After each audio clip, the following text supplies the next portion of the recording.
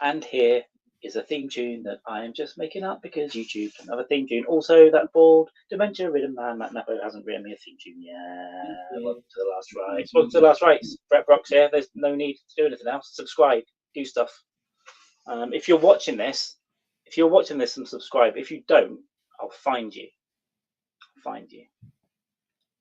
Or my standing rule on Twitch is you can talk as much shit as you want to as long as you subscribe.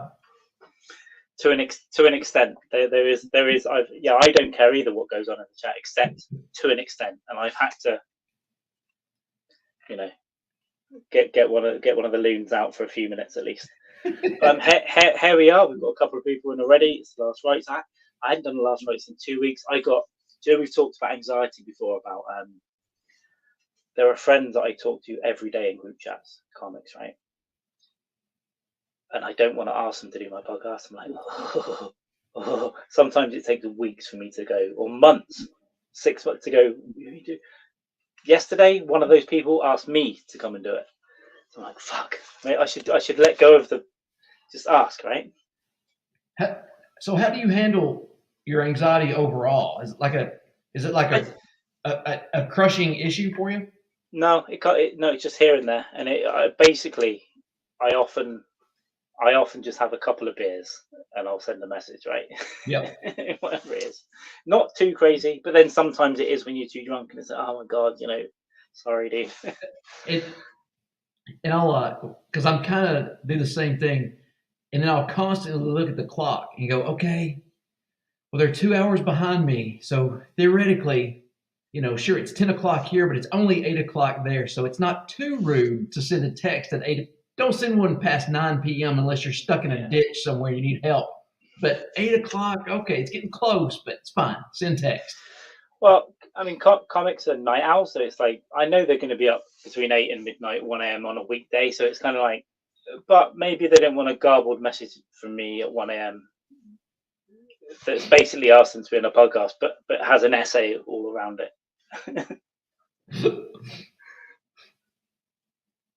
What you drinking on? Is that vino? Yeah, a little bit of wine today. I just got a bottle of wine and I've got some beers, just some standard beers, San Miguel's, crappy beer. But it's all that they had at the store. I have found, I've been to London a few times in the last week and I've tweeted it, but there's a tiny little shitty store, newsagent corner shop, but it's in central London and they've got a whole wall of really nice craft beers and they're cheap. They're like, those little cans are like $2.50, whatever. So for central London, I would expect more. But I just go in there straight from the train, right? I get two.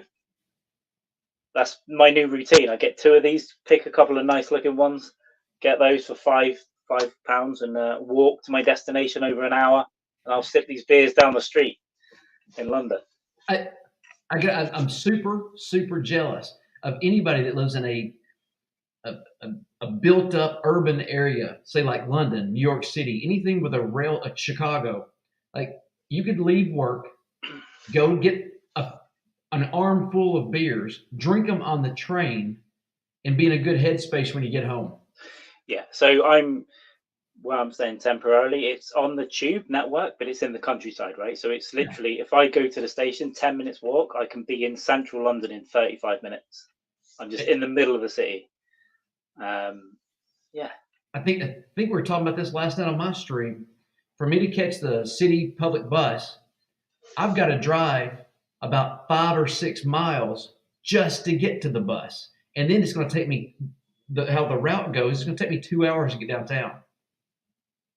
It's wild. It's wild. Yeah, I've always been lucky enough. Like I was here, and then I've been in various cities where even when I was in Wales near Jamie, I've 10 minutes from everything walking. I can leave my flat. I can go the city centre, pub, store, everywhere I need to go, cinema, everywhere. 10, 15 minutes right there. That's great. It's convenient. I love convenience. There's a nice thing about freedom. It's like, I live away from everybody, blah, blah, blah. But it's hard to beat convenience. And, the older I get, it's like, I want convenience because I want to be able to walk everywhere, stay in shape, but also it's a balance. I still want to have some peace and quiet too. I don't want noisy neighbors everywhere. It's the balance. So I'm there right now. I want to live. I want to live somewhere quiet, but I want access to somewhere loud and convenient. Yeah. So it needs to be. And this area really, it's a little too pricey for me. So I'm not going to be around here. So I've got now over the next month. I've got to decide where am I going to throw the pin, because I want to balance quiet, my own space, but also wherever I need to get. I want everything that's convenient for me, and I want everybody to shut up when I get home. Convenient for me. If you live in the same area, let me go in first and get my shit done. That's right. Then you can go. Yeah. You better sit in the dark after 9 o'clock, buddy. Motherfuckers. Exactly. I totally agree with you. But it's getting. I don't know. I've obviously made. I'm transitioning from a big change for me. I wanted to get out of that place for a couple of years, and it's good. I've had some peace over the last week and a half, 2 weeks, and yeah, we'll see. I've still got residual shit that I've got to deal with, life shit, but I'm not going to die. I'll figure it out. Well, good. But, yeah, I've got money coming in. It's fine. I've got some money to go out as well, but I'll figure it out in the next couple of months, and I'll find a nice space and get a good setup for whatever I need to do to get access to comedy, to get access to, or a nice space to have a podcast in, and yeah. That's kind of where I'm at. Like, I don't want things anymore. The only thing that I buy new is gas and groceries. And as far as the things I want a bank full of money and a belly full of groceries, and that's it. Yeah, I've been somewhat irresponsible in my life financially, so quite the opposite to you. But I'm at the point now where I'm like, I want some money behind me, whatever it is. I want something behind me where if I need to do something, I can just do it. Yeah, and I'm a bit late to come to everything, but I'll get there. I'll get there with it. But yeah, enough food in the bank. My bills are paid. Get somewhere nice to live. That's the base. And if I can have access to, I've got to travel around a bit for comedy and stuff, and yeah, I'll figure it out. We'll get there. Everything else can wait. I lucked out when I was 20 years old, and an older guy, he kind of gave me some very good advice. He goes, Brett, there's an old man waiting on you. And that old man is depending on you to break your back now so he doesn't have to later. And he's depending on you to make the right financial moves and provide for his future. And that kind of stuck with me. That was back 28, almost 29 years ago. It's good advice. Yeah, I had great advice as well, but I ignored it. You had more fun. I had a lot of fun, but I'm paying the price a little now. Getting a little bit physically, mentally, financially. Fuck, man. Oh, but the stories you could tell if you could remember them. Yeah. Well, that's why I started doing stand-up originally, because I started remembering stuff. Yeah, writing it down and then realize I could say this better. It's just. But yeah, I don't even touch on too much stuff from my past. A couple of family deaths. If I make bits out of those, so hopefully my parents will die before they see some of that stuff on YouTube. Yeah, no, and I would want to pass on good advice to other people. It's like, hey, do good money shit. You don't even have to be rich. Just be sensible. Just put a bit aside, spend a bit, take care of your bills, and everything else will be brilliant. If I could give you any advice, it'd be like downhill skiing. Go that way really fast. If something gets in your way, turn. And it's the same way with life. When you wake up, you need to make a lot of money. Now go do that. Whoa, Carl, I've lost you. Hello?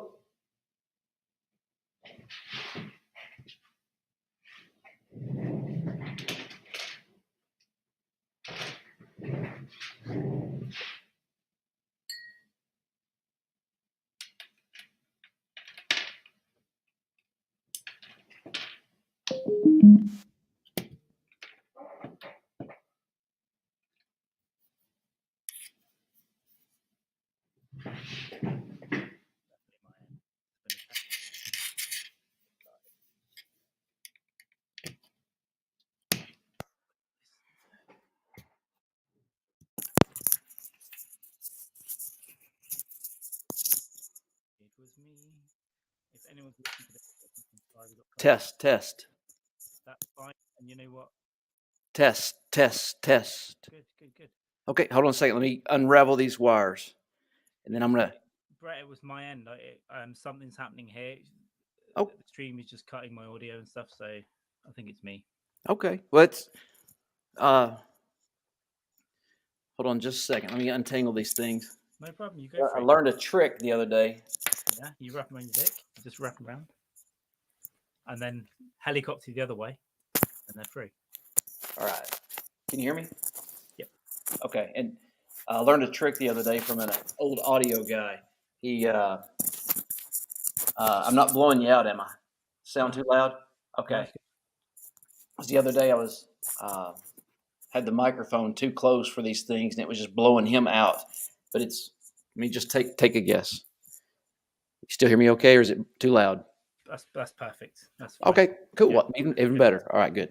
Let's go with that. That's good. I think it was my end. It's done a couple of weird things with my headphones before the stream, and then just now it just goes, your mic doesn't work. Why? We'll figure it out eventually. It'll be fine, but round episode 100, it'll start going smooth. Everything will start. Yeah, hopefully by then I'll have a good setup. I'm really focusing on wherever. One of my main things from wherever I live will be, where can I put a good podcast space? That's going to be one of the main things. Like, that's a good corner. That's a great room. So, yeah, we'll get there in a few months. You've already got some cool art behind you, so you're off to a good start. Well, this is the same thing that was behind me in the old place, but it was right behind me, right? Yep. Here, I've got some 1970s or 1980s curtains, so I've trying to give some familiarity with that, but it's too far away. I've got camera flicker. It wasn't here last week. I don't know why. Deal with it. Podcasting.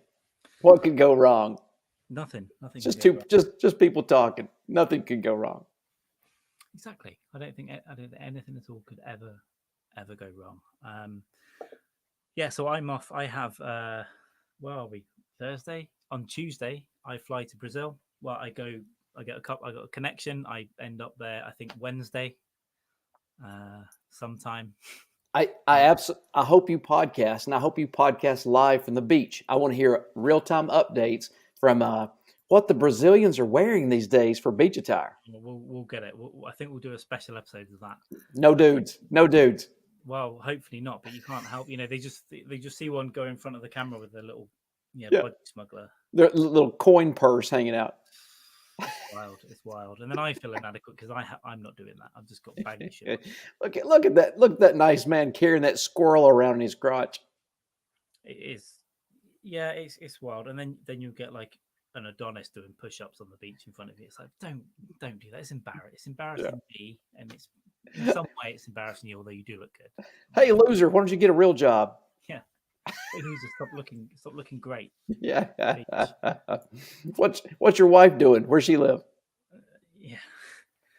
But I know I will be podcasting. I'm going to do a few from when I get to a hotel. I'm going to do a ramble. It might be a 15-minute or a 10-minute. If I can get Jamie or whoever on jump on, we'll do something. But yeah, some of the beaches have good Wi-Fi, so I'm hoping to at least get a little check-in from the beach, from a restaurant, from a bar, in various places. Ooh.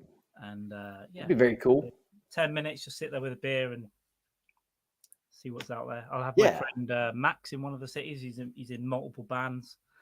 He's actually an academic, but he's in like 4 bands as well. But we'll get him on the second city I'm in. I'll be going to visit him, so we'll have a few drinks and hopefully be able to get us in the same room together. He must be his academic profession must be mathematics, because eventually the law of percentages, one of those bands will make it.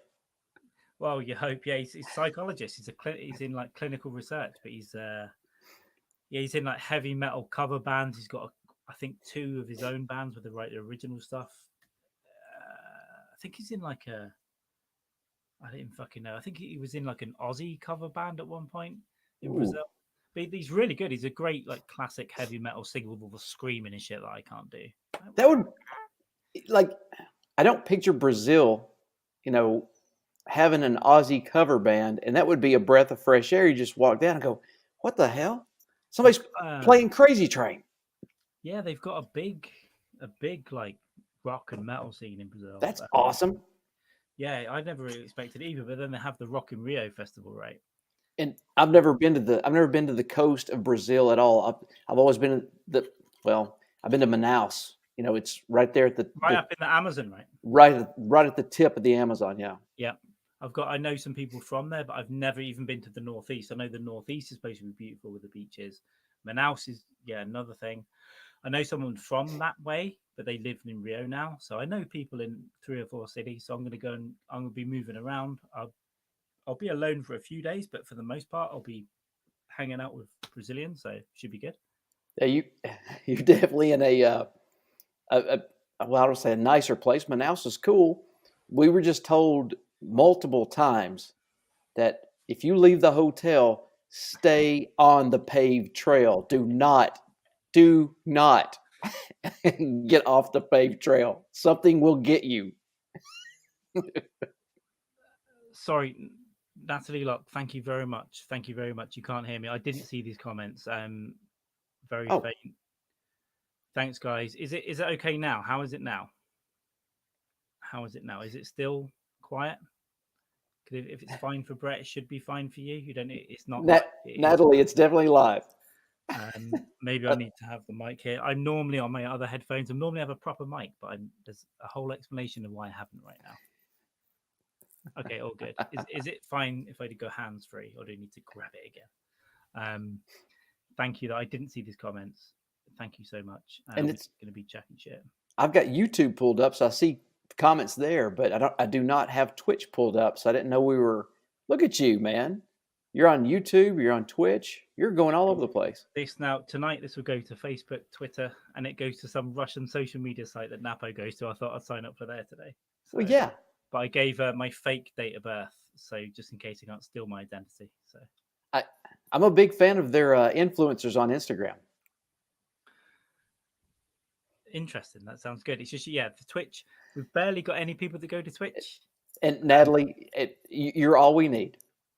We're delighted to have you, and it's our pleasure to have you. If you want to go to YouTube, there might be some more people there. But eventually, I'm going to try and build up the Twitch thing as well. I know it's not a standard Twitch thing. I'm going to try and, I was saying to Brett before the show, I'm trying to do something interactive. I'll figure something out. Maybe I can just get all you just to write all my jokes for me, and I never have to do anything again. Please, it'll be all dick jokes. Hey, Kelly, am I too loud, or is it I'm just louder than Carl? I'm looking at the comments in YouTube. Yeah, I think Brett's louder than me, but I don't think you're too loud. What do you? Because I've got a trick to make myself a little quieter if it's too loud. If I'm blowing everybody out. Again, I learned it a couple weeks ago from an old audio guy. It's gonna take Kelly an hour to reply, and it'll just have spelling mistakes. It's 2:27, so she's at work. She's doing this between customers. She'll type, "Suck me off." No, I mean it's too loud. Almost too loud because he's so quiet. All right, I'm gonna try something different. I don't like just trusting Kelly. Natalie said it's fine. Okay, now how's it sound? Is it too loud? I can still hear you. That's quieter. Okay. So you've muffled the mic inside your shirt or something, right? Not necessarily. I've got a big, like a thick towel that I've laid the microphone down so it's muffled on the glass top. Okay, I'll buy that. And it's far enough away from my mouth hole, my face hole, that I'm not blowing anybody's audio out. I'll buy that as a legitimate trick. I think if I hold the mic for me, it'll be better as well. So All I'll right. remember to do that. But yeah, I'm so used to having the wireless stuff, and tonight for some reason it was fine on the last podcast, and today it just went a bit weird. All right. Thank you. There we go. Options abound. There we go. I mean, good, because we didn't know what we were going to talk about there. I'm sure Jamie will turn up soon and just start shouting the word rape over and over again. Jaime and Carlito. Hola, pendejos. ¿Qué pasa? Power on. Oh, Power on. What's that? I had my foot balanced on this speaker, and now I'm going to have to turn it off. Ready? Power off. Thank you. Power off. Power move. Power move. Absolutely. If I stick that down my shorts, it will just say power move. Ooh, yeah. Now we're talking. My rock and roll. But I was thinking last night when I was watching you draw Gilbert, I never got. I was always shit at drawing. I can draw like three things, but I had an ex once that was quite good artistically, and she would always teach me. You know, you start blocking in like ovals and then little triangles, and I could never latch my head onto that directly. But all I need to do is go and watch a YouTube video, right, and I'll get it. I've There you just go. 30 years I've had this like, how can you possibly even understand? I've had people ask me like, could you do a how-to video? I'm like, well, I could if I was an art instructor, but I'm still learning myself. It's weird to say that, but I am.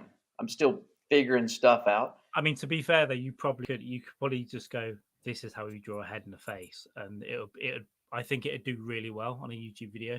And, but then there's going to be no shit art instructors who are probably going to come in and go, don't listen to anything this jerk says. Yeah, and then we'll start a podcast war. Right? Perfect. I love it, Carl. See, Carl, you're a man of vision. You're always thinking. Exactly. You still Brandon if you just start a massive, violent, vile, slur-ridden podcast war because some idiots come in telling you how to draw. Which is funny to me, because it's so subjective anyway. Yeah. But people get really, really butthurt about stuff. Come on, you like it or you don't like it. Just move on. Why waste your time bitching about it? Especially drawing, right? Because obviously everyone has a different style. Like your style is pretty unique, but Sure. some Yeah. people like a more classic style or something that's, I don't know, slightly less caricatured or whatever. Go watch that.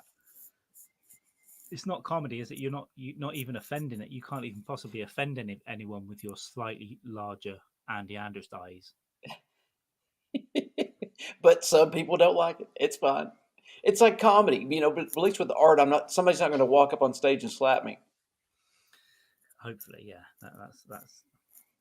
That's pretty wild. I did a set the other night, just a short showcasing, but it's a nice room in London, and I was worried. I was like, what's the atmosphere like? Not in terms of like being attacked, but what's the atmosphere like in terms of jokes here? Because sometimes you go in a place, especially in London, and it can be very like everything has to be clever and not. Yeah. Sometimes you just want to make a fart joke, Yeah. But actually, for the most part, pretty good. I had a couple of groans on a couple of things that normally work everywhere else, but when you kind of like scoop out a laugh as well, it's like they didn't really laugh, and I just went, "Go on," and then they laughed. So I don't know, did they laugh at me saying that, or did they laugh because they wanted to, but they didn't want to? I don't know. But it's just fun. I count those as genuine laughs. Like, go on. Yes, I did 2 shows in front of a sold out conspiracy theory crowd several weekends ago. An eyes tutorial, but okay, I may try that. Again, I'm not going to say tutorial. I'm just going to say how I do it. There's a million ways to do eyes, and here's just the way I do it.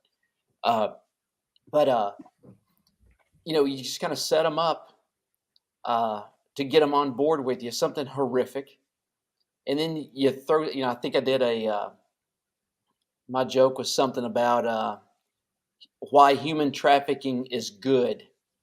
And that got a bunch of groans and eye rolls. I'm like, no. You agreed with me on this subject. No. You don't get to say this now. And I don't. Groans are fine with me. Now you're getting a reaction from the audience, and that's fine. They're still on. They're listening. They're still on board with you. So you just throw out a dick joke before you bring up the next comic, and it's fine. Yeah, it's always good. Last week I went to see Tim Dillon, Sam Talent was opening, and how good was that? As I saw your pictures, and I was immediately jealous. Yeah, so I had no idea Talent was going to be there. I didn't even follow his Twitter. I did, but I didn't see any of it. So when they said, I think they brought him out as Billy Ray, and I was like, who's this dude? Right, so he came out. I just didn't even twig, but I was quite a way away, and the lighting was weird in my eyes, so I was like, I couldn't quite see. And then I kind of recognized the voice, and I was like, he's brought some American guy that I don't know. And then after a few lines, he's like, my name's Sam Talent. I was like, fuck, it's Talent. So brilliant, though. He let Talent come out and do 30, and Dylan only did 45, but it was an early show. Still had enough time on there. I think it was good. But both of them had material that was pretty fucking dark, but the audience were actually like, there was some timidity because it is Central London, and a lot of people would never have heard of either. They're someone's girlfriend, that they've been dragged. Yep. But I was looking around, and there were people that were kind of laughing at some of that stuff. But then there were some things that both of them said complete silence. I mean, the entire place was like just pulled back immediately. Then they'd extract a laugh out of it because they're both great. So it was interesting just to see the things. I can't remember offhand, but they were doing. Sam Talent had some good 9/11 stuff. I mean, basically saying that America deserved it, and it was just saying, yeah, it's good karma, but it was made it a lot funnier than that. But they were laughing at that. But then they would say, yeah. So Tim Dillon was just like, anyway, trans kids, and the entire thing was just like. But then he did the bit and got them round. Who's the turf here?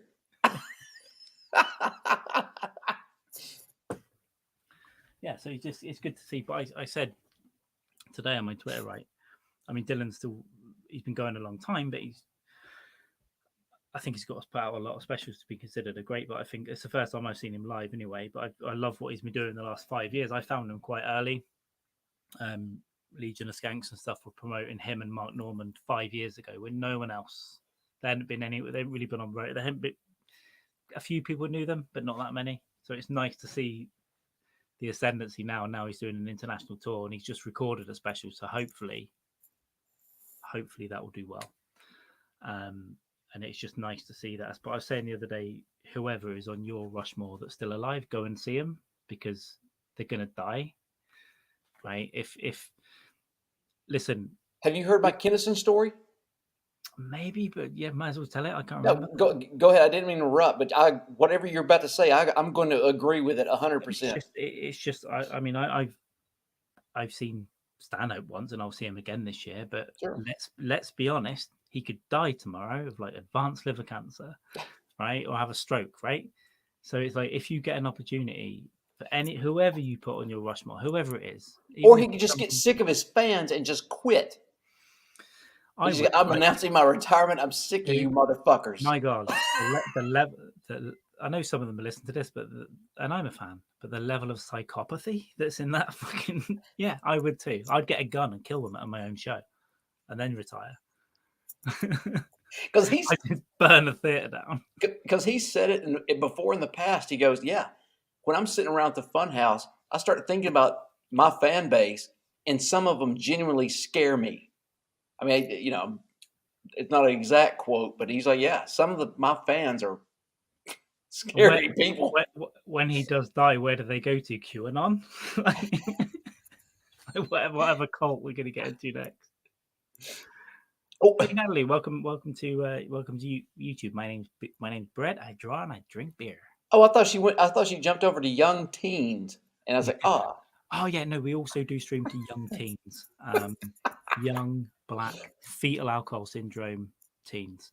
Oh, but that's too YT is an easy way to say it. I can't. My memory's going a bit weird today, but tell me your Kinnison story because I suspect where it might go. But I think it was January or February of 1992.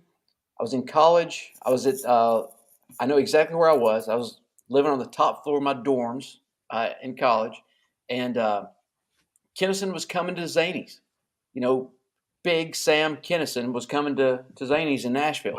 Wow. And my college was about 80 miles away from Nashville, and can't turn back time like Natalie. Oh, it's on the internet, Natalie. It's forever. So Kinnison was coming one night. I thought because at that time I loved Kinnison and Robin Harris. I loved that dichotomy. I just loved it. Both of them, two completely different styles, two completely different comics, but both had massive, massive stage presence. And I thought I need to go see Kinnison, because I can't remember if he had just gotten married or was about to get married. And I didn't. And here's why. I had a 1984 Z28 Camaro, rear-wheel drive. It was snowing and icing. And so I had to come down off the plateau that night. So 80 miles basically to Nashville. And I thought, man, it's kind of too dangerous to drive. And I was asking everybody in my dorm, hey, man, you want to go with me? Not that there was no cell phones. I think, if you were rich, you had a pager. And, so if we were in a ditch somewhere, you're basically in a survival situation unless a highway patrol just happens to be coming along at that point. And I chickened out. I said, you know what? I'll catch him next time he comes here. And in case, the car, runs off the road, because, you're a kid, you're, 18, 19 years old. You don't need sleep. You can just drive all night long, go see something and drive back, no problem. Oh, yeah. And then go to class the next day. And so I said, nah, I can't get anybody to go with me. So I'll just stay in. And then it was like April. He died in that car crash. And so, yeah, I agree with you, man. If you get a chance to go see your Rushmore comics out there, go see them. Because it could be, and it was that quick, just within a few months, gone. Even like just one of them, if you've got a top 4 or 5, go and see one at least, or even not, even if it's someone you quite like, go and watch it, because it's different to watching it on YouTube or Netflix. Being in a room is something else, and you might be able to meet him, say hello, whatever, but being in the room and feeling that, yeah, Kinison, because 92, from my memory from comedy history, by 92, I think at that point he's probably a little bit bloated, he's probably a little bit partying too much, because it was at 89 or 88 he did that big the 30-minute special that really hit, right? I want to say by 1992 he had already done his Jessica Hahn material. He'd already done the Jimmy Swaggart and the he'd already done that concert I think you're talking about, where now he's a heavy metal musician doing Highway to Hell, that kind of thing. And didn't he really come out on one of those Dangerfield shows with Dykes, one of these Rodney Dangerfield TV specials, right? And I think one of them had Jerry Seinfeld on it as well, and Roseanne Barr, and a lot of people, maybe Robert Townsend. There was a lot of people on that show. It was that may have, I don't know if that was the first time I saw Sam, but if it live at Dangerfields or whatever, it was definitely one of the first times I saw Sam Kinison and just immediately hooked. Wild. Yeah, I heard stories about him, and then I think I went out. There's a special on Netflix, one of those, I think he's big one, and then I found the Dangerfield stuff, but there's 2 or 3 things. But I know he hit soon hard, and then he partied. Whoa, Carl, you just got really loud all of a sudden. Sorry. Me? Yeah. Oh, what about now? I don't know what happened. Whatever happened, it just boom. There's nothing that can happen. There's no volume control. I mean, I can take it. It's no big deal. What about this? You're fine. Perfect. Okay, I'm going to talk a little quieter, I think. Is this okay for everyone out there? It's perfect for me. Okay. But then, so I heard Mark Maron years ago, I think on Rogan or something, where he told him, because Maron was a young comic. He was like a young 20, 21-year-old when Kinison was hitting, and he took him under his wing. But he also had to party with him. So he just rocked up to LA, and he'd go into a room and Kinison would have a table with a pile of cocaine on it, a mound. And it's just rock stars, probably Guns N' Roses, Kinison. And it's just oh no, you have to have more of this. Yeah. All the time. Maron had to take 2 years off because he was hearing voices for years. And I think he hit too hard, too brightly, and then partied too hard. And then I think he would just went into this fucking 2 or 3 years of Elvis-like living, and then he unfortunately died. But and I can't remember the story, but I want to say that Kinison babysat Pauly Shore. Like while Mitzi was running the Comedy Store, she put Kinison and another comic up. Yes, I've heard this. And while she was running the show, she had to have somebody watch her kid. Yeah, and it was Kinison. And Kinison was one of them. And of course, now you're thinking, well, shit, if he doesn't stop doing blow till 5 or 6 in the morning or later. And so now you're trusting this wild man to watch your kid. How else do you think? Don't let him die. How else do you think you make the weasel? It's doing cocaine at 8 years old, right? With Kinison. Hey, I'm looking at the chat over here.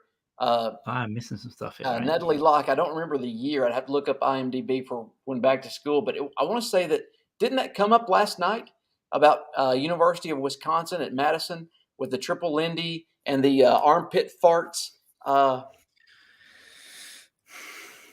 Seems like that was very recent. It seems like we were just talking about that. Yeah, I don't know. I'll try and look that up. But you guys have all got all got Google too. Rodney Dangerfield, right? Because I know he was on his special at, I don't know, 87 or whatever. Back to School, Rodney Dangerfield. Back to School was 86. Does that sound right? Yeah, because I know it was my dad died in 94. And so a Right. lot of movies I base on, was it, pre 94 or after 94? Because I know it was pre 94 because my dad laughed at him with Kinnison's bit about why don't we let MacArthur go in there and blow those? Yeah. Yeah, 86. Yeah. Yeah. Yeah. So but he always giggled that Korean bit, the Korean War bit, because he was a Korean War vet and a Vietnam vet. So he giggled at that. Wild. Yeah, I would have. But yeah, you're right. Kinnison, if I could get a time machine, Kinnison would be one. Yeah. Oh, absolutely. Prior, anywhere at his pump, and probably Jesus, Murphy. Just hit the big ones. Carlin probably. Just go and see the greats. And again, that I think it was filmed in 1979, but released in 1980. But that 1980 Long Beach special that Pryor did, and his that long wooden boardwalk and that red silk shirt, that to me is the greatest comedy special ever. I'll keep my eye on you. Yeah, I need to go back. I need to watch that. I need to go back and dig up everything he did, really, everything I can find. I kind of did it a few years ago, but not everything. Because in Back to School, Kurt Vonnegut makes an appearance. There's a lot of people in that movie. It's great. Yeah, there's classic. You don't get a comedy movie like that now, do you? I mean, I guess Judd Apatow tried, but then now there's just literally nothing. There's not a movie where you get, because some of those comics have got enough money, right? Like if you could get 10 comics together, like Bill Burr, because he's acting pretty well as well, and they get 5 or 6 comics around him and write a movie and go and shoot it for nothing. Go and shoot it for $5 million and put it out on YouTube. Bill Burr, Billy Redbeams on The Mandalorian played a great part, but then you go back to Breaking Bad. He played a great job in Breaking Bad, and the newspaper movie in Boston about Gary Hart's scandal. That's the other thing, yeah. I can't remember the name of it. But yeah. I mean, it was funny to me that some comics on podcasts have always complained about. Sure, they're talking about their managers and agents. Yeah, we got it. You're comic. We got it. So what else do you do? Like, what do you mean? What else? There's no plan B. I'm just a comic. Goes, aren't you interested in acting, branching out? And so I remember all these guys years ago bitching about that. Like, what do you want me to branch out? And now a lot of them are getting into movies and other stuff. And Burr's clearly The Mandalorian, Breaking Bad. F is for Family, animation, voiceovers. That's fantastic. I love F is Family. Yeah. I'm still 2 seasons behind, but I love it. I need to catch up. But I say, because I remember the Breaking Bad. I need to rewatch Breaking Bad basically. But I was going to wait till Saul finishes. I think that's coming on this year, and then I might rewatch it because I remember the Burr stuff. But he was talking about no spoilers because I've only seen like the first. I haven't. 3 seasons of. I wasn't even going to talk. I wasn't even going to talk about it. I think the last season's this year, and that's all I was going to say. Okay. I was going to talk about Burr and Breaking Bad. Like he talked about this last year, I think, in his pod, and he was like, "Yeah, they didn't even when he went into audition for that, they didn't know he was a comic. They didn't know he was Bill Burr. He was just someone auditioning." Yeah, and he said, "Yeah, that's what I wanted at the time." Now, probably more people are aware of him, but back then, 2015, 2016, he had a couple of big specials, but unless you're watching comedy all the time, you probably wouldn't know him as well. Yeah. But he didn't want it. He went in as a straight actor and just had no idea he'd get it. Got it. Had no idea it'd go over so well. Did amazing. Yeah. I expected him to be funny in that, Breaking Bad, a very serious show. And he nailed it. Because you look at like Louis in American Hustle, right? He's good in that. But it's quite comic as well because he just gets his head kicked in by Bradley Cooper, and it's kind of a comedic exchange. Yeah. What's another one? Not Horace and Pete, I think. Steve Buscemi and Louis C.K. Mark Norman and. You know what? I never saw it. I'm gonna get it. So it's heavy. Like it's funny in parts, but it's heavy. You know, I it gets heard. hard, but I really liked it. I liked it a lot because, I mean, they're talking about real shit. So for that, he invested all of his net worth. He invested all the money he made from Louis into making Horace and Pete. I didn't know that. But then he sold it at $5 a piece and made it all back, or Yeah. $10 a piece, whatever it was. He invested most of his savings. Obviously, stuff for his kids and stuff, but his money, he put that all into making Horace and Pete just so he could have complete control. And then like, sold it for whatever. Was it Alan Alda? Is that right? From MASH? Yeah, I think so. It was kind of the uncle, I think, that kind of ran the bar. And I'm not giving away any spoilers, but he transformed himself into like this overt kind of, old, hard-nosed, racist kind of guy, stereotypical. And like, I forgot that it was like, wait a minute, he's like a, very lovey-dovey liberal type guy. I forgot. He just got to watch it. I lost myself in those characters. They were great. Yeah, it must have been 5 years because it was 2017. He had the Troubles, and I think it was the beginning of that year that he put it out. It was trouble for some people. I think it was the beginning of that year that he put it out. So it's been 5 years now, nearly. I think so. It's one of those things where I think I should watch that and just never did. Because I think everybody that watched it liked it. I think, and then he got in trouble, and then it just went away. One season, one and done. Because they could have easily came back and made another season. Yeah, easily. But he's a clever guy, and he's very. Joe List actually opens for him quite a lot, and he's got a few podcasts, but he's got one with another fairly lower level comic, I think, that they do a movie review podcast called Joe and Ron Review Movies or something. But they have Louis on every 3 to 6 months, and that was actually his first appearance since all the problems last year. But they'll go over, like, I don't know whether he did this one, but they'll go over all of Scorsese's work, or all over stuff like There Will Be Blood, and you get Louis talking about his ideas on filmmaking, and it's fascinating. Like he knows a lot about film and TV. And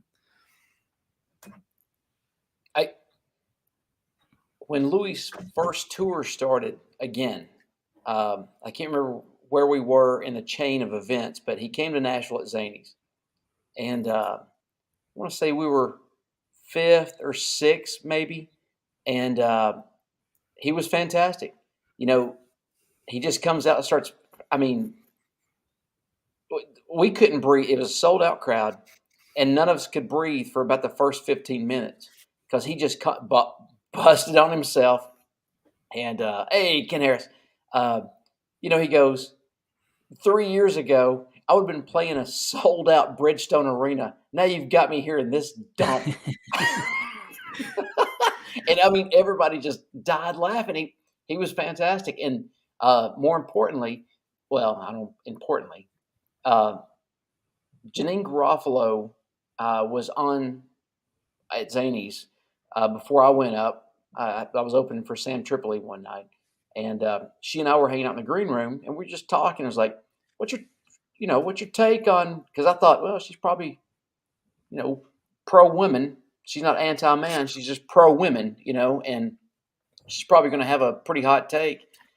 And I couldn't believe it. I mean, she just unloaded. She goes, she's pro-Louis, and just came out, and she was anti those 4 women who weren't victims, that weren't there.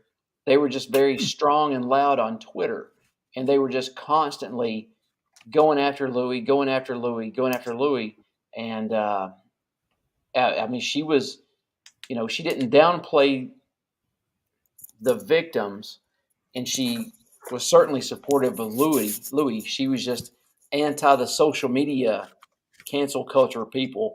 And I thought, I didn't think I could love Janine Garofalo anymore, and now I just love her to death. Yeah, I've heard nothing but good things about her off stage, and she's fantastic. Comic as well, yeah, for sure. Like a proper comic. He's just sensible about stuff, But so was that the tour that he canned because it got leaked? Was that the first one he did when he came back and he binned the hour? When I saw him, he'd already had enough. He was the first one that kind of mandated, nope, your cell phones are all going in these pouches, these sealed. So I think that pouches. must have been post the leak then, because when he was building the Sincerely Hour like 2 years ago. So Yes. he came out, right? He started tentatively doing clubs and was doing pretty fucking well. And then someone leaked his whole hour and it was phenomenal. And because there was a Sandy Hook joke or a school shooting joke, right? They fucked him. So he'd just come back and he had to be fair, a lot of comics wouldn't, but he just canned the whole hour and just rewrote a new hour then. I'll rewrite a new one. And that was Sincerely, which I didn't realize he won the Grammy for. He didn't win the Grammy for the last one he released. It was the one before, the beginning of COVID. But he's always been, he started doing a comedy special every year. And then he took full control and started selling his comedy specials from his website, bypassing everybody else. Why should they get money? And then he started eliminating the option of people filming his special and leaking it online. So he's done some pretty awesome stuff. And honestly, I really want to hear his take on comedians, because he's talked about it before, about there's no security in comedy clubs. So I want to hear what his take is on the slap and how actually exposed comics are. Because it's nothing for somebody to stand up from the fifth row and walk on stage and assault you. So a proper club, it's so variable. Like some will have security, some won't. Some will have security that's switched on, some won't. Some of them will be out the back smoking. Yeah. And if something happens, they have to run in. Where the place that I worked behind the bar years ago, it's like the main chain club here. They're getting less and less, but horrendous place. But it's where the main club is. Security were very good. They were very good, but they were at the door. So if anything did happen at stage, they would have had to run through everyone. By which point you could have been stabbed, beaten horrifically. But they were very good, though. I have to say they did deal with a few things. You're here to learn. Here. Look at the way Brett is in the chat and on screen as well. It's this whole Twitch thing. You've got to learn how to multitask. So I could come in as the podcast and myself, like this, like a weirdo, and I'll just say hi to everyone here too. Thank you very much. You got to engage with your audience, brother. Well, you can't just leave them hanging. You got to make them feel that it's immersive. They're there with you. They are with me. They're with me in this now slightly dark and creepier room. The flicker's gone, but now I'm in too much shadow. But I'm going to leave it creepy. They're not just in that Cosmos painting behind you. At some point, I want to get a better quality one that fills an entire wall. Take mushrooms and just stare at it. Why don't you get a green screen and put up like a rotating universal spiral? Yeah, thing? listen. As the baby steps move forward, I might up the production for sure. I want to do more pre-records where I've got proper cameras and nice little sets and stuff. But yeah, as we go, we'll see what happens. But for now, you're putting that up 4 feet behind me, so that's right. A little bit of the universe just for you. Well, we were talking about it before we started, that we're constantly thinking about, how can we make things better and, more viewer friendly. I don't even know what channel points are. I assume that's Twitch. I wish they gave them out on YouTube. It's definitely Twitch. I still barely know how Twitch works. I know how to watch it. You can do pretty good in the chat. Yeah, I can comment. I can use a little husky boyo dog thing every now and then. Yeah.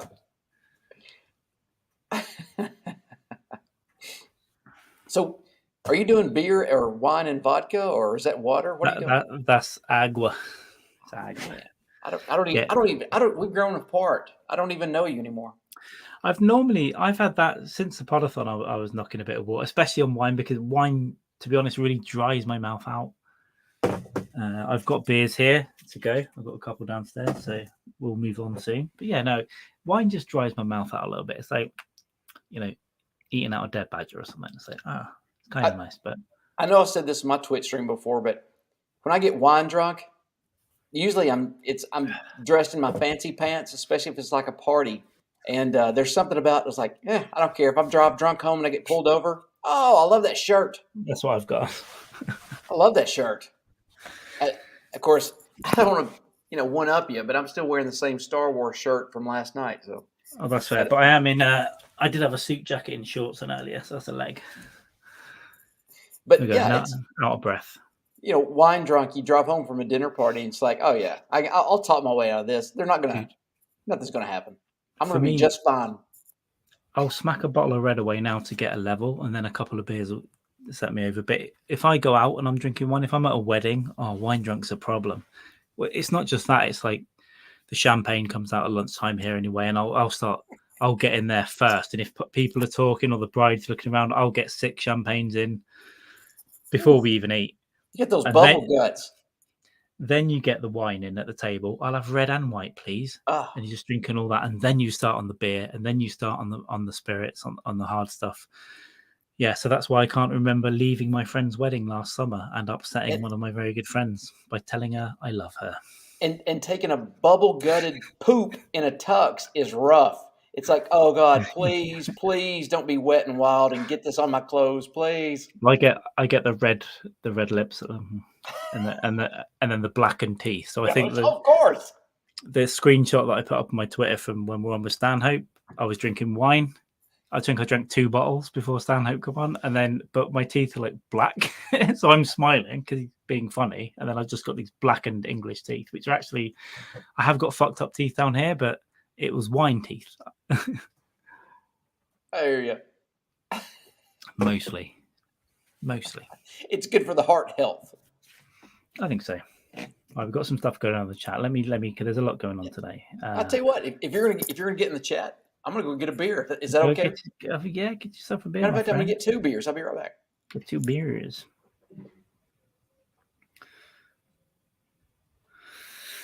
Yeah, I was never a cigar person. A couple of times I did. I could get into it, but for me, I don't know. I just haven't fallen into it too much. Get way too friendly, and then you're the groper, which is fine. Chris drinks fun. And we're back. We are back. You're getting these beers pretty quickly.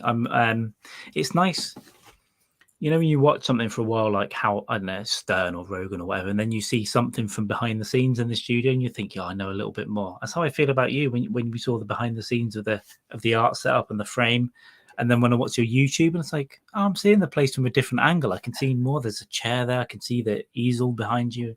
I know the beer's there. I'm recording all this mentally. And don't get me wrong, it's kind of a dump, going back to what we were talking about.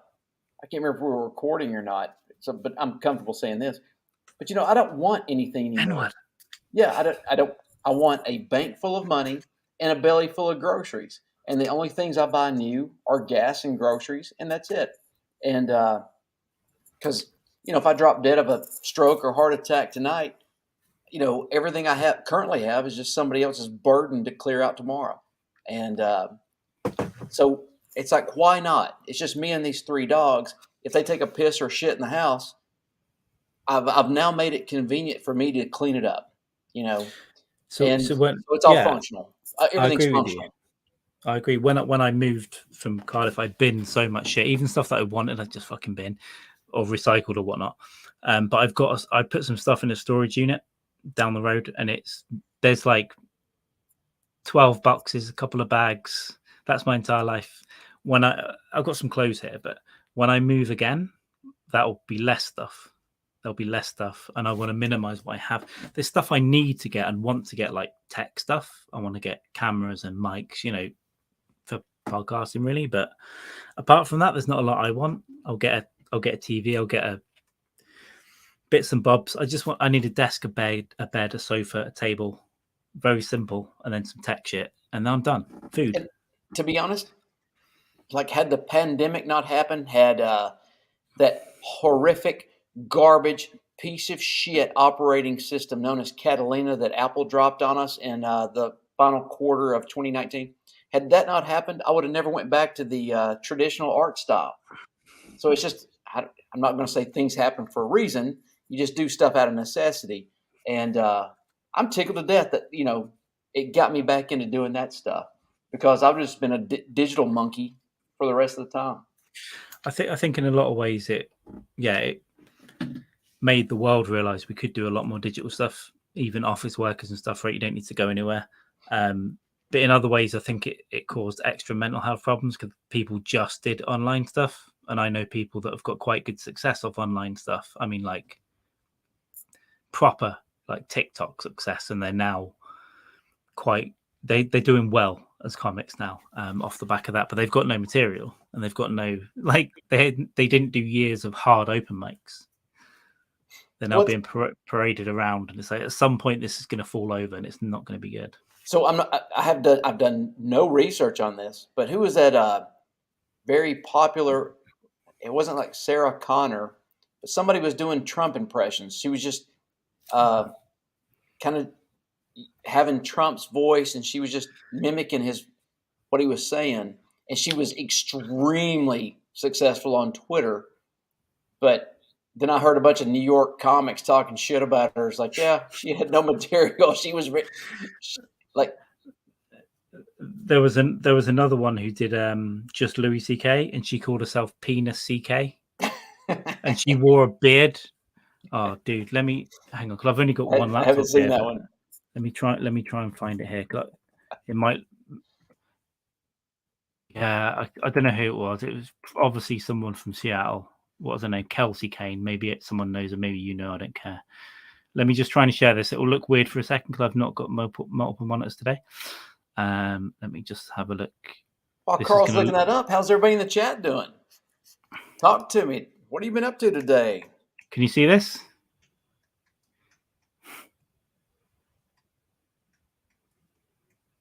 There you go, Brett. I can see a bunch of windows.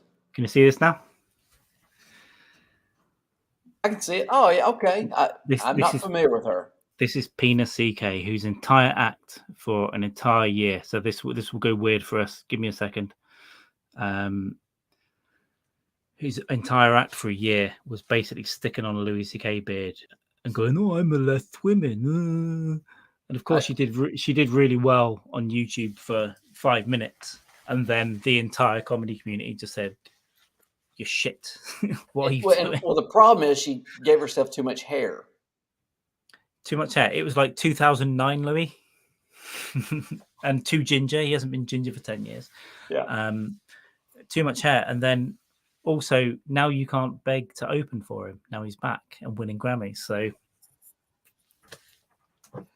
and people are going to complain about that. Actually, I've already seen him on Twitter. He doesn't give women a chance. Yeah, because he masturbated in front of you all, and you'll get upset. Now he's just being strong men. That's what happens. Brett, I would let him fuck my ear to open for him one day. Just do what you want. Rape me right now. Oh, was that a callback to Richard Pryor's 1980 Long Beach special? It's like a wet Q-tip right in your ear. No, don't open the cage. You won't be doing any pictures for Warner Brothers. That's for goddamn sure. I think I did what's at the beginning of COVID. I watched a couple of prior things. I think I watched Sunset Strip, which actually wasn't recorded on Sunset Strip. Yeah. The audio was, but the special was at Downtown, I think, which is weird. But that was the one where people are still being seated as the special starts. They just start filming, and it's like, "Hey, motherfucker!" It's one of my favorites. So it's like, I love it when white folks find out that N-words didn't took their seats. Where were we sitting here? We ain't sitting here now. And they probably think they've got time to get ice cream and like there's an opener, but no, Pryor's already on stage like 10 minutes early. I love. That's my favorite special of all time. Hands down. I never knew why that happened. I wonder if it was the director just saying, "Look, we've got an hour of film. Like we're filming. We can't go." And I don't know. Patti LaBelle opened for him, so there was the band thing. I don't know if it was maybe it was a 7:00 show and a 9:00 show. Maybe filmed over 2 days. I don't know. It seemed like a one shot to me. Yeah, I think so. I think there's got to be that history somewhere. I'm interested in that stuff. I like the little stories behind classic specials. And that dude that walks right up to the stage, no security, and starts taking photos point blank of Richard Brake. Sit your ass. You know you ain't got no film in the camera. Okay, Wow. take your ass back to your seat. He's so good, man. Loved So him. good. I mean, he set himself on fire. There's all that. I mean, I have brought this up before. A lot of people just keep saying it, but I did hear. I'm going to say it again that Paul Mooney was raping his son. Right? You know, I heard it. That's so what I heard. I think you and I've talked about this already. I read the book, Becoming Richard Pryor, Right. and I do not remember. I remember the first time that Richard's sexual experience was a bully in school trapped him in an alley and made him suck his dick. And That makes sense. That makes sense. And that was the first, and that was like, I don't know, 14 years old or something. He grew up in a brothel pretty much as well. Yeah, Right? His mum was a hooker, right? Yeah, but his grandmother and his grandpa was a pimp, and his dad was a rough, brutal man, and his grandmother ran that brothel. I need to read this. I must have heard this at some point, but I need to read the book, I think. Again, I know they made a documentary a couple of years ago of his life, right? But yeah, and it was like during the 1980 special. He's talking about his dad. Your dad died in some pussy. It's like, which way would you rather go? Getting hit by a bus or dying while fucking? I know which line I'm going to be in. I'm going to be in that long motherfucking line. wild times. I need to dig that out. And seeing someone like that in a room would have been absolutely crazy. But then his movies as well. I need to rewatch all that stuff. To be, just to have that 2 or 3 iconic specials and albums plus 4 or 5 excellent movies before he went crazy. Come on now, stir crazy. Let's go. I'd give anything to have been around the set of Blazing Saddles or just that writer's room, where in his contract he's got to have a bag of Coke every day. And a whore. I didn't read about the whore, but there's definitely a bag. I'm guessing there were girls in the trailer, right? Yeah. Well, I mean, he'd show up to the writer's room because he was supposed to be Sheriff Bart before Cleavon Little took over.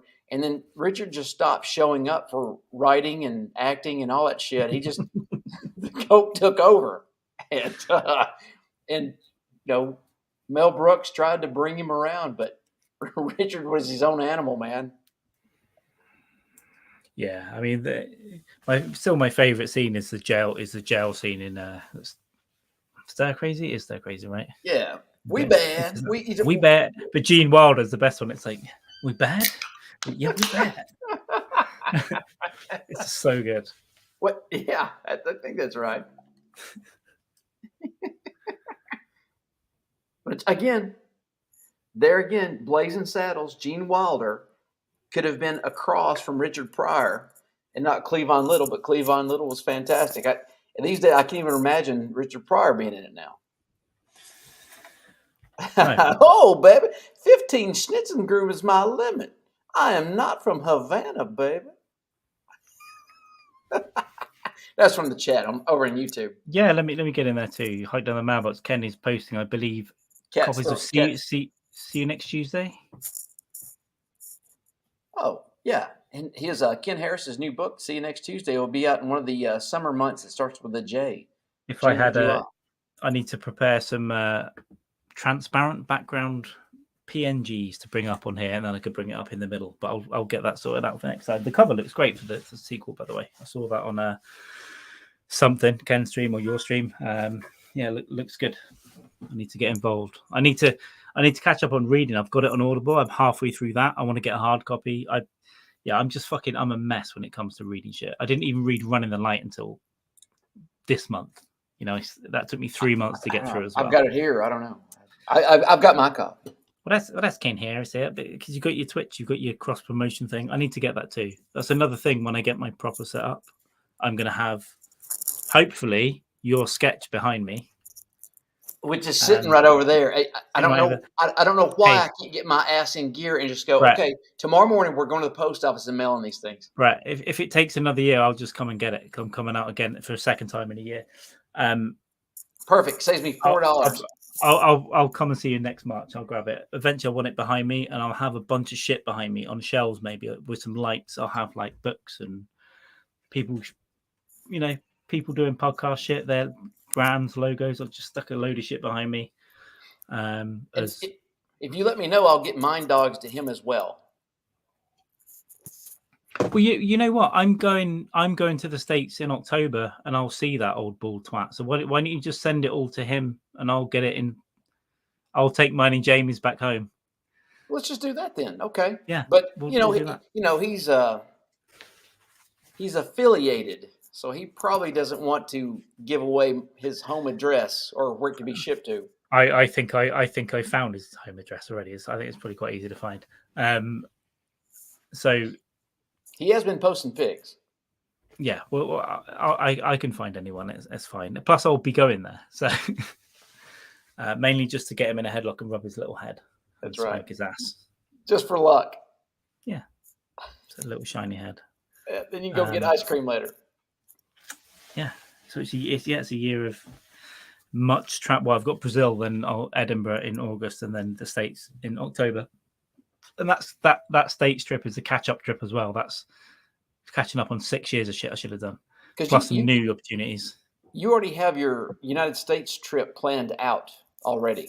It's vague. This one I have to go to New York because New York is somewhat. I did go there once, but it's before I was really into comedy or doing it. So now I've got to go and catch some shows at a couple of places, and I want to go up at a couple of mics in the city just to like do it, just to go. Oh, that was fun to do it to 3 rats and a fight off a hooker to get a spot or whatever I need to do. Fight off a Brooklyn drama student. Hey, I've got an accent. Get out of the way. Just don't go in the subway. Well, yeah, I remember being in the subway before, and it was fine, unless it was midnight and it was just you and 2 other people in there, and it's like near Queens. Yeah, at that point, I'm like, am I going to die? And just make sure all their cameras are working at that particular moment. Yeah, but some homeless guys. If the cameras go off, it's like, oh, some shit's going down. Yeah, it's been turned to the side and shit wiped on the lens. Oh, no. So why did somebody spray paint that camera lens? I'm about to get killed. I'm a massive map nerd when I visit somewhere, so I'm always looking at Google Earth and Google Maps stuff. So I'll plan out every day. I'll be like, right, I'm hitting this area for lunch. I'll go back for a shower, and then I'm going to Washington Square Park. There are 3 comedy clubs there. That's where I'm hanging out. Like in this, I'll go and catch an early show at the Cellar. Go to the I'll just go. This is my little area, and then I'm Ubering if it's not like this past couple of years. Pandemic and all that stuff. I feel sorry for anybody that would come to my house and watch a movie with me anymore, because not only do I have the movie up on the screen, I also have Apple Maps, and I also have IMDb pulled up simultaneously. That's me too. So you do like a New York or Chicago scene, and I see a venue or something. I'm immediately scrolling in to try to get that 3D image. Like, oh, here's where they are. Oh, this is my life. This is my life. I'm where do they film this? I'll go to the scene and then go, oh, there's a new apartment building, but I can still see the original door from this bar. It's going to take me 4 hours to get through an hour and a half movie because I'm researching where it was shot. Like Bonnie and Clyde. No, it wasn't Bonnie and Clyde. Dillinger. Dillinger had a hideout just a few blocks from Wrigley Field. So just down from 1060 West Addison on Clark Street. And I found that spot where his old garage was. And I mean, just digging around, finding that exact address on how they hid and where they to do, work on that car and that kind of stuff. Yeah, there's going to have to be a note on the door. Like, if you're coming in to watch a movie with me, you're going to be annoyed as shit. Not only that, but when I go there, where do you think I'm going? When I went to New York last time with an ex, I dragged around every Ghostbusters filming location. Went to the New York Library. It was under fucking scaffolding, but I dragged them to the apartment building, which is more or less next to the Dakota building where Lennon was shot. Yeah. I went to the Hook and Ladder 8 or whatever it is with the actual fire station, which I didn't know if you go up and knock on the door, they'll sell you Ghostbuster t-shirts. I've never done a Jack Ripper tour in London because I've only been to London. I've been to the UK a bunch, but I've only been to London once. Wait, can you hear me? What? Yeah, I'm just saying Jamie's in the background. I can see Jamie. He's going to come on in a second. Oh, all right. And if I do go back to London and I do a Jack the Ripper tour, We're coming. all I'm going to think about is that Kyle Kinane bit about I've been walking around these cobblestone streets rolling my ankle for 5 hours for 5 victims. We do that before noon. There aren't many cobblestones left in even East London now. It's probably be a Starbucks, and they'll go, she was raped at the back of that. Just where we do the lattes, that's where she was sliced. But Kinane's got a great bit, and anytime I think of London now and that kind of thing, I immediately think of his bit.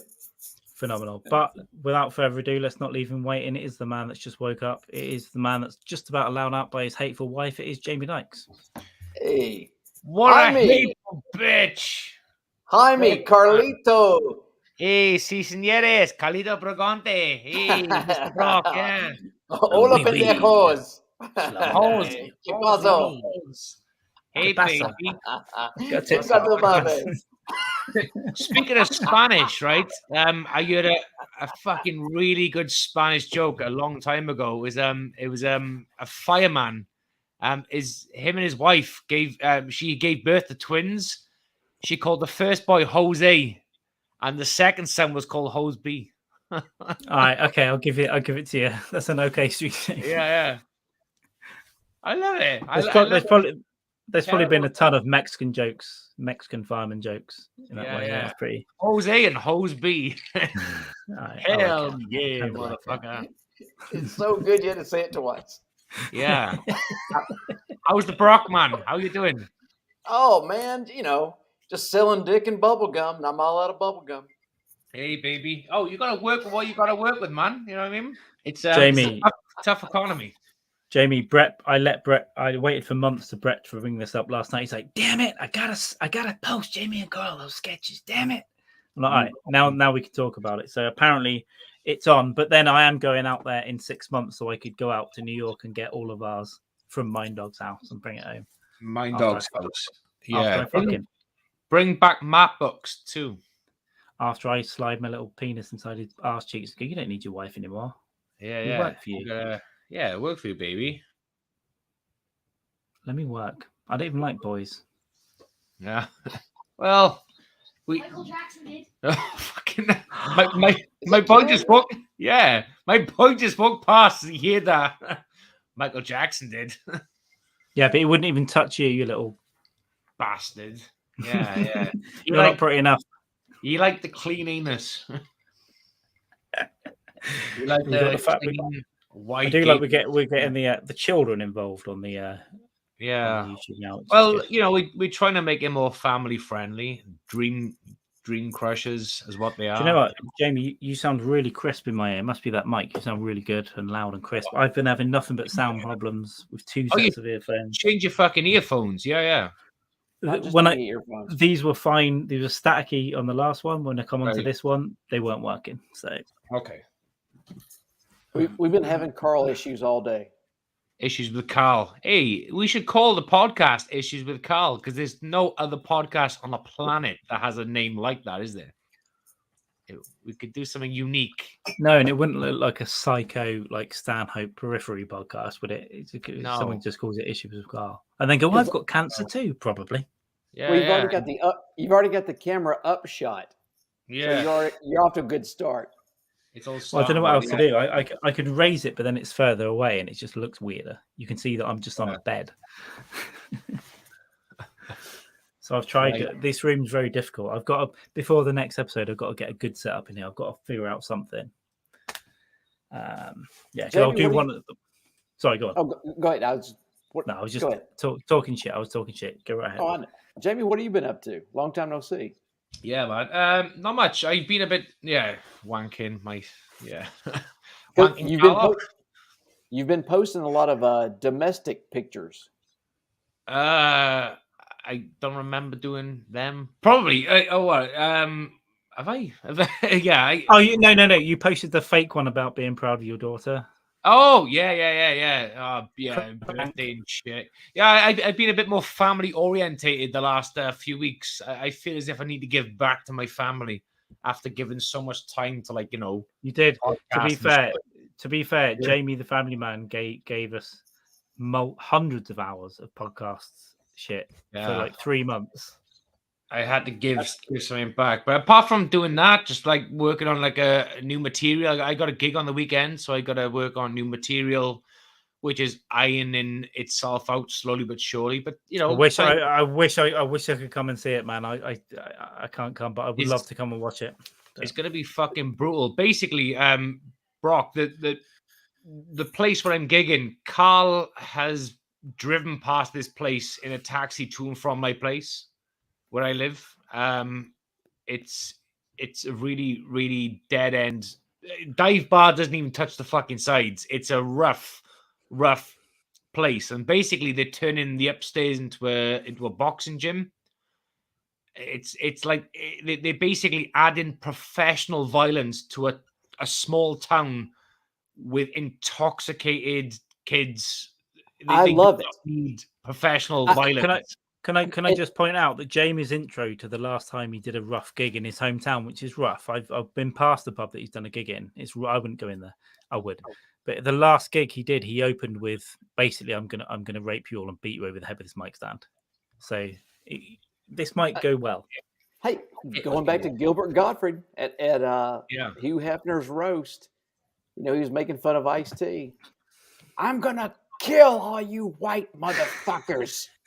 I'm gonna follow you white bitches home and rape some of you. I rape some of ya. What Oh a my God. fucking but If I'd have known you were going to say that, I would have named this episode "Rape Some of Ya." Rape some of ya. But dude, I love it. A boxing gym up, all that adrenaline and testosterone, and now you put booze on it. I love it. And one of my favorite things here in Nashville, somebody finally just reeled in a titty bar here in town to do stand-up comedy between the dancers coming on. To me, that was I've always wanted to do that. That's how Pride started. That's how so many old school comics started, were to do time between strippers coming on stage. And and it looks good because Ari Shafir's storytelling show, This Is Not Happening, that became Roy Wood Jr.'s, but Ari built it and they ended up filming it in a strip club in LA. I can't remember. It's one of the famous ones as well. And it was before, obviously, when the girls are off work, but it looks good with the lights and the poles, and you're just up there. I think there's a good look about that.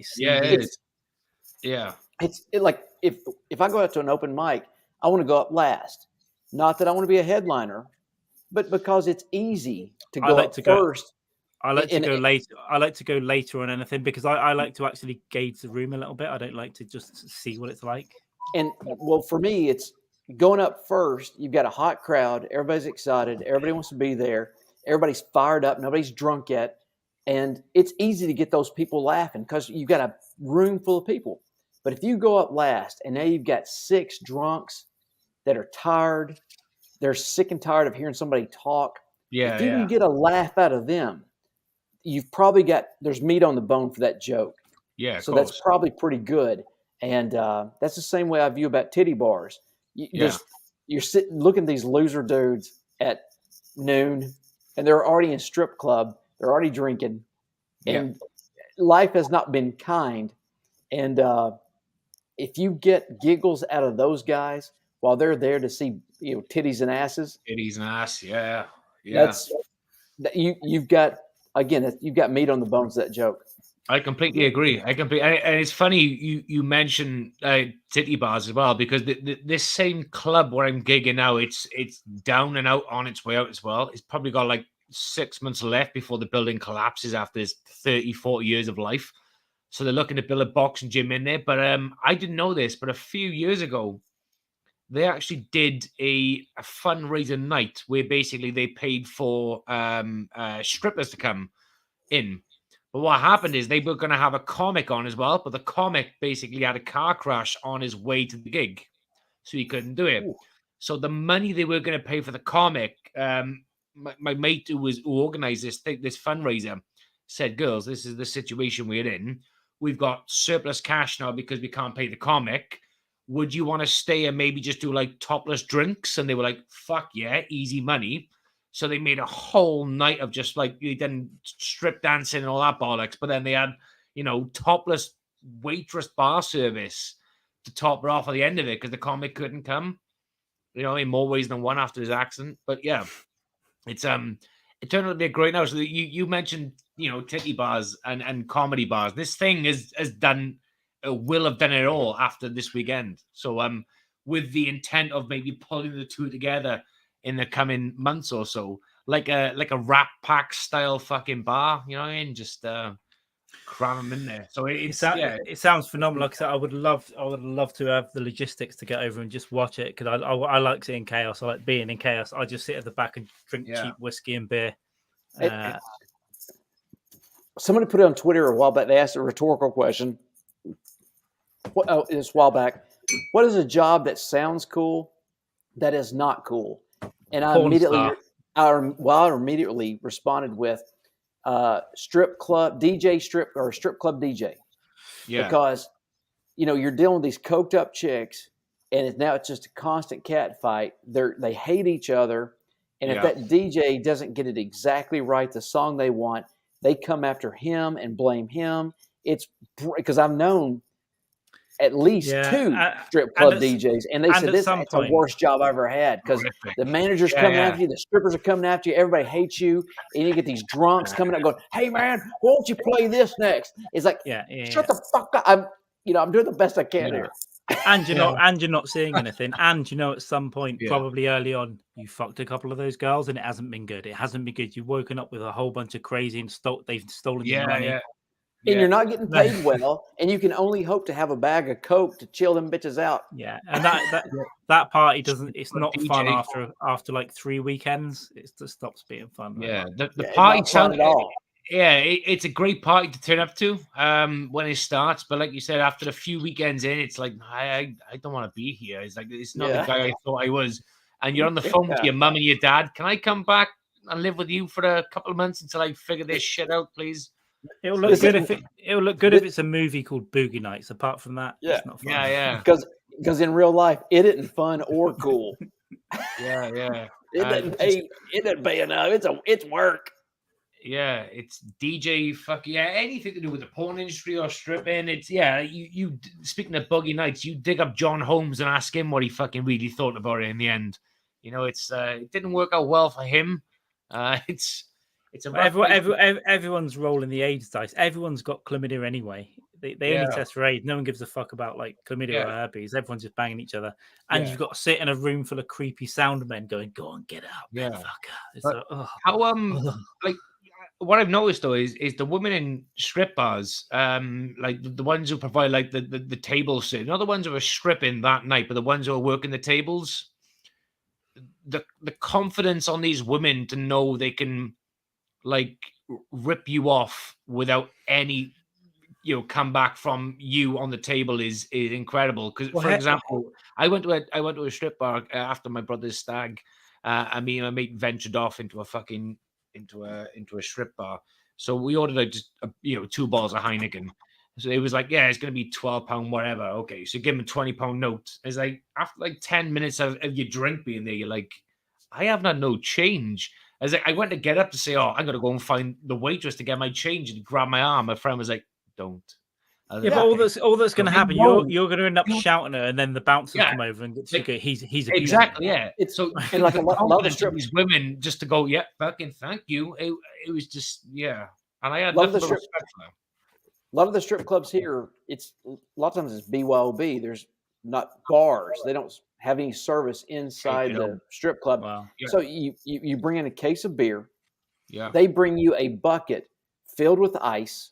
Or they take your case of beer away and stack your case of beer inside buckets with ice. Yeah. And then, all right, you drop $20. They're keeping that $20, whatever it is. It's like, I don't know. You perform the same service as my uncle does at a catfish fry. Yeah. I don't feel the need to give him $20. I don't really never even went to strip clubs when I was younger. All my friends did. I was like, what's the point even when I was young? But I did go to one 6-7 years ago for the first time, which is weird, right? But I went in there because it was raining and all the trains had stopped. I was like, I can go in there for Yeah. drinks. Yeah, that's what Like, that was my excuse. Yeah. By the way, on a Sunday, like, and it was the most touristy on Leicester Square in London, the most touristy strip club I've been going to, right? So I go in, but they had a hybrid situation. So first of all, they made my bag go behind the counter in case I had a knife. But they had a hybrid situation where the waitress was the dancer, right? She'd come over. I mean, phenomenal. Eastern European, probably trafficked, right? Phenomenal. All on board. Yeah. But I'm at the point where I just want to get out the rain and drink a whiskey. So they will sell you drinks for like £15 for a whiskey. I'm like, I'm having this. And then I'm trying, instead, I don't want anything. I'm just going, tell me about your life, man. We take it all the time. It's like, tell me about, I go to school, I study. I was like, great. And then she goes, you want dance? I was like, no, just keep telling me I'm drinking whiskey. And then eventually she's obviously got me in private, right? Paid extra. And then it lasts for the time of a song. And the song's 2.5 minutes. Yeah, it's all like 50s pop songs. It's like 2 minutes 57. You're like, another 50? And I just said to her, basically go fuck yourself. Because it was great. It was great. She was phenomenal. Like, and I mean real nice. Like, it's not you, it's me. Not even skank looking, like real nice. But it was weird. She was fully naked, like just fat pussy out, everything in my face. And I'm like, I wasn't in any way attracted. I was like, this is weird. And I'm just sat there with my hands down because I think if anyone sees me with my hands up, I'm going to get beaten. And then this big bouncer came up and like put his head round the curtain and watched for a while. And so I'm like, yeah, man, I don't know, man. Then he closed it. This was all like 3 minutes, but an amazingly hot individual, and I just wasn't in. I was like, this is weird, man. Yeah, maybe you're growing as a person. I think that's what it was. If I had have gone at 18, I would have been like let's spend 300 and see some take tips, a grand, rich. Yeah, okay. Let's ruin these blue jeans, because when you go to a strip club, a strip club, you're gonna get fucked, but you ain't getting laid. Yeah, that's the thing. You're gonna get fucking. You're gonna jizz in those jeans of yours. It's gonna be a fucking mess, and you got to walk around all night then with the shame and the. I think this was in a Husky Boyo Twitter chat the other week. It's like you can't get the glitter out, man. Those whores, they deliberately cover themselves in glitter, so they just rub a little bit, and it's like, oh, now you've ruined my marriage. Yeah, you can't again. Yeah. Go to Goodwill and buy can I just say set of clothes. A public statement. I mean whores with all due respect. Yeah. And my ear is blocked, so I'm trying to unblock it while we talk on a podcast. So excuse me if it looks piggish, but I don't care. You know, had it not been for whores in high school and college, there would have been a lot more school shooters in the 90s. Yeah, I agree. Yeah, this is something we've discussed many times. Yeah, I said all you need to do, not even girls, but look out for gay incels as well, and everyone just give them a hand job twice a year, and you'll stop stabbing, shootings.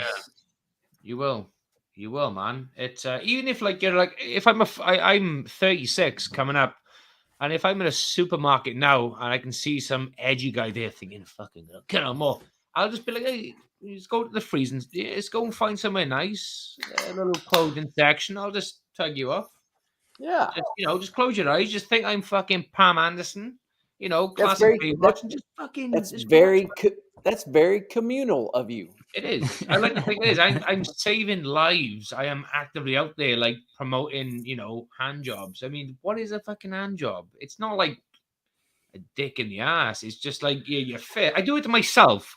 So if I can do it to myself, I can do it to someone else. It's just like Jamie. We could probably set up like a gay knocking shop and just be like, we'll get a couple of Vietnamese women, right, just to be the front of house, like, hello, no accent, but like, hi, I'm Vietnamese, please come in, great, I'm cute, I'm 5 foot, I'll be right in, and then instead of them, we come out with rubber gloves and some lube, and just be like, and just don't even look, be like, we're just cleaning the pipes. What time do you shift? Busy day at work, busy day in the office, and then we get the tips, right? We make 100 a go or whatever the rate is. You wear a lobster bib to catch the Louisville, Kentucky. Whoever wins that race at the Kentucky Derby, who's got that job to grab that horse cock? and grab all that horse semen to make sure they perpetuate that line and keep it going. The poll on this is not happening. Yeah, I mean, why wouldn't it? You just then they're going to clean the place, but they're going to forget to wipe the pussy prints down off the pole, right? As the cameras go. Yeah. I agree. Yeah, very communal. And thank you for everyone hanging out in the chat as well. It's lovely that you guys are getting involved with each other. And if I don't see your comments, Brett will. Sometimes we're just involved in high-level conversations about glitter whores. Yeah, glitter whores. Yeah, and if anything's offensive, again, this Carl, who wrote the script? Oh, I don't know if I've got it here or not. I might have Matt the banner Nappo. here. Well, no, you produced it. Script by Brett Brock, approved by Matt Nappo. Yeah, Brett And again, Brock wrote the these script. are just life hacks. Life hacks. That's all these are. Life hacks. And Brett, by the way, you can say whatever you want, but you just go. My script was written by. Pick one. Pick someone you want to half get in trouble. Yeah. It's funny. It's Jaime and Carlito. Jaime and Carlito Bregante. Well, no, instead of Vietnamese, we could be like Latino or Latina. Putas. Puta. Those putas. Puerto Rican. Yeah, I don't know where, Brock, but every time we'd say something that's slightly, we always just blame you and the dog, Matt Nappo. We just blame the two of you. It's as simple as that. That's fine. I just walked into. I'm glad Natalie Locke is now a chat member. Actually, they have dummy horses. They do have to get the male horses started. I didn't know what this is about, but now I do. Dummy horse. Yeah, it's just like the back end of a like a paper mache horse or some shit. Yeah. We just plow in there. That's how they breed, right? My uncle died in 1988. He was a world champion walking horse trainer, and so in the summer I worked on that farm and watched, a plastic sleeve going on his arm, and he's going into the mare's asshole and pulling out dung to see if the pregnancy took, that kind of thing. And they're extracting stuff to make sure. But it's Kentucky Downs and the folks in Lexington and Louisville, they're doing way more advanced stuff of extracting semen than what was going on in the 80s, the 60s, 70s, and 80s.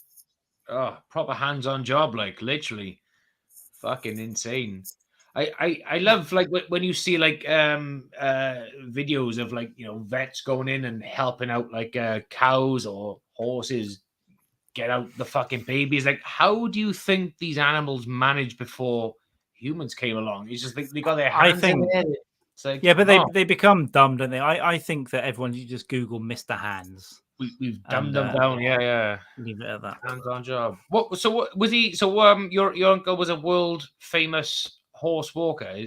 I mean, they say world famous, but if you're a Tennessee walking horse trainer, you're just famous locally. But when it's the only game in town, they have the luxury of saying, "Well, world champion." Clearly, nobody else is doing it. Yeah, that's true. It's like, I suppose, it's like Major League Baseball with the World Series. Yeah, and, the World it's just the winners in this country. Yeah, I was fucking like, I didn't know what the World Series meant, but it's basically a newspaper. It was a newspaper, wasn't it? Called the World Series or something. The World News. The World News, yeah, and the World News sponsored baseball, and it became the World. Even though when they did no longer trade as the World Series News or whatever, they kept the name the World Series or some shit like that. It was fucking bizarre. I might be completely wrong. I might have gotten my facts mixed up with something else, but that was fucking weird. It's probably fake news. Yeah, probably. Yeah. I never went on the Wikipedia, so I'm not sure. I was trying to sort this camera out, but I fucked it good and proper now, and I was trying to be more on the level. Why is there a half-dying Ukrainian woman on the? Hey, shh. It was Homes for Heroes scheme. They have. This is a genuine article that I sent Jamie earlier. Somehow your picture has gotten creepier. Yeah. It's like, oh my God, this guy he's no shit at Yeah. gathering chemicals to make stuff. I think we'll leave it there. Oh my gassy rag, bitch. Oh, here we go. I've got a tripod, but one of the legs is longer. Let me sort that out. Yeah, so it's still a tripod, just with a serious body dysmorphia. Okay, at least it's not a downward angle now. It's still creepy. It's creepy light, and there's nothing I can do. It's weird because back home, this light was good enough, but that gives me camera flicker, right? Yeah. And this looks creepy. So you're getting creepy. You should come back to Cardiff because, life was better for you. Yeah, I should move back in. Maybe I just made a big mistake. I think you did. Fuck Brazil. Just come back, Carl. Just pretend it never happened. And I will fuck Brazil. But when I come back, I'll probably still live in England. You might have AIDS if you fuck Brazil. I might already. I don't test. It's the gift that keeps on giving. It is. It is, yeah. It's the gift that keeps on giving. Which leads me to a question. I think it's something I put out on Twitter a long time ago. Is if Freddie Mercury was alive during the time of COVID, would he have worn a mask? It's like, no. He didn't wear a condom during the big AIDS pandemic, and it's like, would he wore a mask during COVID? Here comes a cheap shot. I put it out early in 2020 that I hope a lot of you people keep wearing masks because it hides your horse face. And Freddie Mercury was never ashamed of those fucked up teeth he had. There's no way he'd have worn a mask. No way. He was loud and proud of those fucked up grills. Big grills. Ew. What a fucking... because if it wasn't for those teeth, man, you wouldn't have had the voice of fucking Freddie Mercury. It's like all part of his character. I'll send you later on, Brock. I don't know if Carl have seen it. It's an English spoof of Freddie. It's basically if Freddie Mercury never made it as a musician, but he just became a window cleaner instead. It's just really fun. I'll send you the link later. It's just really stupid, but it's fun. He could eat with those teeth. He could eat corn off the cob through a chain link fence. I'm also streaming to this phone. But also this bit says we should. Sorry, there's comedian drama coming up on my screen there. She says we should have mask-only performances at theatre in London. It's like, you should wear a mask. Jamie sent it to me. Like, I had this from like 3 different people that morning, so it wasn't just him with a joke. It's like, you're ugly. Yeah. I think everyone just sent the same joke to everyone. It was like, It's like, I agree. But for you, it's like everybody's got a mask on. It's like, wow, you have beautiful eyes. Thank you. Jesus,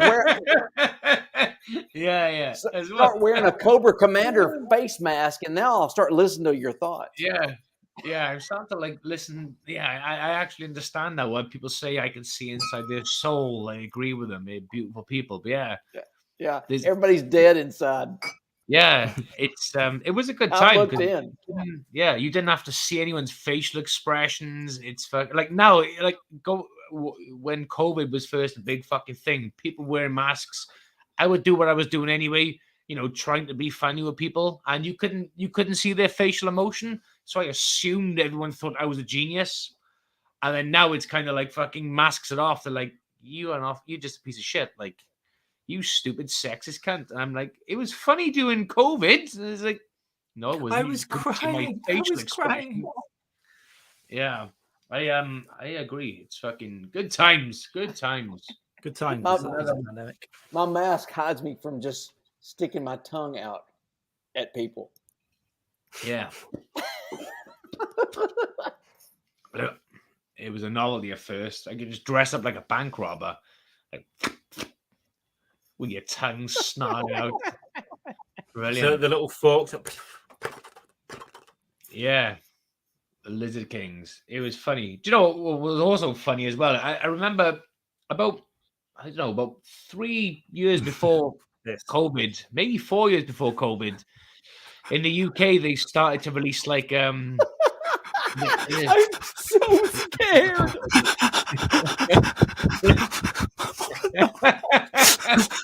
all alone.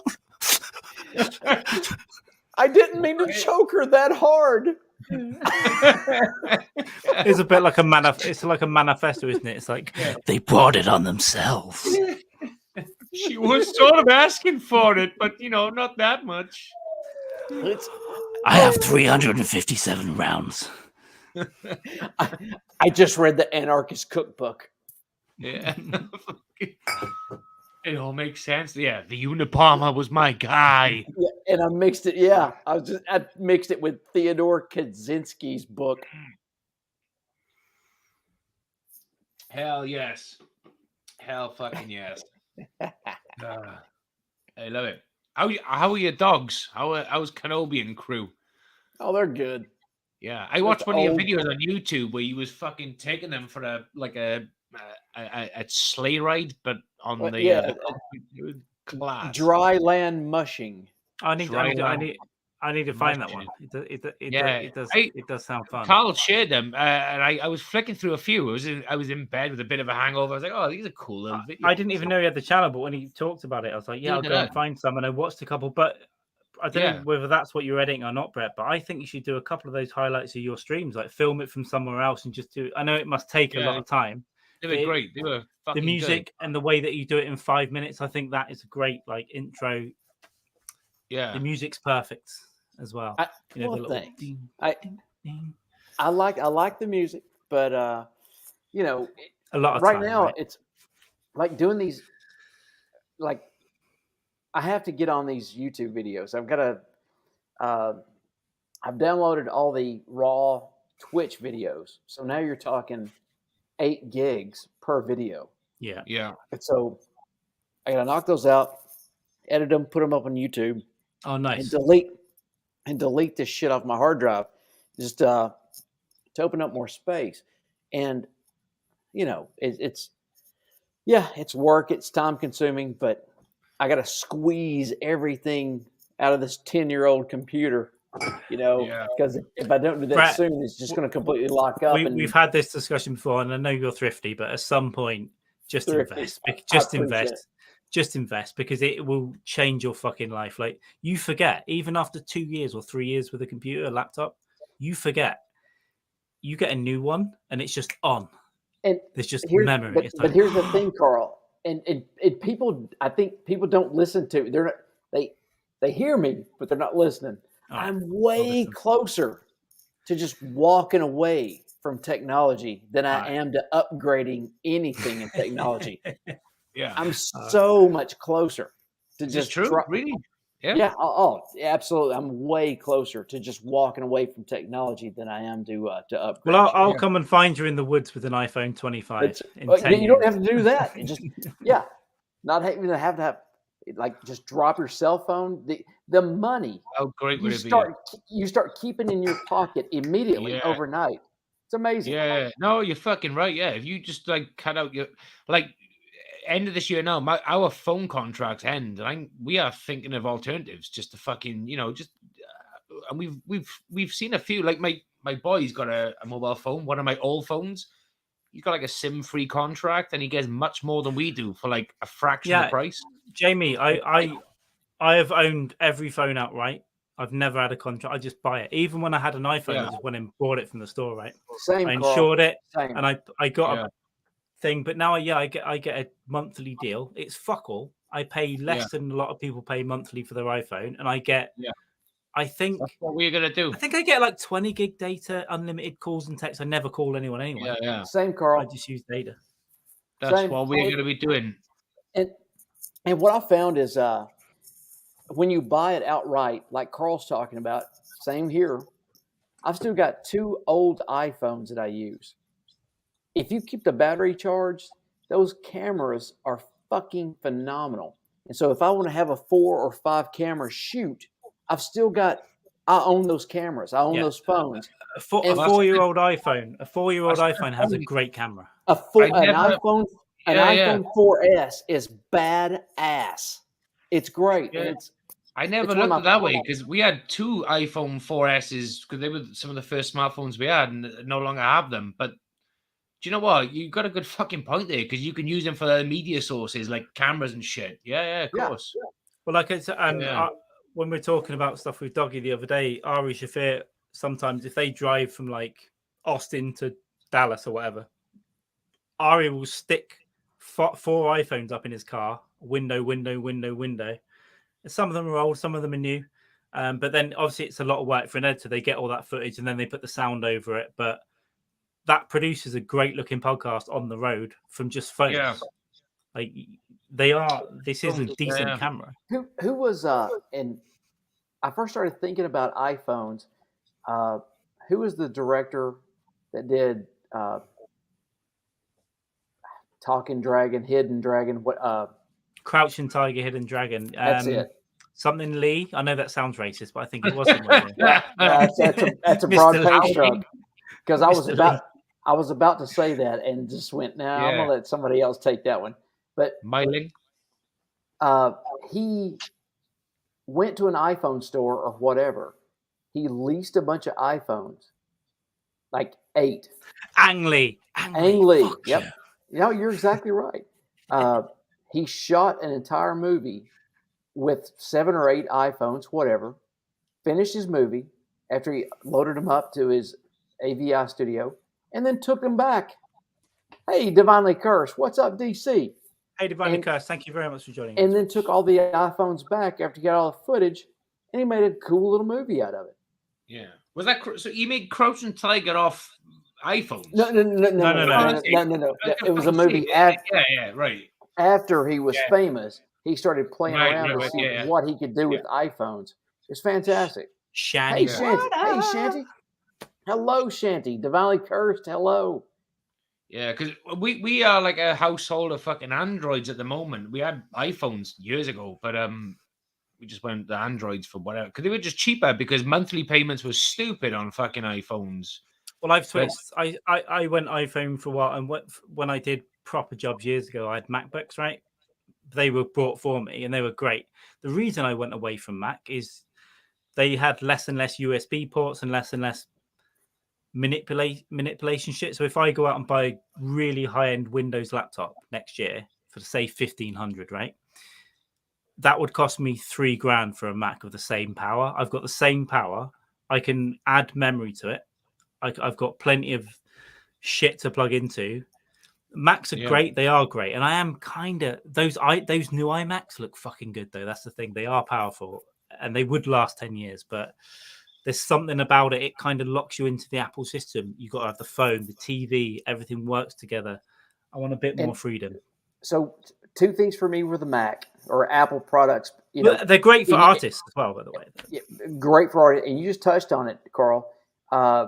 Once you start getting into the Apple system now, and back when I started, I think I had a Power Mac 7500 back in 1994, and I was, I could replace a hard drive, install my own RAM, I could do everything. But now that they started becoming solid state, a little bit different. And you're exactly right. It gets interwoven, and I limit myself to my devices. So, but still, I've got this desktop iMac, an iPhone, and an iPad, and they all want to share systems and share everything, iCloud, blah blah blah blah. But the only thing, and I have no problem building my own PC. It's no problem. The problem I have is I'm not smart enough to have good security on something I've built. Where if I buy a Mac, I know I'm secure. They've got their own thing.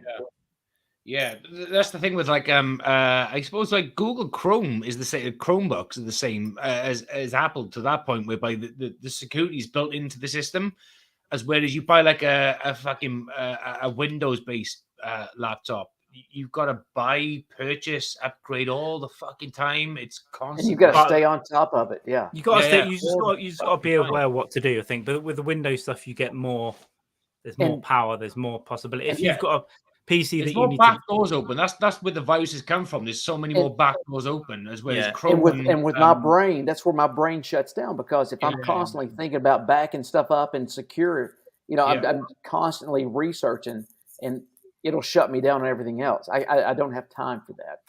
But I think at the same time that although Macs are a little bit more protected than Windows, I think that on the whole there is a lot of built-in security with Windows now as well. It is better. It's better than it was. If you really want to protect stuff, you should. But you can have no problems at all on a Windows machine. You know, if I used to get 15 years ago, I'd get viruses every fucking month, mainly because I was on LimeWire or whatever else. Yeah. BitTorrent and shit, and yeah. But what are you going to do? Go out and buy Kaspersky so the Russians have got your fucking data? Yeah.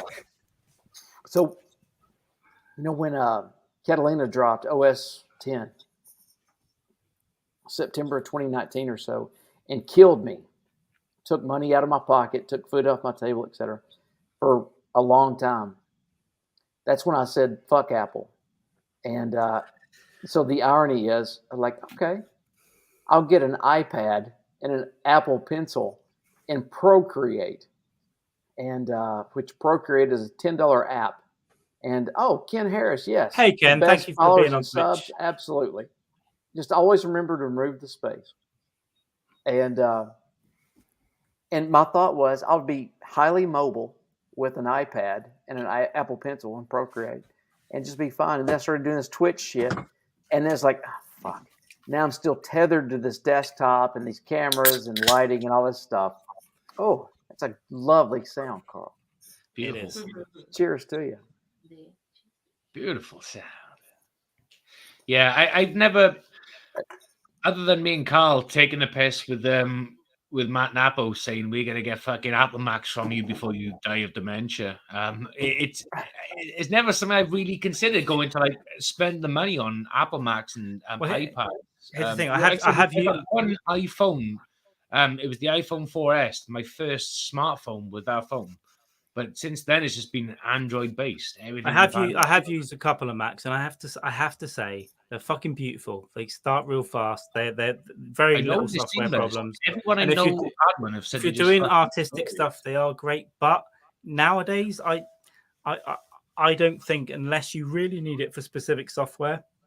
Yeah, I might go and get an iMac or whatever, but I'd prefer you can get a higher end Windows machine. And Solven, Kevin, you're right about the price of GPUs. It's not just crypto monies; it's also COVID fucked up a lot of the distribution of raw material, right, from China. So, and apparently, this lockdown over there might have an impact on that again. I'm going to lift up my dress and show my slip a little bit. The reason I'm still stuck to Macs is that I buy my stuff from AFES, the Army Air Force Exchange Service. And so I get it all tax free. Nice. And sometimes when you buy from that, you're also limited.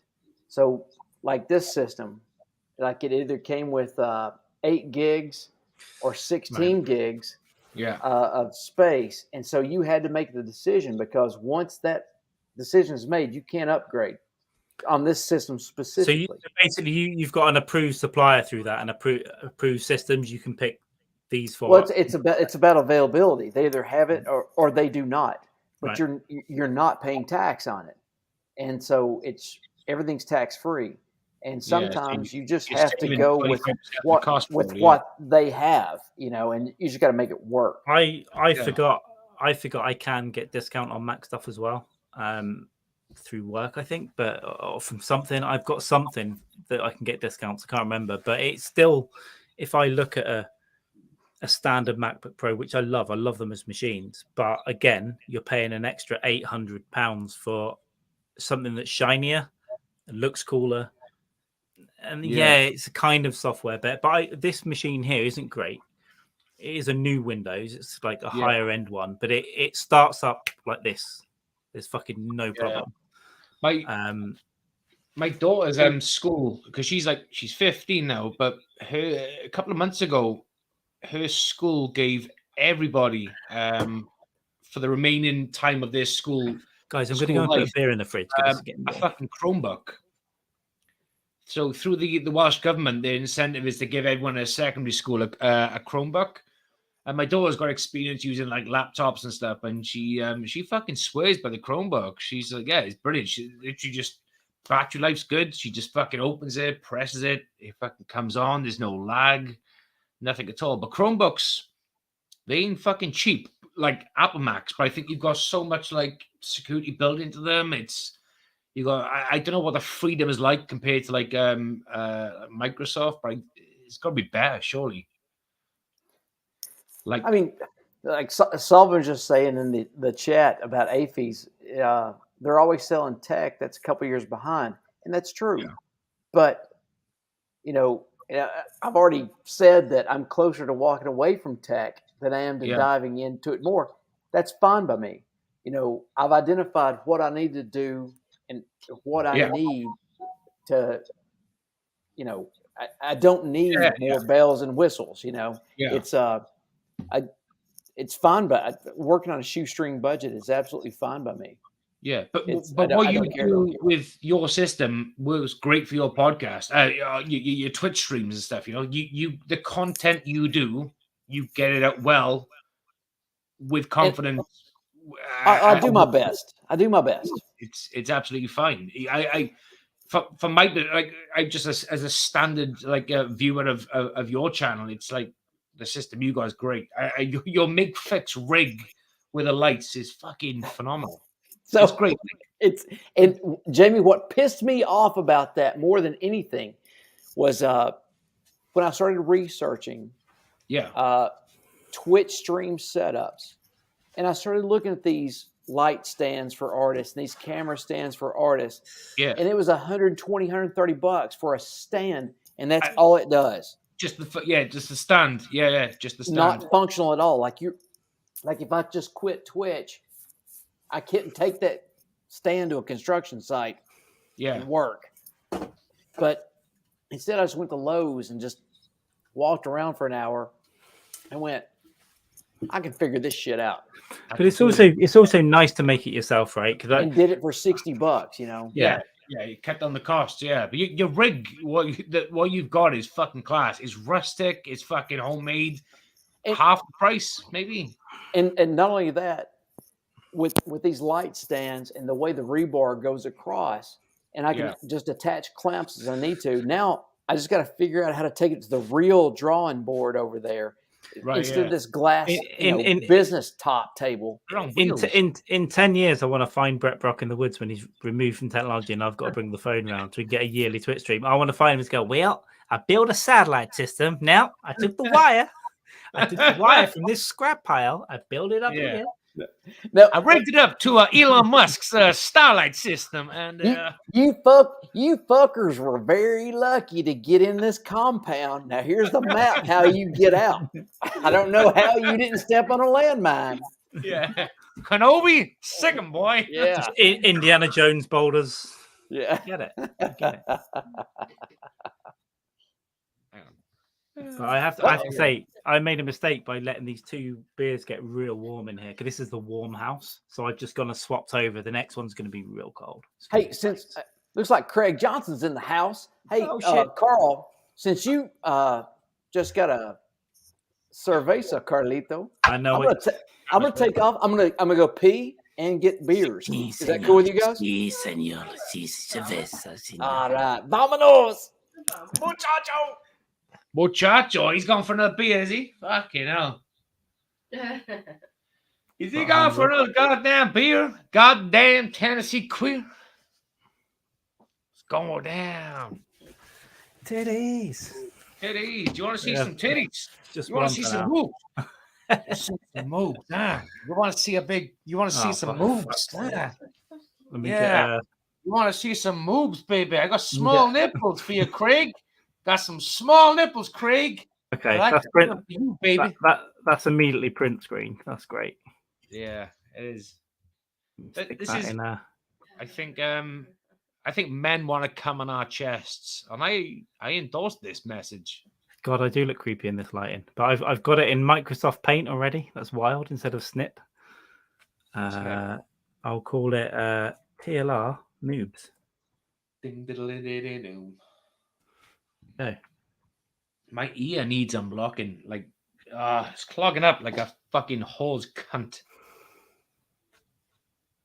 Yeah. So when I went to Brazil for the first time, I went swimming. I might have told you this before, and the water got trapped underneath some wax. yeah. And it built up. I was deaf, honestly, because I don't seek medical advice ever. I was deaf for about 6 months. Yeah.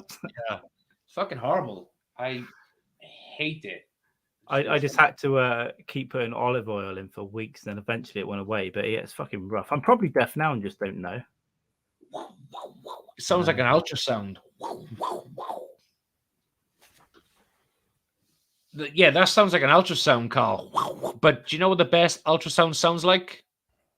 Silence. It is good for silence. I'm doing many things here. I'm trying to get a link to this actual podcast that's on right now. Send the link out, pig. Silence. I'm sending it out, but I'm sending it out with a picture of Moobs. Dream crushes in and the room. I've got the creepiest like sunken eyes in here as well. Yeah. Well, if Dream Crush is in the room, we need a code name for her, because that was a code name, but now she knows what it means. So we'll have to. Yeah, just call her cunt. Let's go cunts in the room. Also, we've had this discussion before. You need headphones because this is a job. You need to focus. If your entire family can hear this, causes problems down the road. Yes, you're right, mate. I keep next time I come round, she'll spit in my curry. Yeah. Next time. Yeah, she's like, oh, touche, nice. Next time, I knew there was something a bit extra on the madras.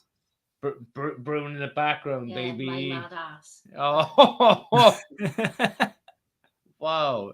Is this mic that good? You picking what she's saying up? That's cool. Yeah, even in December, I could hear what she was saying. Yeah, that's true. Before I knew the layout of the house. We always know that. Yeah. Yeah. Mainly because I live in a tree house outside your house. Yeah. Lovingly observing from a distance. Just lovingly observing, that's all. It's not stalking. That's what it is. It's not stalking, it's lovingly observing. There's two different things, man. You know what I mean? Trees around. There's plenty of trees around where we live. Yeah. Craig, are you happy you got Moobs? Just for you. Get your moves out, Craig. Craig, get your moves out, baby. Food for Burger Boo. What? Burger nips.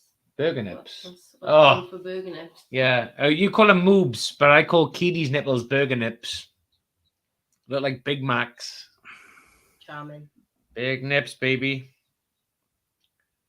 Gotta be done. Hell yes.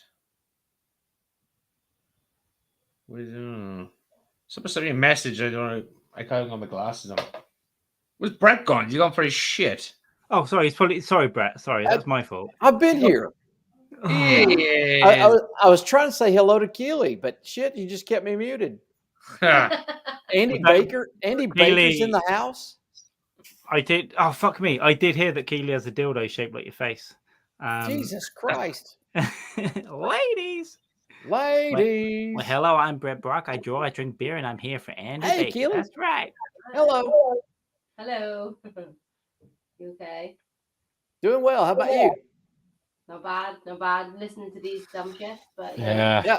So am I. For free. Craig, for free, yo. You're listening to this driving. Craig is listening to this driving. Craig, for a laugh, just close your eyes and do this. Brock was trying to say hi to Keely, and Carl just completely ignored his demands. No. Sorry, I missed Brock. I missed Keely. I'm fucking ignorant. Oh, I was so focused on Jamie and my beer. I didn't see. Kelly, why did you leave? I thought you were an avid watcher and a fan. What? Why did you even leave? Where did she go? Kelly Keel's gone. Brett left. Yeah. See? Keely just said she saw Brett. Keely said, "Oh, she saw Brett leave and thought that's the end of the podcast." She left for 5 minutes to go do some work with a customer, and she came back, and I was gone. And it's like, well, I'm sorry. I knew she was working. Now we're getting the Elon Musk vibes. I was working. Yeah. Elon Musk, yeah. Buy me some Twitter shares, Elon. Give me an edit button. If he gets me an edit button, I will fucking support his reign to Twitter. Because the last 2 days I've made nothing. Every tweet's had like a fucking Kelly mistake in it. It's like 18 weird. But what if he's just trolling everyone? He is. Imagine he is. Yeah. Like, who cares? He's buying it to troll. That's it.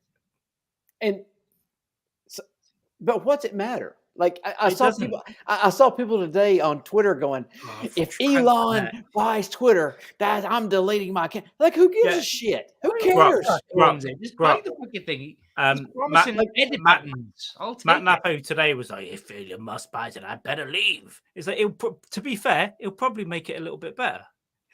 Things will probably work a little bit smoother. Yeah. It'll be a little bit 2022. Now, Yeah. Matt Nappo is a man of stature, for sure. Yeah. Statutory. But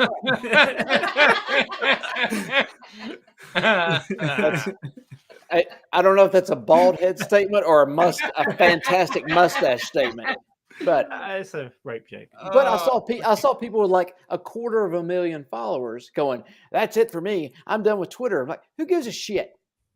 Yeah. Like, it doesn't matter. It's Twitter. It's not real life. It doesn't matter. No, Yeah, it doesn't matter. It's a place for you. It's not fucking real. It's not a real place anyway. It's like Right. Dave Chappelle said. It's not a fucking real place. It doesn't matter. Twitter has its problems. It also has its nice things. I've met a lot of nice people that have fun tweeting. Right? Sometimes I regret when I wake up sober. Sometimes I regret it, but that's on me. Same. Say, when I get blackout, I'll immediately go to my tweets and my messages going, Oh, okay. I had to delete one the other day that I thought could real come back. I had to delete one the other day that I thought could be a real legitimate threat of violence, and I thought I need to delete this one because this would be like FBI level investigations. But it's like if you go to a burger joint that you kind of like, right? They kind of do pretty good burgers. They're not the best burgers, but they're pretty good. If like someone you really hate buys it, like if you hate Bezos and he buys it, but you know they have automated machines, it kind of works a bit smoother. It's kind of soulless, but the burgers are still okay. I'm still getting a burger. Right? I'm still going to get a burger. Yeah. And by the way, if you don't want a burger here, go to McDonald's. Yeah. So I'll tell you this. In the late 90s, there was a fantastic sushi place. I was living downtown Nashville, and just 3 blocks from me was a fantastic sushi place. And the dude who worked there, he constantly believe that DM. We'll talk about that in a second. I want to hear this later. So this dude fancied himself from the soup Nazi from Seinfeld. He wanted to be this asshole sushi chef that was just a jackass when you go in his place. He had fantastic sushi, and it was cheap. And the first time I went in there, he was a dickhead to me. And so every time I went in there, I just fucked his shit up. Like, purposely, I'd fuck his menus. I'd just take a permanent marker and say, here, I want this on his menus, and I want this, and just circle it around. And then, he had a $30 minimum for a credit card. So I'd run up like $25. Here's a credit card. That's all I got. And just be a prick to him because he was a prick to me. I didn't give a shit. Yeah. It's like, we've got the shtick, man. Maybe try being nice. And fuck, where's I lost my train of thought. I just saw Sushi guy. I know sushi guy, but I can't remember the point of it, of why we did that, because I saw to fuck his shit up because he was a dick to you. Something else. Sharpie in his menus, $25 credit card bills. You only accept $30. Did I get up and show my ass crack and it distracted you? Yeah. I can't remember. I'm sorry, Dave. But it was a broader. We were talking about. Here's how we can make people. Oh, Twitter. Okay. Yeah. That's what it was. Twitter, good. The best way I can troll Elon Musk is not buying one of his fucking cars. I don't care if he owns Twitter. It doesn't matter to me. And it's the same way with that. It's the same way with that guy. If you're going to be a dickhead to me, fine. I'll just make your life worse. Yeah, if it's something that makes my life worse, then I'm going to react. But if it doesn't, I don't care. It's like, I'm a consumer. You're just not just going to steal money from me unless you're the U.S. government. Yeah, don't buy a Tesla, and also don't watch a SpaceX launch. Just just fuck them. Yeah, I know what you're saying. I get it. Yeah, but the point being is, keep going on fucking Twitter, no matter who has control of it. Unless Anyway. unless it The turns same into some junkyard. weird It's gonna be the something. same junkyard.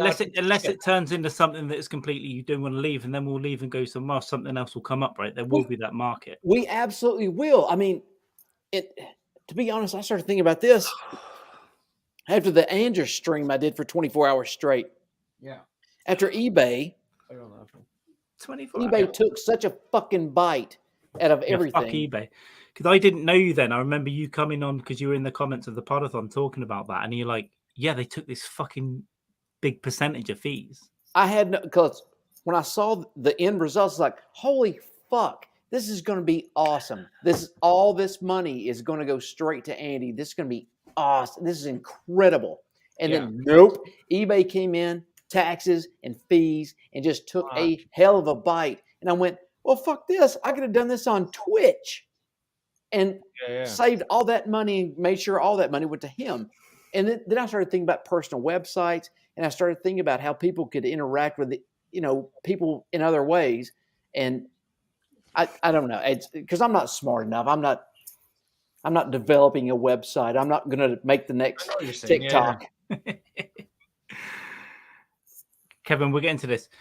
Yeah, Troll Elon, are you like, sorry, Brett, you continue. Sorry, I didn't mean to break your train of thought. I'm done. I'm just, it doesn't matter to me anymore. It doesn't matter about social media. It's fun, and I love posting shit at 2:00 in the morning while drunk.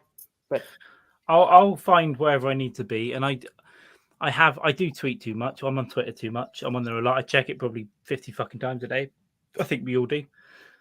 I do need, and this trip probably won't be it because I'll probably do some internet stuff, but I do need at some point to go and lock myself in a fucking cabin and not be near the internet for like 3 days. If you give me 3 days, not just any cabin, a fucking cabin.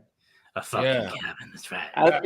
As a kid, we called that a stabbing cabin. Yeah, baby.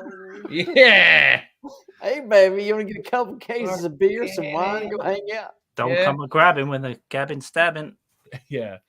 A couple of slabs of beer, a few cases of box wine, and a bottle of Tennessee whiskey, and you got yourself a condoms.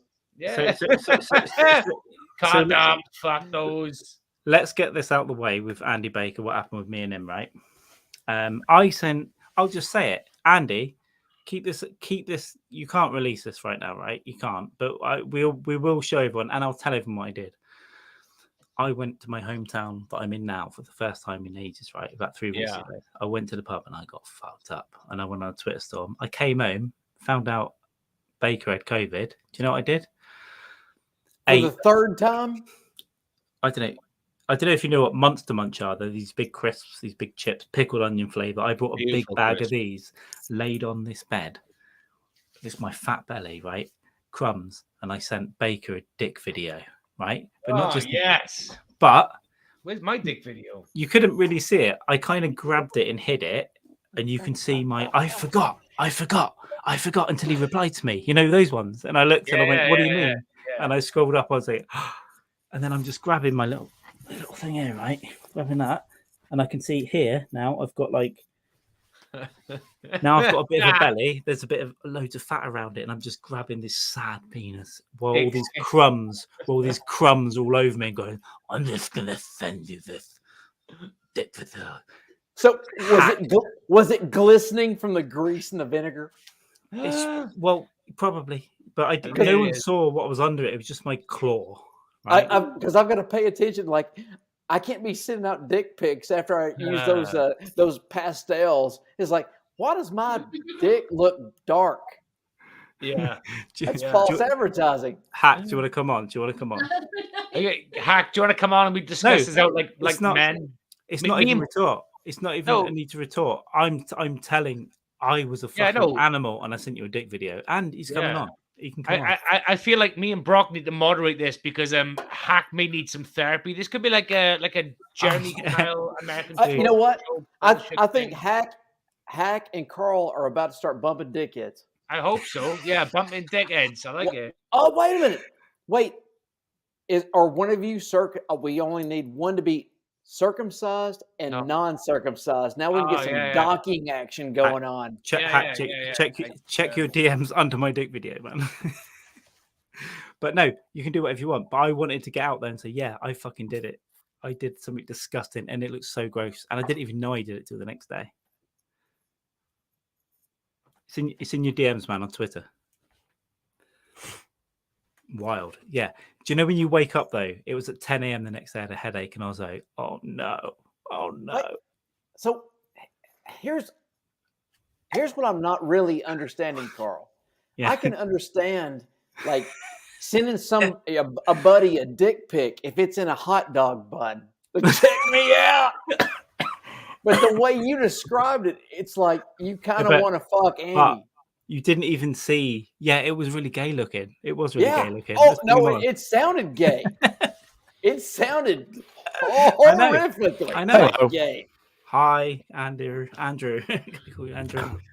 Right. Hello, proper cunt. All right. Hi, Brett. Anyway, how are you doing? How Andy Baker got over COVID? I just want to say that the most horrific and the most terrifying and the most just stomach churning thing about Carl's penis is how much it looks like mine. Well, I've always heard white people all look alike. Oh yeah, absolutely. Yeah, it just it just looks like a collection of like off-color white sheets in a pile with like a really bright pink dickhead. Just like, you can see that there's a penis living in amongst everything else. Dude, wait a minute. So are both of y'all uncircumcised? Yeah, we're not weirdo. Yeah, it's like how English people go camping. Jews. We're not Jews. You're just walking around those skin socks that you got to pull back. Yeah, but if you go camping with two dudes, right, then one of you sleeps while the other one sleeps inside your foreskin like a little bag. That's the way it is. Yeah, you have one everywhere you go. It's a camping gnome. Yeah, exactly. Yeah. Most British people are not circumcised because we need a way to ferment the cheese. It's the only way of like food and mushroom mold growth. I thought it was a way of just staying warm. Yeah. The thing is, though, Andy. Hack's version is better than mine, but yeah. Let me tell you this. Let me tell you this though. In my head, I still think I'm 21, and it's great down there. It all looks great. Yeah. It all looks great. Now, when I can eventually get it up at some point, like then I'm not just thumbing it in, it's reasonable. But now I've got that weird pouch, and the angle I was at, and I was covered in Monster Munch crumbs. Yeah. And I was just this curled up little fucking. I mean, look, I'm not gonna lie, I still beat off to it, but it's like, that was just out of for the record, for the as YouTube one record, to do. It did cure your COVID, right? Oh no, absolutely, yeah. Because it was the first photo I've ever had that I could smell. Fuck vaccines, man. Waking up to that in the morning would absolutely get you out of bed. It's like a punch in the face. Should we have a little look on the old Twitter DMs, shall we? Yes. Yeah.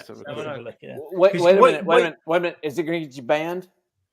Yeah, we can't show even that on there. I think it's too. We can't do anything. Do me a favor. I'll show. Send it to me privately now. No. Yeah, I think what should happen is when me, Jamie, and Hack are in the same room, we should look at it together. Yeah. Oh no, absolutely. Podcast, right. We should circle jerk onto it. Yeah, hey, maybe we should like a peace offering to the gods. Just do it. Are we seeing your co-host from Another Fat Guy Cooks? Oh yeah, Selena, say hi. Yeah, hello, Selena. Hi. The co-host from Another Fat Guy Cooks. Okay, I got a question for you. What do you guys think about the fucking TikToks? I'm not on TikTok.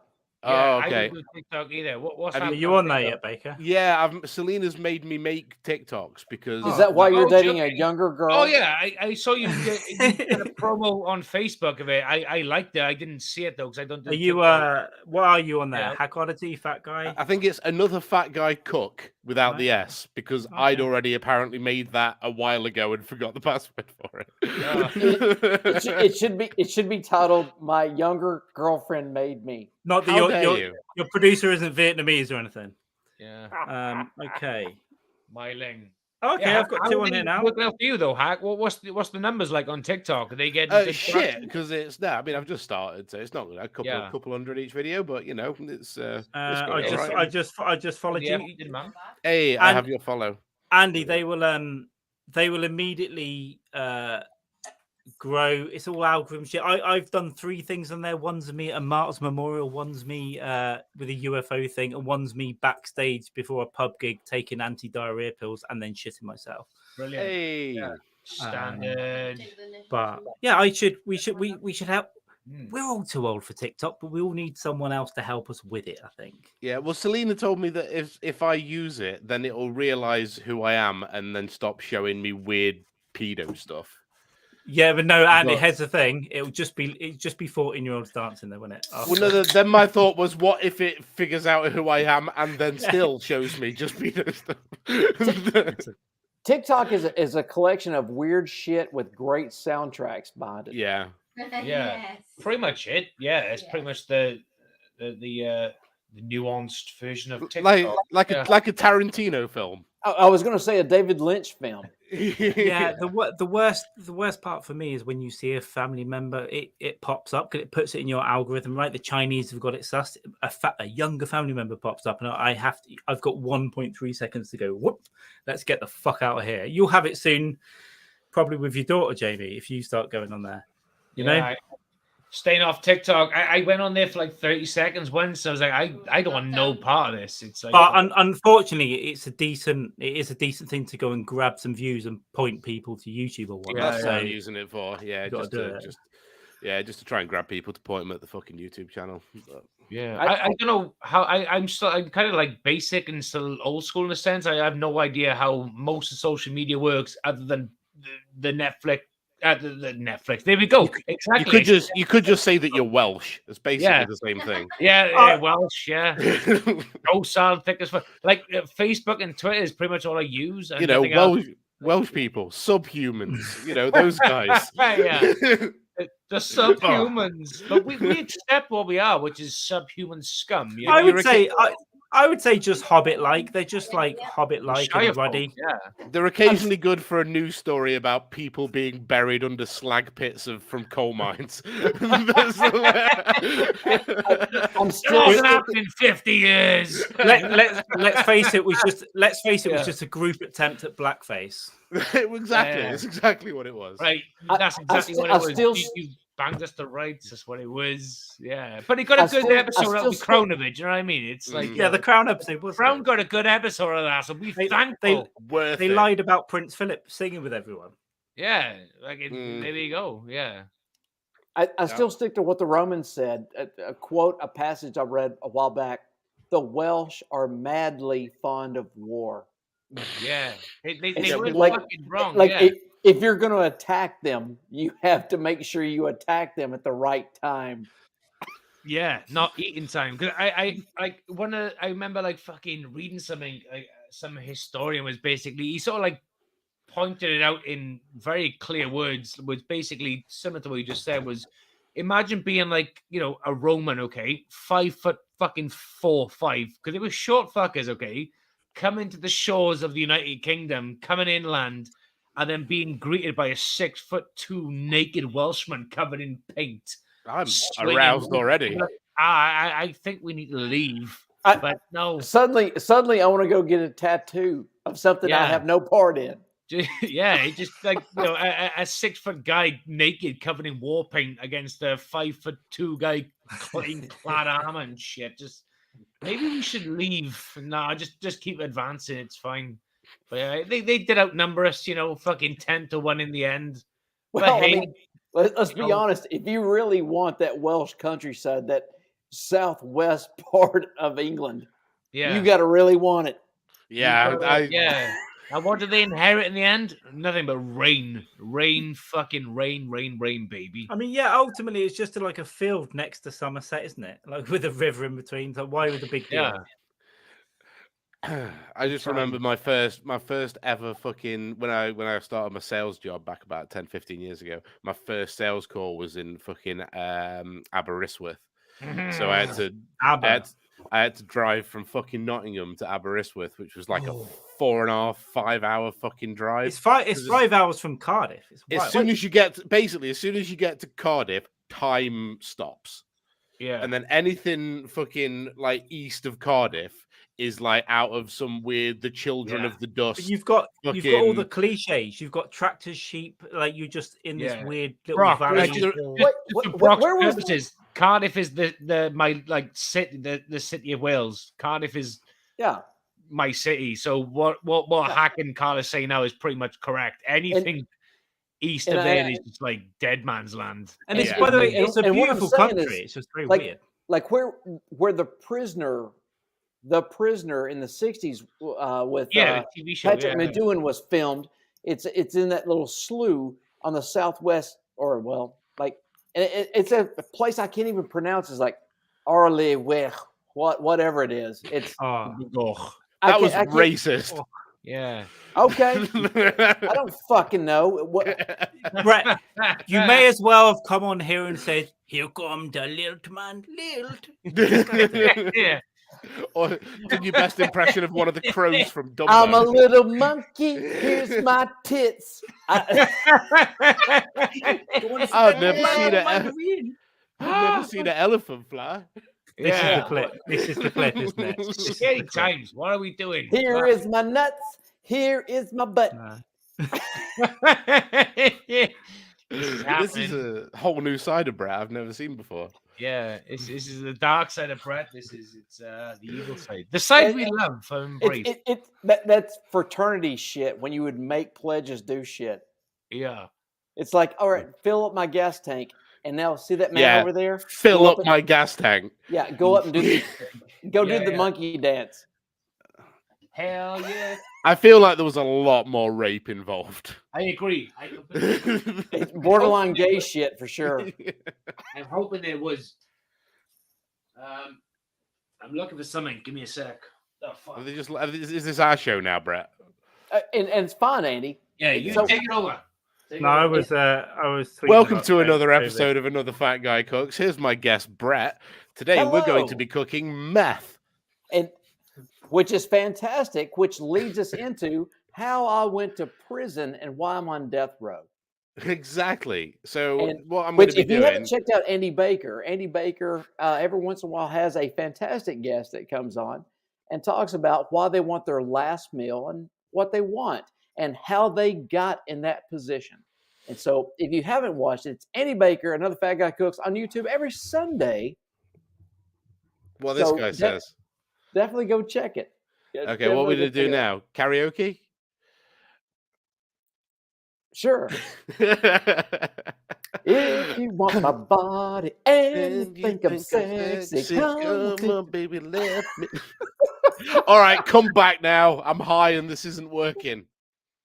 So, I think if I were ever to come on your show and how I got on death row, it'd be to I only prevent went to get a Batman from being created. I'm still looking for what I was looking for. Just Wait, hang on. Say that again, Brett, because I heard something that I'm pretty sure I didn't hear. What did you say? Yeah, say again. It's if I were ever to come on your show on how Yeah. I got on death row, Yeah. how I got there was I would prevent Batman from being created. Okay, I thought you said black man, so that's why I was a bit.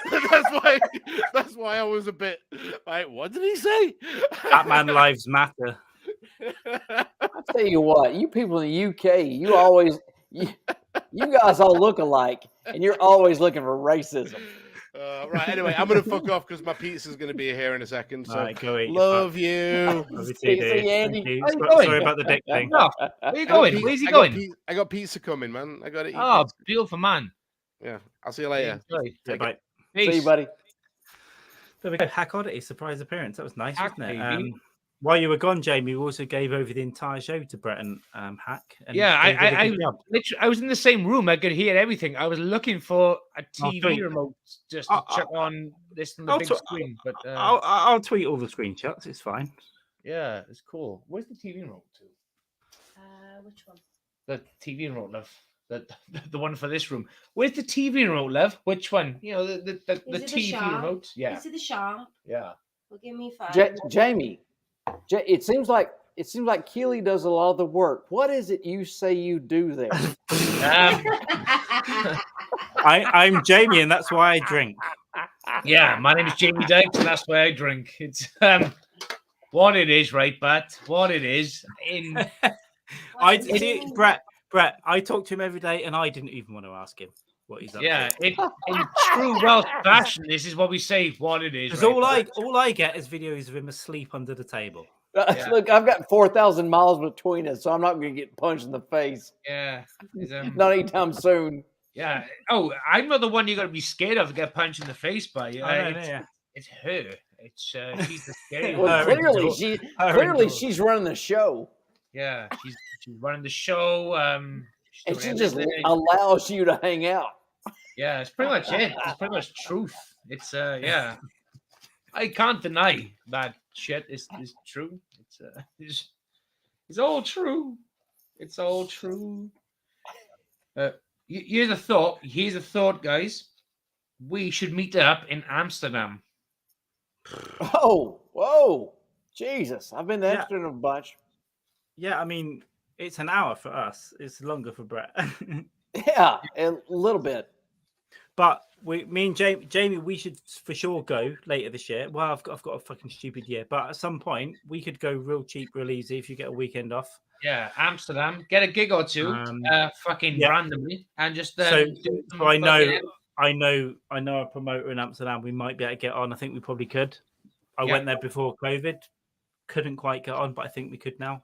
Yeah, we should go. It's cheap together. It's 45-minute flight from London.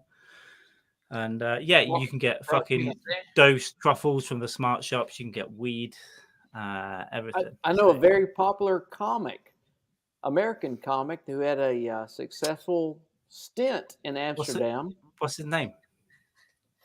I'm not going to say it because he fucked me over, so I'm not going to say it. Okay, fuck the guy. Was it someone Stanhope might have gone to see? Because I heard someone talking about an Amsterdam comic. Oh, no. You guys everybody knows this comic's name.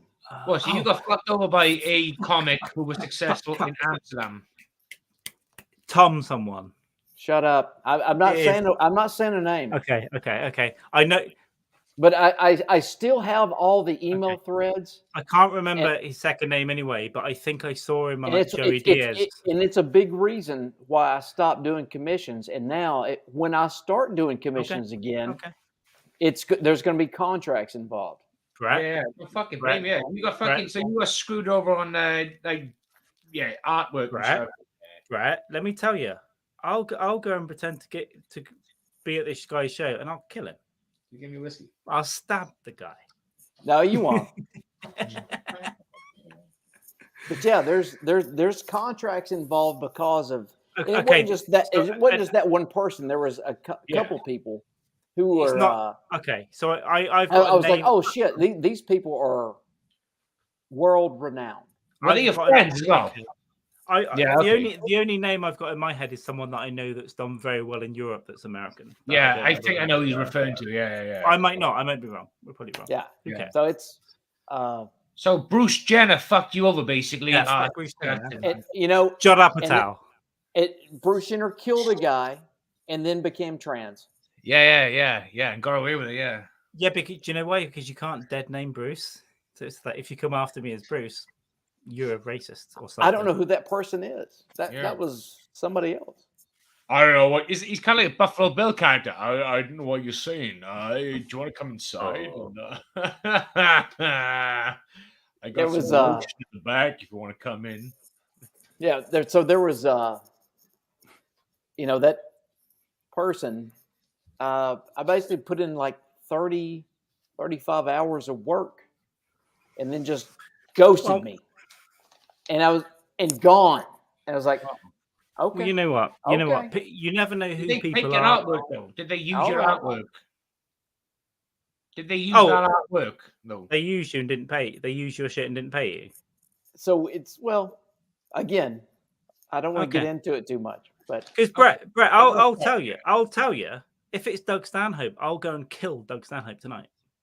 Well, I've never ever worked with Doug Stanhope ever. It's not just. Also, can I just say, YouTube, that was a big joke. I've only Arizona's a real journey. I've never worked with Doug Stanhope.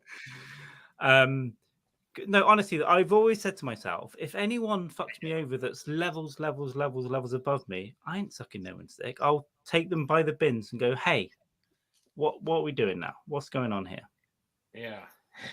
It's you know, Jim, roll me that joint. It's just what is I'm involved in the Dykes household at this point. I know. I hear Keely laughing at watching Jamie. Yeah, Jamie's making drugs. Jamie's making drugs for a care worker, and she wants it now. Cheers, Oh, baby. You like that, dude? Annual leave, baby. Yeah. Woo. Brett Brock opening a can of booze makes Keely's week. Headline news, baby. We've had the cocktail challenge of the Dykes and Man, which Sugar Cat won. If we can invent a 3D printed dildo challenge, you can make one with Brett's head on the end. If anyone out there can make that for real, I'll fly to your town. Do you want me with the mohawk? The dildo, yes. Yeah. Mohawk or no mohawk? What are we saying? Yeah. It's just yes. Just yes. Come on, baby. I ain't wet. Oh, you will be. Yeah. It's like Rock. It's like an alternative to the rabbit, right? Yeah, I love how like Brett just did mohawk. She's like, yes, no mohawk, yes. Just like women are on like listening now, just going, yes. Shaves his hair off, yes. Alopecia, yes. It's funny. I thought about doing that because of that bullshit. It's like, yeah, fine, just shave it all off. Fuck it, who cares? Yeah, judging too. Looking forward to that. Keep my wife's name out of your goddamn fucking mouth. So, Will Smith, you are a terrible actor. No, sit down, please. Just be quiet. Yeah. It's like, hey, man, I have not represented with a big pecker for my entire life. I'll be fine being bald. Yeah. But you saw, did you see those videos though that were uploaded where she's filming him and he does not want to be filmed and they're at home and he's panicking? He goes, "Can you stop filming me at home?" And she's in control. And she's going, "Bitch." That man is being controlled. Like that's a broken man. So the rumors are they're Scientologists, right? What if she's high up in Scientology and he's down? He's completely broken. Keely said, "Me or Will Smith? Which one are you talking about?" He's broken completely. Like Will Smith doesn't sleep under the fucking kitchen table on a Monday night. No, what's weird about that is he was indoctrinated, he was broken down, he was beaten, and now he's going, wait a minute, this shit's fucked up.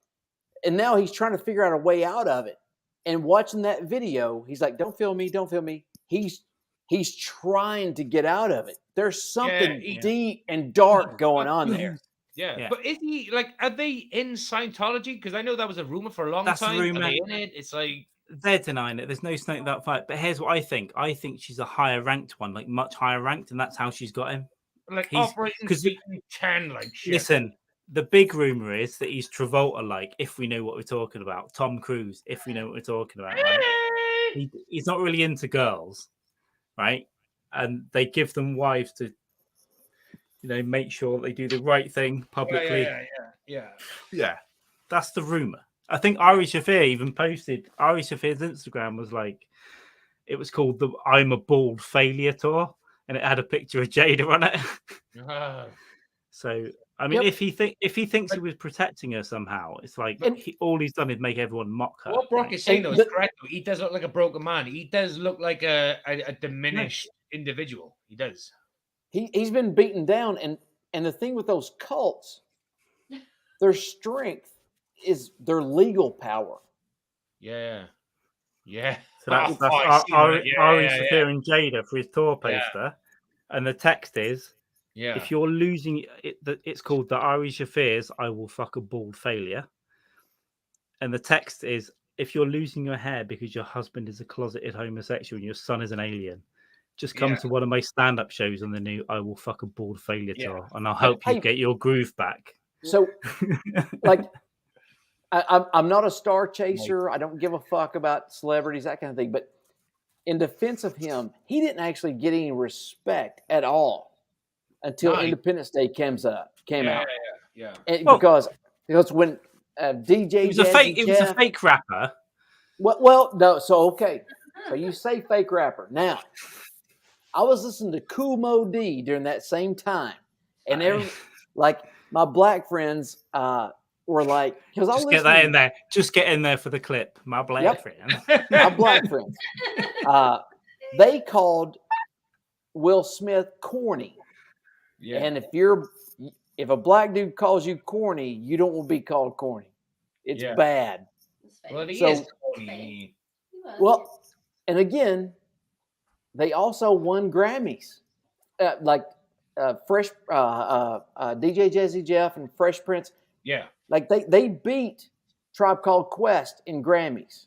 And I mean, they did. I don't deny any of their work, and I like them completely. Thinking back, they did not get any. They did not get any respect, or Will Smith did not get any respect because DJ Jazzy Jeff did, because he was like a Philly DJ. He did house parties and block parties and shit.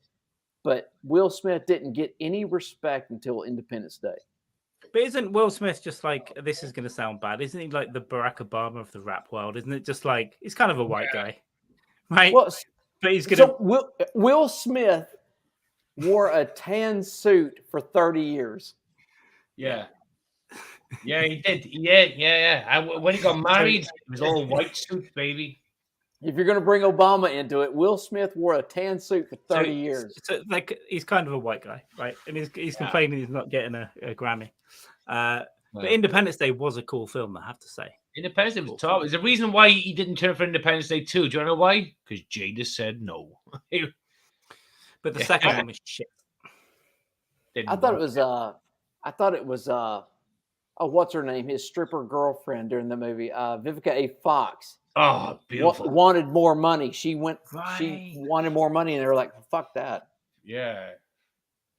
She was. It's a wild ride. But I had nothing to get. Will Smith was just kind of a harmless dude who kind of reinvented himself as like an Instagram motivational speaker almost recently, right? It's all like doing all these speeches to Instagram. Okay, I get you. It's kind of cool. Whatever, you've resurrected your career, but then you can hear about the Scientology stuff, and then this stuff.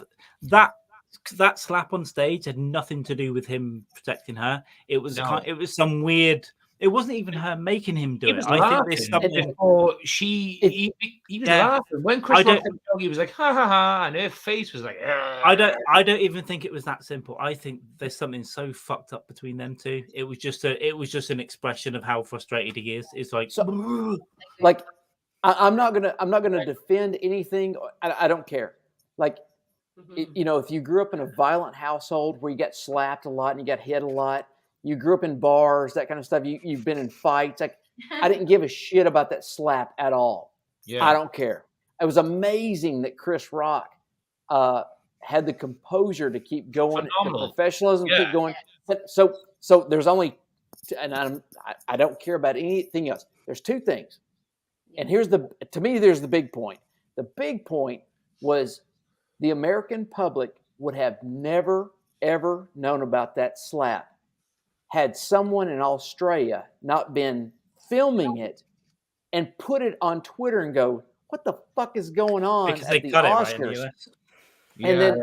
And then because we would have never known about that until Hollywood and the powers that be had a very firm grasp on the narrative, then they would have released it. But you wouldn't have seen it, but you would have heard a few stories. But I used to watch the Oscars back in the day when I was like 12, 13. I was really into it. The 65th Academy, loved it. But that's before someone said this the other day. It might have even been Tim Dillon. It was a really good point. It was like, back then, you didn't see celebrities ever. You saw them in movies, and one of your only times to see them was at the Oscars, right?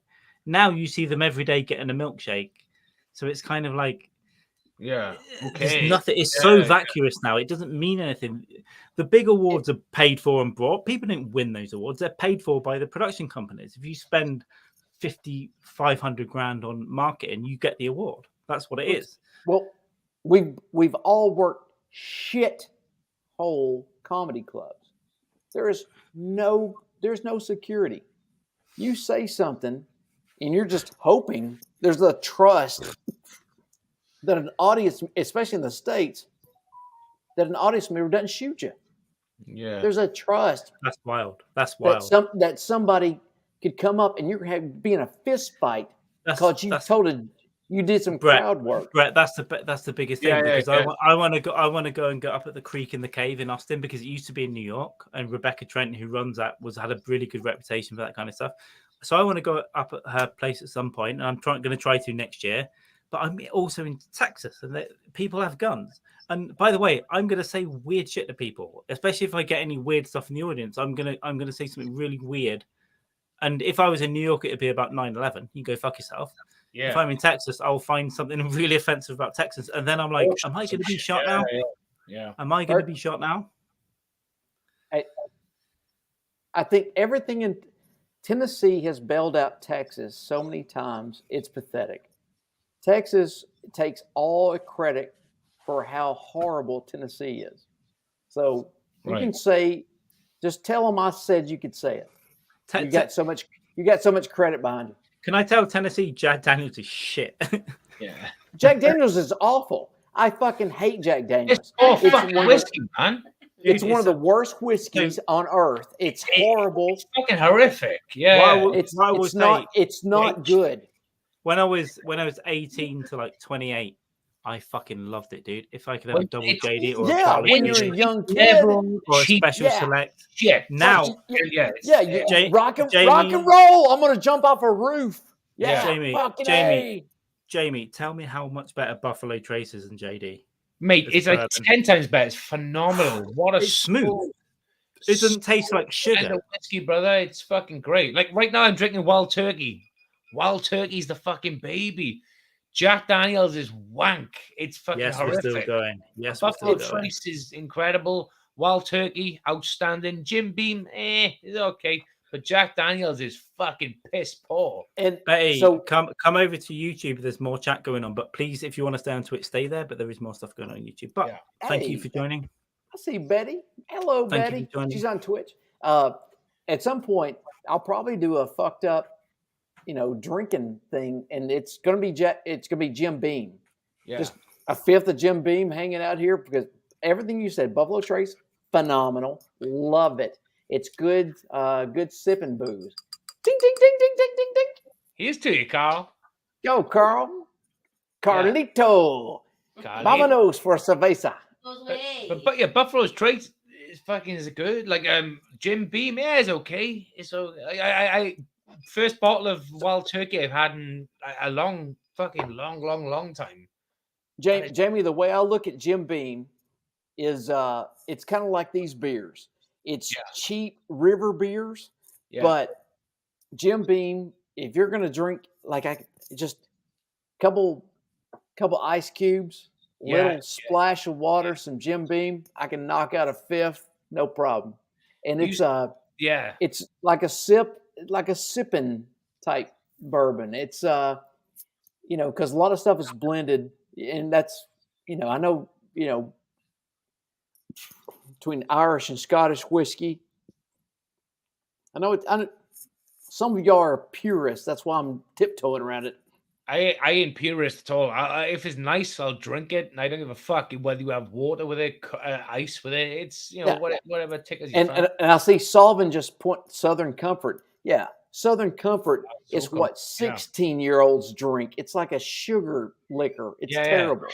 Yeah, SoCo is for fucking children. Do you drink water with your whiskey on times? Yeah, I never drunk it with water before. It's just a splash of water or so, just to kind of, if I'm going to talk to people. Yeah. Just fucking splash a bit of water in there. Yeah, anyone who's a purist drinker by heart should be shot against a wall. I think it's just let people enjoy the drinks they want to enjoy the way they want to enjoy their fucking drinks. And I'll say this: like when I go to a fancy bar and somebody makes a classic, like an old fashioned, something like that, and I see somebody smack, the leaf to get those oils going, and they're really in there, punching around.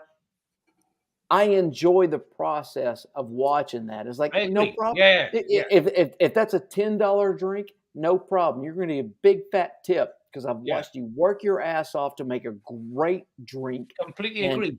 Yeah, no problem. And because I don't go out often, I rarely go out at all. But when I do, I want to enjoy it. It's a big night, Yeah, you want a good fucking cocktail, a good drink. I agree. Yeah, it's a nice cocktail bar in Caerphilly. We are now. It's called the Avery. It's an old, like a 1930s style cocktail bar, and you order your drinks there, and they'll take their time. They're fucking smashing shit up, pestle mortars. Yeah, and you're gonna get. I had an old fashioned drink. I had an old fashioned up there.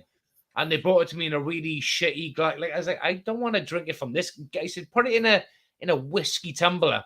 And they were like, but you sure you don't want this? I said, no, I put it it's a great drink. Just put it in a whiskey tumbler with ice. And I said, then I'll give you a good tip. And they were like, oh, okay. Because people want usually people want the dainty glasses. They're just giving me in a whiskey fucking tumbler. And then I'll be happy. They're like, oh, fucking sweet. Okay. So they were like, okay, he knows how he likes his drink. So I had 2. And they're like, yeah, just give it. That's how he wants it served. And they had a nice fucking tip, and it was a good fucking old fashioned. It was a good drink. And a good bartender makes for a good show. Like I've got tons of bartender books back here, and I've got all my bartender stuff, and I can shake up and do everything that it tells me, but I'm not a mixologist. Yeah, all the ingredients are there, and I can make exactly, but. There's just it's like food. When someone cooks you a meal, the meal tastes better. Yeah. Like if I can cook all day long, no problem. And it's good, but it just tastes better when somebody else does it. And so when somebody really just and makes you that perfect drink and slides it to you with that lime around the rim and that napkin, that cocktail napkin underneath, there's just something better of it. It just tastes better. I don't know what it is. Yeah, it's the little things. I think like one thing I learned about cooking, watching cook shows over the years, especially when it comes to like Afro Caribbeans and stuff. The soul that goes into the cooking, is the fucking soul, man. The love they put into it. It's like, oh, okay. Like a lot of people ain't got that. It's fucking there. Like so I love smoking. Smoking chickens, brisket, ribs, etc. Yeah. And that requires a lot of time. So a lot of times I'll be up at 2, 3 o'clock in the morning, getting the fire going, getting smoke going. And you're just trying to get it, it's an hour just getting your wood going and getting ready. Because if it's a brisket, you may be smoking it for 10, 12 hours. And then to hear people go, I love this. This is one of the best meat I've ever had in my life. Yeah. But the thing is, I can't stand to eat it. I'll just have a bowl of cereal. It's like I'm stressed out. Yeah. Hoping that it's good and hoping everybody likes it. And I want everybody. Yeah. Right. I want everybody like that. Good. I know the feeling. Yeah. Give me phenomenal. Like you go back to bartenders. I will take a good bartender over an amazing mixologist because at least they care. The shitty ones don't care. A good bartender will care. A good mixologist is great, but it's like a high-level chef. I don't need it. I need a cook that cares. A cook that cares to me is better than a proper chef because it's just like they're putting something into it. Like yourself, if you're making barbecue, that's important to me. If you care about what you're cooking, like my friends in Brazil, when they make stuff at home, they've spent fucking hours doing that. Yeah, that means more to me than going to a fucking Michelin star restaurant. I kind of agree with that, Carl, but charging. I can put faces. It to doesn't what mean I you just can't. said. It doesn't mean I can't disagree with a good mixologist because I fucking love it too. But it's just I could take a good bartender over. Yeah, but there a really good bartender makes you feel like you're where you're supposed to be. I went to see Jamie. I went to see Hugh at like. Do you remember that place that got closed down? It's like the Tall something down one of the alleys in Cardiff. 10 feet tall. Yeah, there was a good comedy show up there. But the barman downstairs, it got cancelled. So I was shut in there with Jordan and Jack from Bristol. Everyone was fucked. We were doing drugs. Let's face it. And but the barman in there, I was like, oh, Buffalo Trace looks good because they make a good. I can't remember what the higher level Buffalo Trace one is. It Blanton's or someone? It's like, he goes, I can make you a great old fashioned. I just said, I just gave him loads of money. I just said, make me what you think I should be drinking, and he made an old fashioned. I swear to God, it cost me a reasonable amount, but it was beautiful. It was beautifully made. It was like probably he's been pouring beer all night. He's just been pouring beer all night, and I just went and say, just make me something good. Yeah. But there is, Carl, you kind of, we're splitting hairs here, and you hit the nail on the head. If you go to high-end fancy place, they may be a fancy mixologist and a bartender, but they don't make you feel at home. Whereas this guy made me feel like I should be drinking it. I think that's what you said as well. He was like, you should be.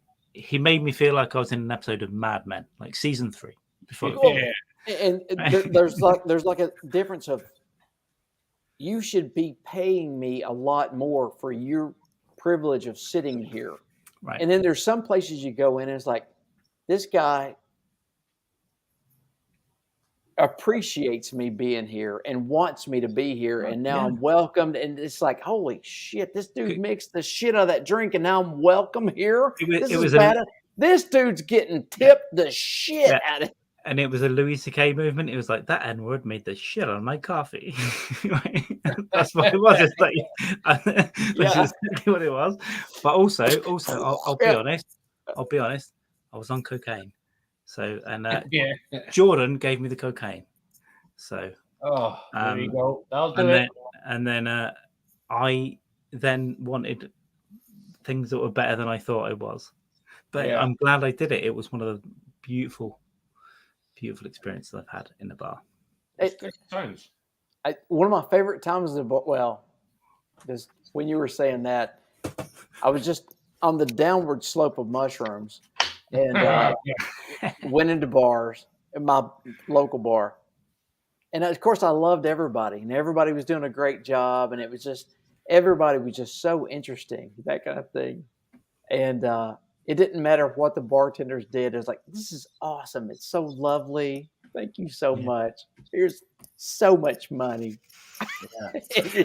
And it's way different if you're on coke. It's like, where the fuck is that bartender? Well, I have to tell you, it was in the very early stages. So it wasn't like it was like, oh, this is kind of nice. I feel kind of. It wasn't like 6 hours later. No, it's like immediately after the like 2 a.m. on a Sunday when the lights come on in the bar.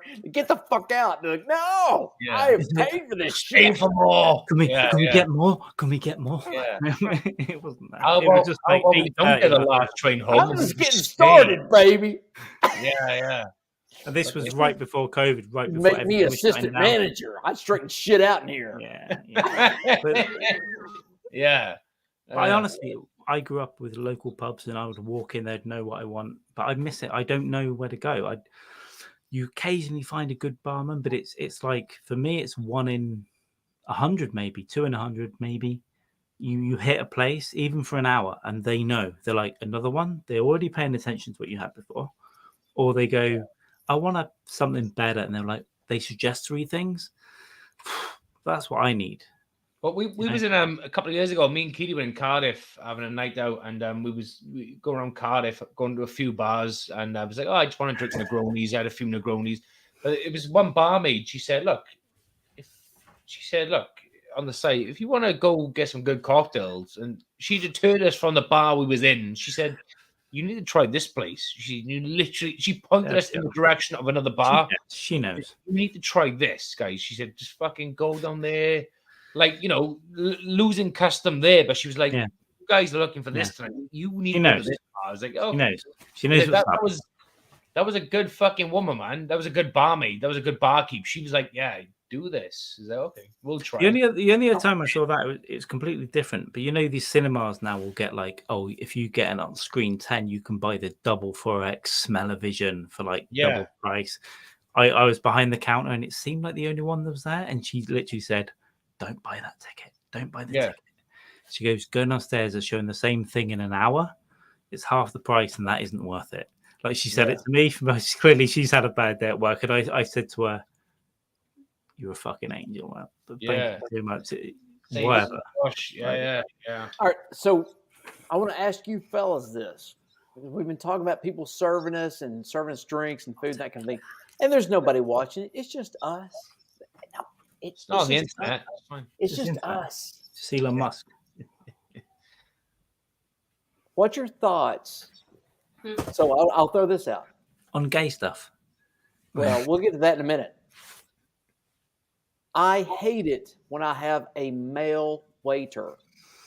When a female waitress brings me food, I immediately feel like that food tastes better. It doesn't, and I go for it. If anybody's in the chat, maybe it's misogynistic, maybe I don't know. But when a female waitress brings me food, the food tastes better. Yeah, I've never thought about it before. If I think about this, right, I prefer it too, but only if they're kind of vaguely attractive or higher. Because it's like I would prefer I'm the other way. A nice looking individual to bring me my food. I'm the other way. Like I don't trust a skinny chef. Skinny chefs are liars. Now a chef is different. Yeah, a chef is different. Hack Oddity, I trust. Yeah. I trust Hack Oddity because he's a fat cunt. But if a chef walks out and he's like, "Oh, I've been smoking and not eating for 3 days," nah, you're not cooking my food, dude. I want a fat, greasy, smelly bastard. But the people you send out to bring my food, make them look a bit better than you. I've never thought about it before. Never. But now you've said it, I maybe it's kind of like I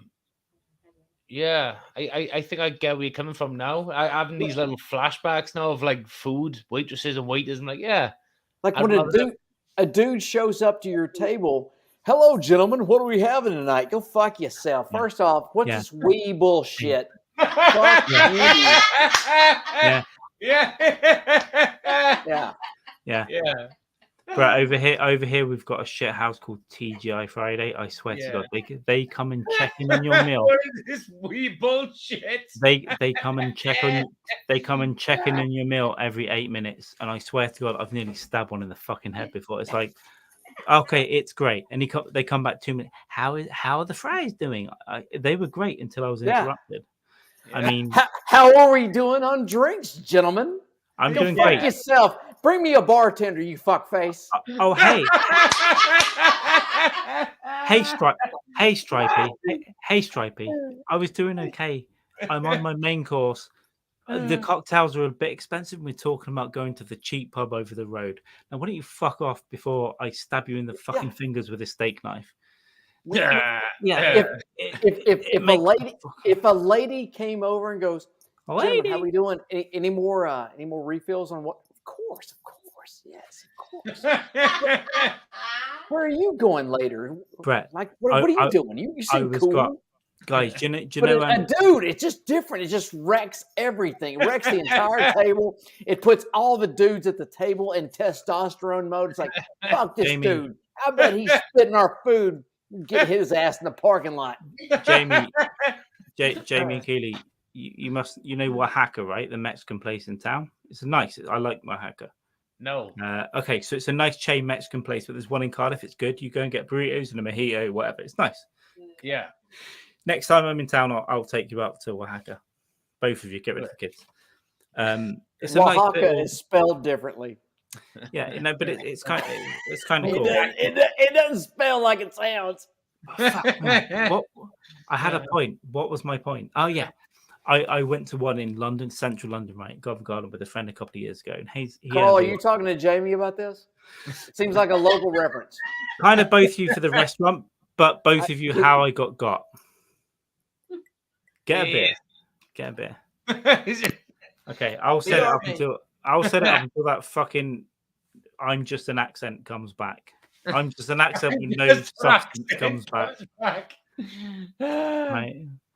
God. Okay, so I'm in Oaxaca, but it's good. It's a good attempt at Mexican. It's all right. It's a bit trendy, but you get a nice mojito and some enchiladas in there and stuff. There's one in Cardiff just by John Lewis or where it was. Right. Okay, so I've set this up. So I go into this place in Oaxaca in London. And this bitch, this waitress, I have to say, she was hot as fuck, dude. She kept coming over. We brought, first of all, we accidentally brought 3 times as many tacos as we should have done because we didn't read the menu properly. We're eating 18 tacos between us. Then we have enchiladas. Then we have cocktails and beer. It's just me and a friend. And then she comes back. And do you know how she upsells me? Go. Because she's a little fucking cutie pie. And she puts her hand, she rubs the back of my back. Rubs the back of my back as she's saying, "Why don't you buy some tequila and some ice cream?" And I never eat ice cream. And I went, "I'll have some ice cream, please." Some ice cream, okay.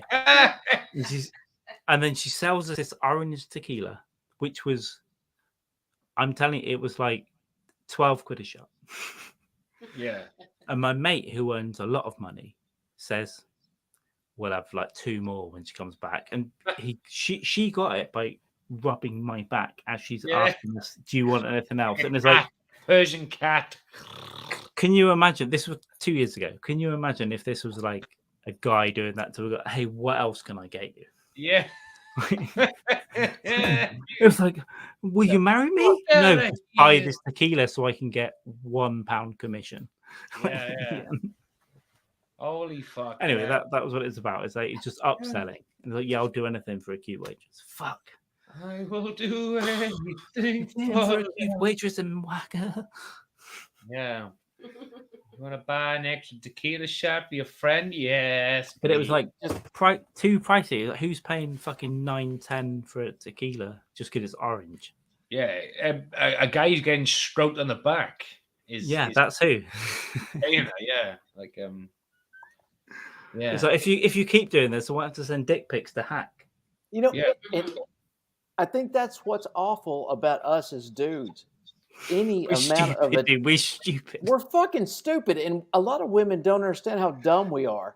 Any amount of attention we receive is like, so it's on. It's true. We're so stupid. On minddogtv earlier, he was defending rape as usual and victim blaming. But then what? We had like we had a fairly civil discussion. He won't watch. He's too late for him. We had a fairly civil discussion about it, but then he was almost dismissing it. But then more and more recently, I'm becoming more of a Bob Saget because more and more recently, I'm like actually thinking about, what's it like to be a woman with a pair of tits? Like from 13 up. It's like not just like genuine problems, but every day you're thinking, who's going to shout on me today? Who's going to say something to me today? And if I'm nice in the office, who's going to give me the fucking eyes after work over a glass of wine? And believe me, as males, we've all been the other person going, she must like me. She was just nice to me. We all must have been there in the past, right? Before you figure this out. It's like, oh. Dude, I remember being a psychotic teenager dating a girl. Like, if I can't put my eyes on her within 6 minutes, I'll fucking shoot her.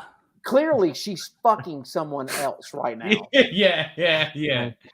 And just, you're constantly wanting to put your dick in something and constantly your brain is crazy. And it's like, I got jealous that's why it's like, it's great for indoctrination. Let's put these motherfuckers in war and make them shoot people. And it's like, nothing. It's stupid. 18 to 25-year-old men are stupid. Fucking stupid. And, of course, you start jacking off at like 12, 13 years old. Yeah. 18 times a day, something like that. I wish was I making- could go back to that. Yeah, like Yeah. I was making. There was a British lady in my stream last night, My and mum. she's got 3 13-year-old boys, and I made the Oh. joke like, "There's not a towel in your house that doesn't crack. Yeah. It And- snaps in half." Yeah. Right. And they're all trying And- to fuck at the same time as well. and like, yeah. We had no idea it was obvious when I was that age. I Yeah. would stick tissues to the wall and down the side of the bed, and then yeah, honestly, yeah. I would come home on a Friday and they'd be gone, and I'd be like, "Good, Mum's cleaned the tissues," we're just without realizing it's like, oh, she knew. Yeah. I was Fucking animals, just fucking animals, man. just the smell, just the What- smell of walking into the bedroom of like, Yeah. oh, it's chlorine in here now. This smells like cut grass. It's like, Do you remember like the first time when you was like, pre-teen, and you was like the first time you sort of whacked off and you was like, oh, this is a great sensation. I've Like got a never used to come. There was never any fluid, and you was like, this is I- great. And then now one day you did it, and it was just like, you're like, what the fuck, Dude. Mom? I remember the first time I did it. It was I was watching a kung fu movie, and for some reason they Was everyone dancing? Well, no, it was everybody was fighting at Right. first, and then they cut to this lady in the shower with like one of these detachable shower heads, Yeah. and she was spraying her cooch, and I saw bush, and I was like, this feels right. yeah. And it was like this, like not white but not clear water kind of. Yeah. I was like, wait, I think I broke it. I think I broke something. And yeah. and then yeah, of course, and yeah. at the same time, it's like, wait a minute, I know my dad he's wondering why I stopped the VCR and I keep rewinding it, and I can hear my dad. He's coming down. He's gonna ask questions. Why are my pants down? And so I had to figure it out really quick. And so that first time was really just figured weird it out. because I thought I broke something. And of course, in the Bible Belt, Jesus is always watching, and so now it's because there's nobody tells you how to jack off good, Yeah. especially at like 12 years old. And now you're just going, I what? still don't know how to do it now. Like everything feels good, but you're conflicted. Keely, I just kind of thumb it. It's like to me, it's like that scene in Smokey and the Bandit when he jumps the Trans Am over the bridge. It probably Yeah. feels really good, but at Yeah. some point that Trans Am has to come down and hit the pavement, and that's the way it was the first time I jacked off, and it's like Brett, these milky weird drips came off. At least I'm hydrated. What the fuck? But it didn't take longer, and I was like, wait a minute, I got to do this again. Something's happening. But Jesus is watching. so Jesus is watching. when I first experienced it, it wasn't like before. Hey, shut up, you two. Wales is over egging this pudding. When I started, before there was anything, it was to a specific picture. And Jamie, this isn't the right picture, but I'm going to give you an example. I used to like spit in image as a kid, like there was like a latex puppet version of our politicians, right? Yeah. Spitting Now- images in kids, and I wouldn't put that in a sentence. It happened. I happened to be it happened to be a postcard on my wall, and when I started doing that sort of stuff, I happened to be staring at Neil Kinnock's nose, who had a little Neil Kinnock on the end. Oh Mate, fuck. Now, Yeah. that's when I first had the experience of like, as I was staring at that. Now I'm going to show you the picture of the Neil Kinnock, but not. If I can find the actual postcard, I'll send to you. But let me show you what I first looked at when I felt the experience, and it wasn't a woman. Let me have a look. And this might explain a couple of things. Is this, wait, is this why your name is not really Carl? Yeah. Yeah. Brock, fair play. That was the best description of creeping coming I've ever heard. Oh, fucking hell. Wow. Yeah. Yeah. Shit. Jesus Christ. But that You know, that's not you the- know what, Carl? I can That's- understand why you don't want to punch all your family in the face because they keep coming at you. Yeah. That's it's not the exact picture. It's like a row of politicians, but he was on the thing and he was in a clown hat, and Yeah. that's what he first looked at when it came. Like, how lucky are we? I'm not a serial killer. Yeah, fucking Right? Jesus Christ. Yeah. Yeah, well, yeah. Wow. That's fucking dark, Carl. That's dark. At least Brock had some reasonable explanation of yeah. Doesn't it? It explains stuff, right? Yeah, it does. It explains you quite well. It's I first came to a middle-aged Welsh politician. yeah. Well, we've all got to, everyone's first come has got to be to someone. So it's like, yeah, they'll do. It's okay. And tequila, Betty. Yeah, I had to give up tequila for 9 years at one point. 9 years, and then one day I could do it again, but I was sick so bad on my 20th birthday that I couldn't touch it till I was 29. I've been there. Yeah. Oh fuck. We've gone from like preteen masturbation to What's your tequila. first experience, Jim? My first experience. What, wanking? Mm-hmm. Tell me about it. I think I'm pretty sure it was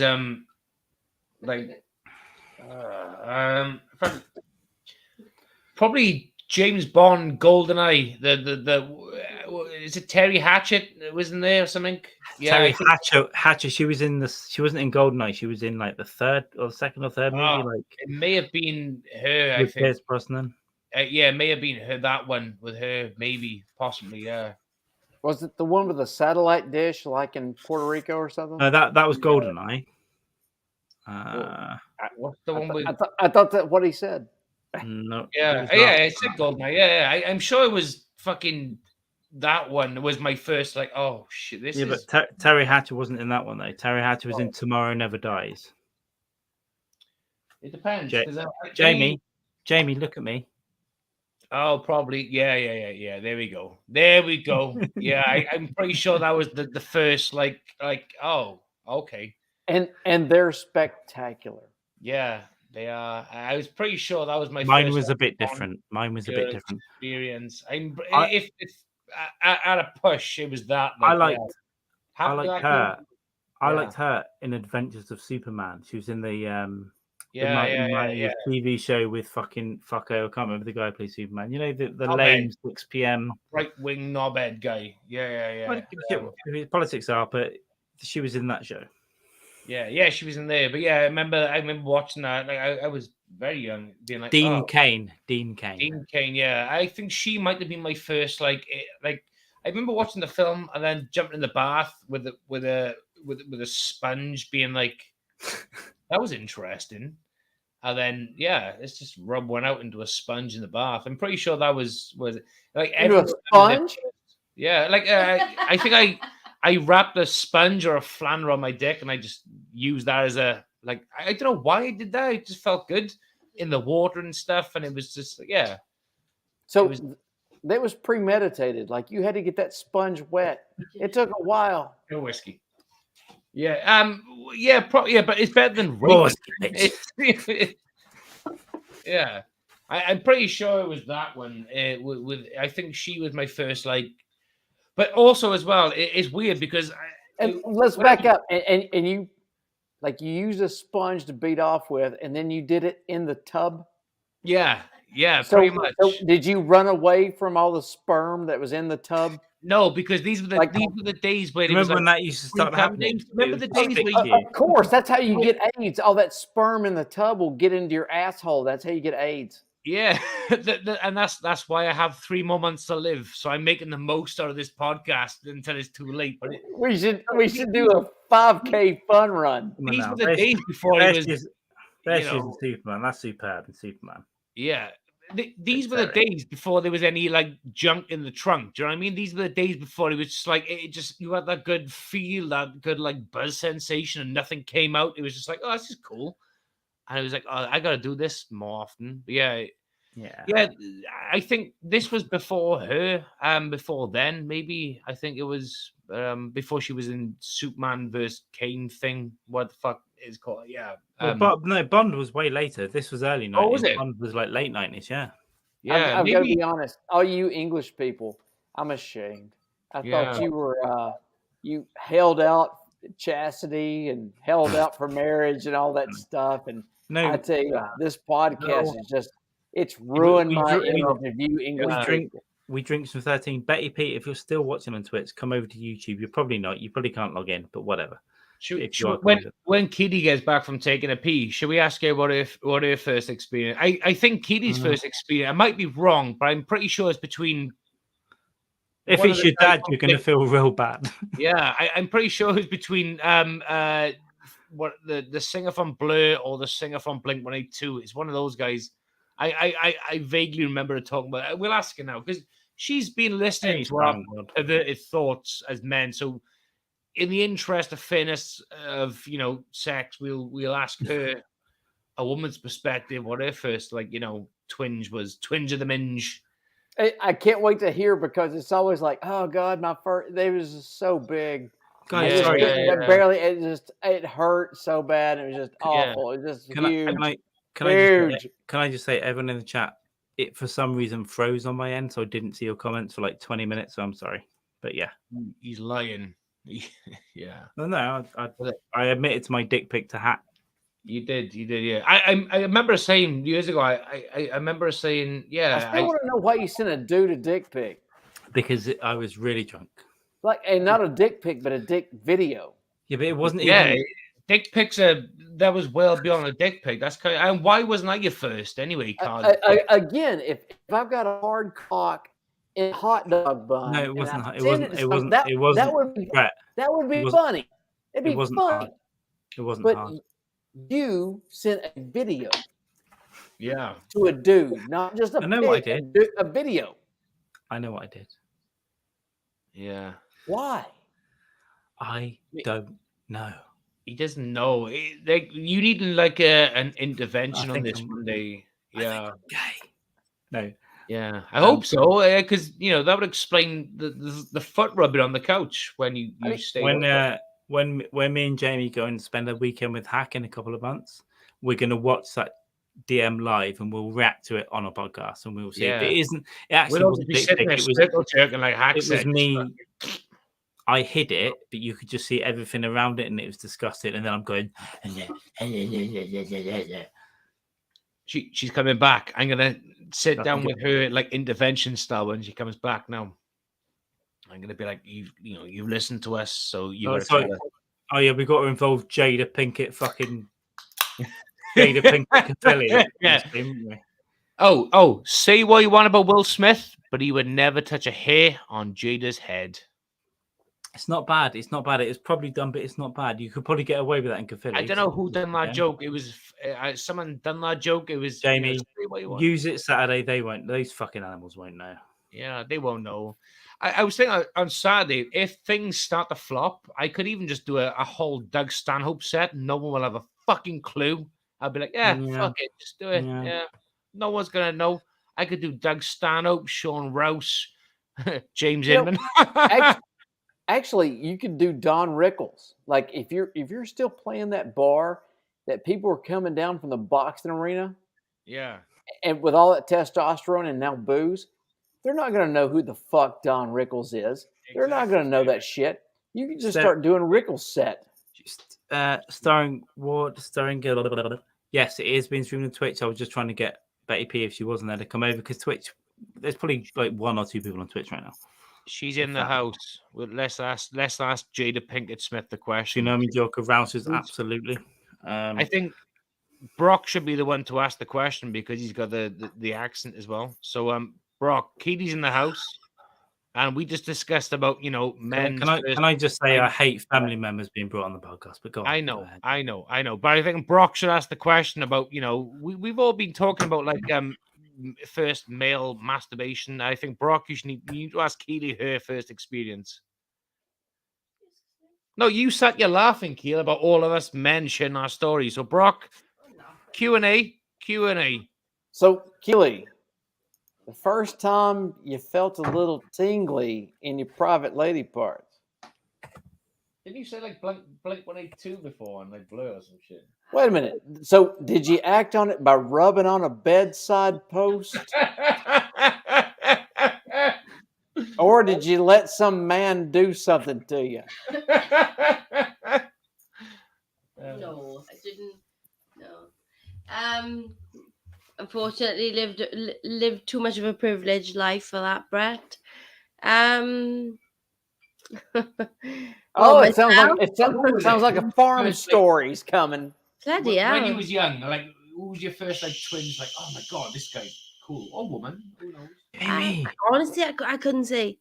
Like a video. I don't Oh, for fuck, this has gone poo.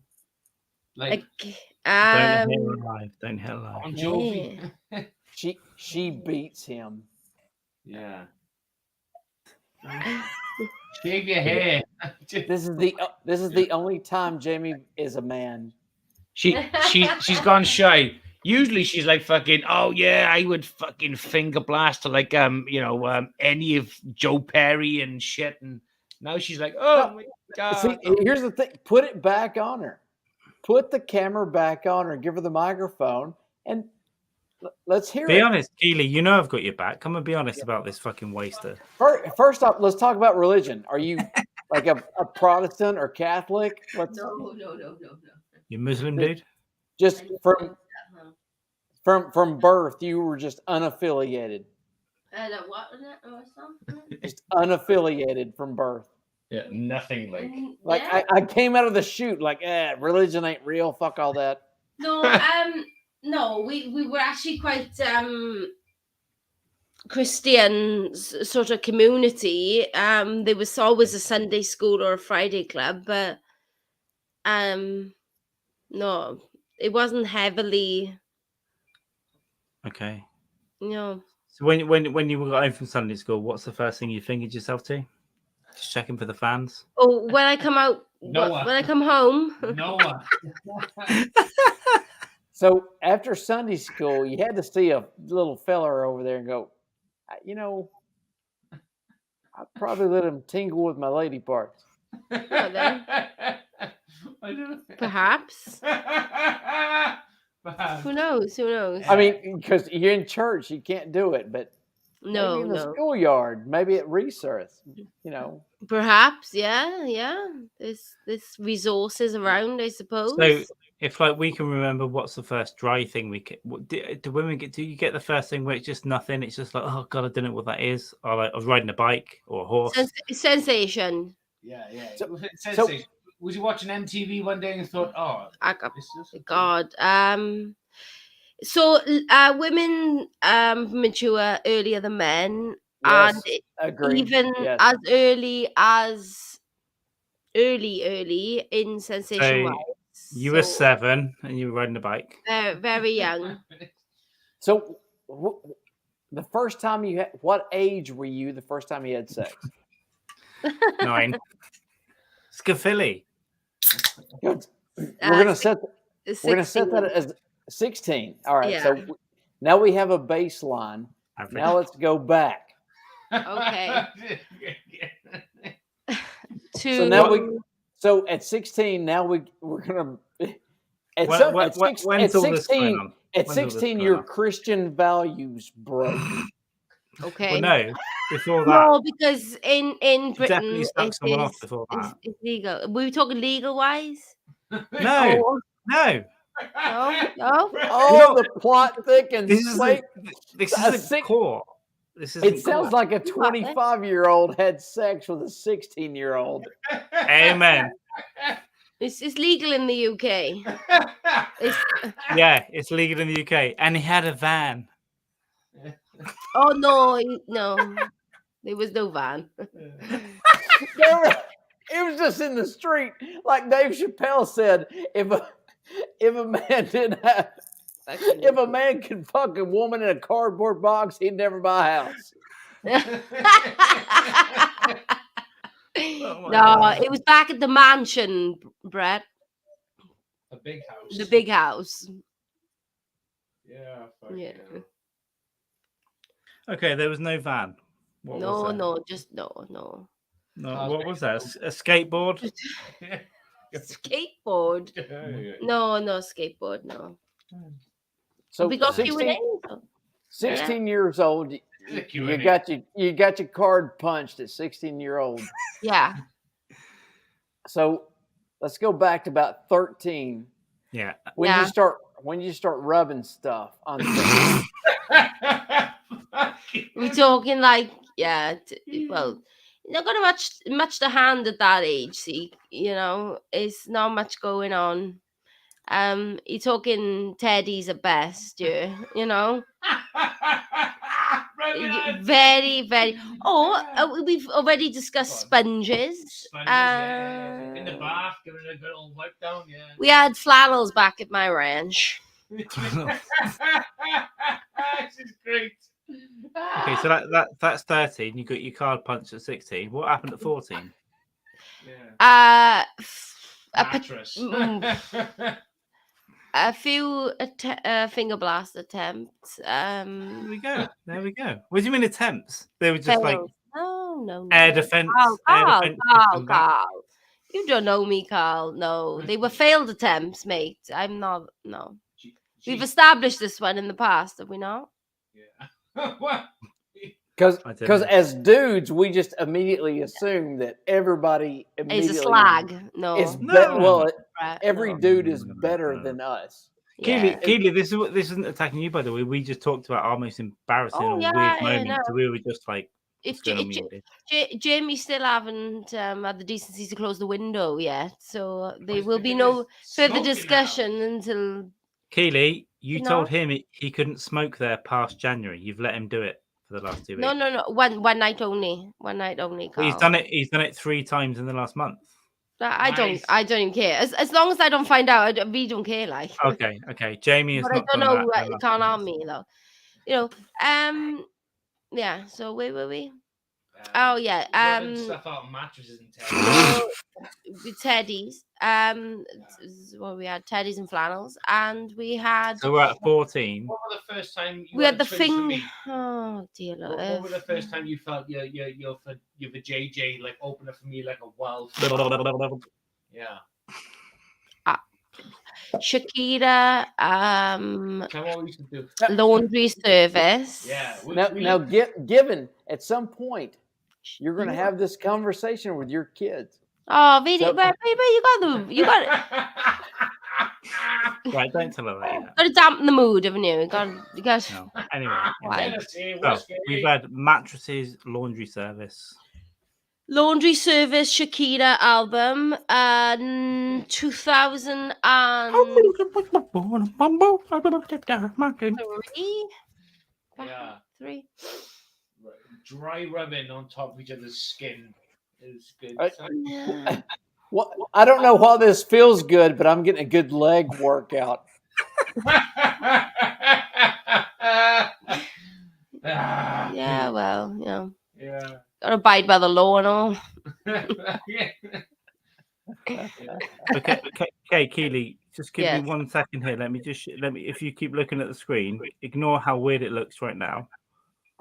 And then just look at this. How do you feel? Yeah. Underneath your clothes, there's an endless story.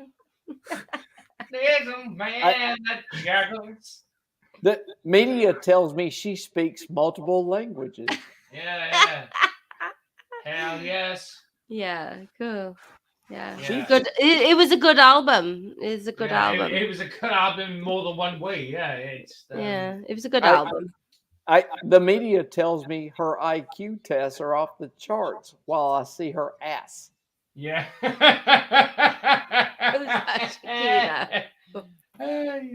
Jesus Christ. It was a good Q&A. So 14, you at laundry service. There's some attempted finger blasting. What happened at 15? I assume successful finger blasting.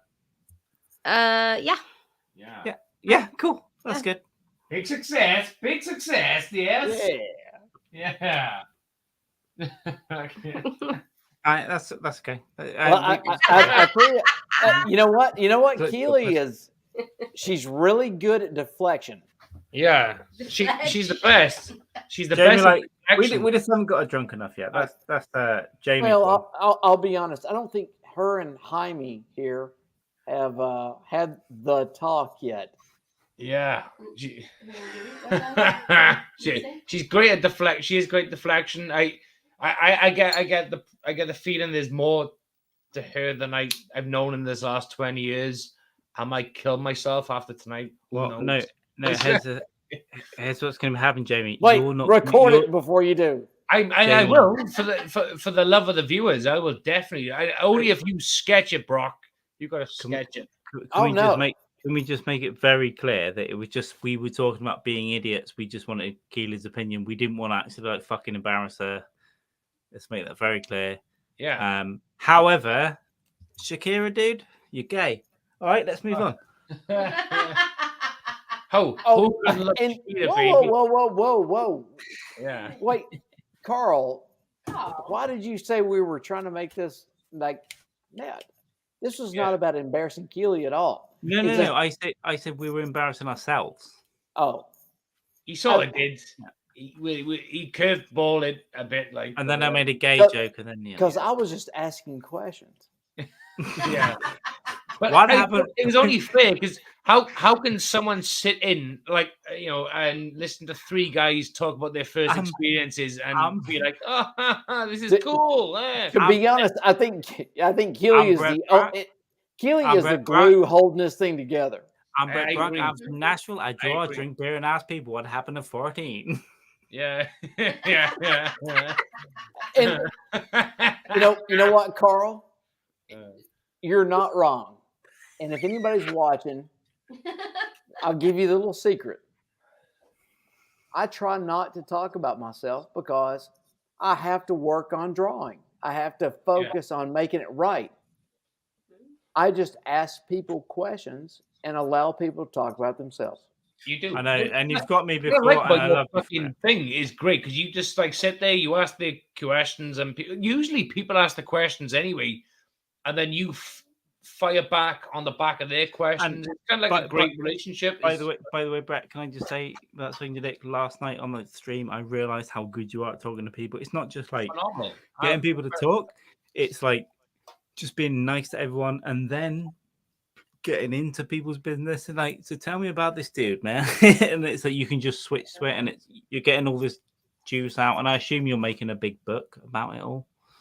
I'm not making a book about anybody in the chat for sure.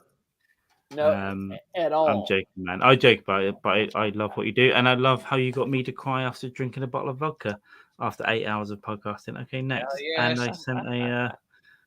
Is this being streamed on Twitch? Yes, sorry, I did see that. Yes, it is. You're on Twitch, you idiot. Anyway, this is nice. It's always nice. I thought I'd have to stop this an hour ago because I'm not alone here. But I don't. We're 3 hours and 37 minutes in, man. I can keep going. I can keep going for a little while. There's a beer here, dude. Who are you talking? Who the fuck do you think you're talking to? 14-year-old wife. 14-year-old bitch. I loaded the fuck up on my refrigerator just for this. Fuck you, man. Get the fuck out of here. Do you know why that feels good to say? Because I was so anxious to ask you to come on the podcast that you've been on. I felt awkward all week. And then when you said yes, I was like, oh, God, yes. Why is it because you're a bitch? Was it because you're a bitch? It's because I'm a bitch. Yeah. Carl has got a great relationship, right, with a lot of people, okay? Brock, you included. And he's still, now and again to this day, he's like, oh, I don't want to be asking Brock to come on the podcast. I'm like, just fucking ask, dudes. And Jamie, and for everybody, Carl and I were talking about anxiety before we went live. And I hate, I don't call anybody anymore because at this point, I'm like, I may wake them up. I don't know what shift. Maybe they're working third shift. I get it. I don't call anybody. I'm doing this behind my back as we talk about it. I'm locking fingers behind my back. I'm like, It's like I don't. People have to text me or call me these days because I don't want to bother anybody. it. I'm like, oh, they got kids and they got shit going on. They got, I'm not going to bother anybody. And so Carl and I were talking about that. So yeah, but that's the thing is easy for me to sit back and say, oh, Carl, just do it. But I'm the same as Carl. When I won't message no one, there's a handful of people in my phone book that I will message or drop a WhatsApp to. And I know everyone that I know will respond back, but I'm the same. I'm like, there's a few people to the exception that I will message. I don't know what about getting. Carl's one of them. I got a few other friends. I don't care, whatever. But there's a lot of people I don't speak to because I'm worried about the same thing. It's like, oh, they're probably busy, got their own shit on. I'm the same. It doesn't that show, because obviously everyone has imposter syndrome, which is kind of similar, but also that's good to know that a lot of people have as well. It's just pure anxiety, and it's like, but you have to overcome it at some point. Even with, like I said, go on.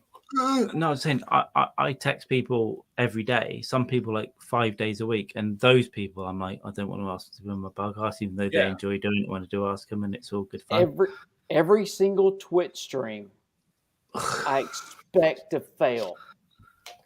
Like when I hit record, go live, my finger quivers when I hit go live. Then I think of myself at 14. And I do it 4 times a week. And it's like people are about ready to see me fail publicly. Yeah. Yeah, I get it. I do. What I've realized over the last year or so with Carl is like bizarre. Carl is a good friend, and I've known Carl a lot less than I've known a lot of people since I know when I was a kid. But I know for a fact I can send Carl anything, anytime, any day and night, and it could be the darkest piece of shit sense of humor joke or whatever, and he'll respond with something, and they'll be like, "Oh, okay," because Carl, I've known him a lot less than a lot of people in my life, but I know Carl is kind of like he's like me. He's like, "Oh, I get it," and there's no need to explain anything. It's just like, and he's like, "Oh." And the same back. I've got a few chats, but with me and you, Jamie, our WhatsApp chat, if that was released to the public or even on here, not only would we be attempted cancelled, we would be arrested because I send all kinds of fucking crazy shit to you. You see a news story about a murder, I'm sending it to you and go, well, we had fun, didn't we? And then we joke about that for a while. There's Carl and my friend Craig, who's a long distance truck driver, and he's definitely killed prostitutes. Yeah, he's a dark sense of humor guy. He's one of the sweetest guys ever. But honestly, if we get him on the guys, we'll do a 4-way with him one day on the podcast. Yeah. And honestly, he is so fucking dark. First thing I'm going to ask him is, have you killed prostitutes? Fucking nuts. So here's what I thought about. It's not the long distance truck drivers who are by themselves. It's not the people who want to get away from technology and go in the woods with a dark thought, that kind of thing. Beautiful. Yeah. If you can extract the dark thoughts from those pro-politicians, pro-religion, the people that show up dressed every single Sunday, worshiping at church and tithing, if you can extract the dark thoughts from those people, now you're onto something. Yeah. Now you're on to beyond Sigmund Freud level shit. Yeah. Because the rest of us, it's just natural shit. Yeah. It's just going through work and life. But those people that go up and go, no, this is how we have to appear in public in front of everybody. Hide it, right? These 40 years of repression. Demons. Oh my! To get them to cut loose. Now what would a politician say if Hack Oddity come on and said, "Carl, you sent me a dick video"? They go, "I deny this," and I said, "Yeah, I fucking sent it to you, dude," and I'm so embarrassed, and it was disgusting, and I'm a pig. But that did remind me of a quote. I am a truck driver. I'm driving the truck. Oh, that's the dawn. Yeah. You said this bars for truck drivers. I am a truck driver, and these are my friends. But this is a Class A motorhome, and it does not require a license. It does not require a license. Yeah. We're going to Mexico. What's in Mexico? Mexicans. Mexicans. Yeah. Richie, Chinese. put your bid in. And Yeah. relevancy, Johnny Depp, Once Upon a Time in Mexico. Are you a Mexican or a We're Mexican? a Mexican. Yeah. So when we, because it's, I got to go to Brazil and come back. But when we get into these movie stuff, which I really want to do Predator, but I definitely want to do Dusk Till Dawn because it's one of my favorite movies. Dude, And I love it. The dialogue is so. Tarantino was so talented at natural dialogue. Like, what do you say in weird situations? Right? If something's so weird, what's the normal dialogue? I got a hole in my hand. Tape it up. Like, he just fucking he's just looking through it. People always say that Full Metal Jacket is 2 movies. And that's true. I haven't seen it for a long time, actually. That's true. But Dusk Till Dawn is also 2 movies. I would say that all Kubrick movies are 2 movies. Well, Clockwork Orange is, I think. But that opening scene when they're in the convenience store and he grabs the toilet paper and sets it on fire. Richie. It's badass. I'll turn this place into Billy's World of Blood. What do you say? You got about fucking 10 seconds to fucking live or whatever. And just So the first scene is so quiet. It's like, man, if there ain't a lot for Mongols to be serving the food, I think there ought to be. And it's all this little sweet conversation, and then he gets shot in the fucking head, and then they come out and go, I wasn't tickling the ranger. Well, fuck you. And then when they leave, and then the crappy 90s, she's in the trunk, ding, ding. But then it's like a crazy gangster movie for like an hour. And then that's the second part of the movie. There's 2 movies in that. It's the same way. And where Richie Tarantino's character, she leaves the hostage on the bed. She's in the bedroom. Yeah. What the fuck? You see, through George Clooney's little flashes through Clooney's eyes. He's like, what? Is it my fault?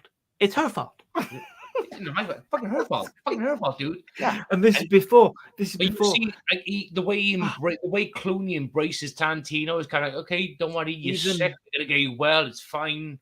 It's okay. It's Keitel's kid. And then you get the Jap over here, and he puts the gun in his mouth. He goes, he's Chinese. He goes, well, excuse me, or the hell. and then you cut suddenly. Cheech Marin comes out of nowhere. We got hairy pussy, clean pussy, dirty pussy. We got pussy for a penny. If you can find any pussy cheaper than that, fuck it. He's already been in. Yeah. He's already been in he already played the border guard where he looked at her panties. You're like, Clooney's knocked out Richie. He's like, you fucking shut the fuck up, And she's there with the little pink panties. Everyone's she thank him, doesn't she? She thanks him. She's like, thanks. He's like, he's like, yeah, fucking knocked his own brother out in the fucking shitter. Like, she's down there with her panties down. It's such a clever film. It's such a great dialogue film. It's such good action. It's such fun. It's B movie stock. It's vampire. It's gangster. It's Tarantino. It's fun. And plus, it's got a great soundtrack. Tito and Tarantula doing that soundtrack. I had that. I've been listening to I had that on MP3 for years. Like, it's a sexy soundtrack. I love it. Beautiful fucking soundtrack. Mary had a little lamb. Yeah. Now let's kill that fucking band. Yeah. What's the guy is I was in Nam back in '72 and a green went off. Where he's like he's playing the bass as a dead body. He's like bang bang bang. It's a dead body just as a bass, like it became a B movie immediately, and I loved it. Yeah, but it's a mix. It's a mix of B movie. It's a mix of Rodriguez slick, and it's a mix of Tarantino's one of his best dialogue scenes outside of Reservoir Dogs. I think it's just the best snappiness. It's the cut lines. It's cool, and it's how people would talk to each other as well as being cool. It's. Very I remember I borrowed the VHS tape off my mate. Right, I watched it with my brother and was like, "Oh, this is cool." And then my because I come from a broken home, so my father came down to stay. Really? And and my father come down for a weekend. That doesn't track. No. Yeah. Put the Jap on the bed.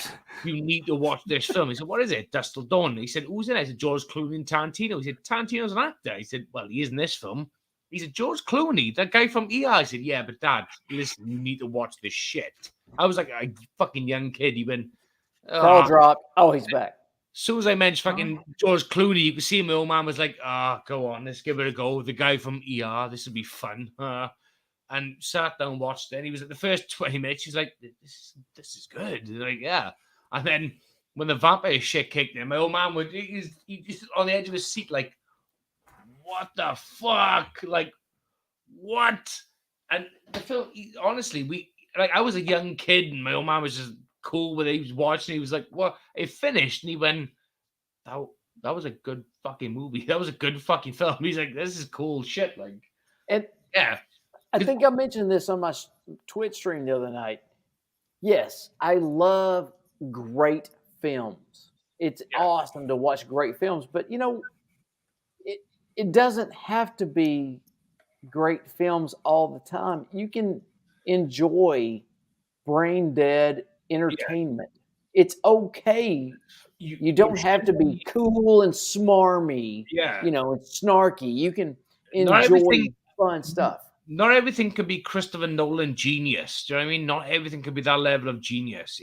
Sometimes it's like music. Okay, you can listen to like fucking you can listen to Pink Floyd and be like, wow, I got to think about this song. But sometimes you can put Rolling Stones on, just relax the fuck out. You know what I mean? You can put on 1950s rock and roll, and rockabilly, and just relax. let your brain, Hey, just go. It doesn't have to be a 3-hour The Godfather film. Yeah, it doesn't need to be that. Yeah.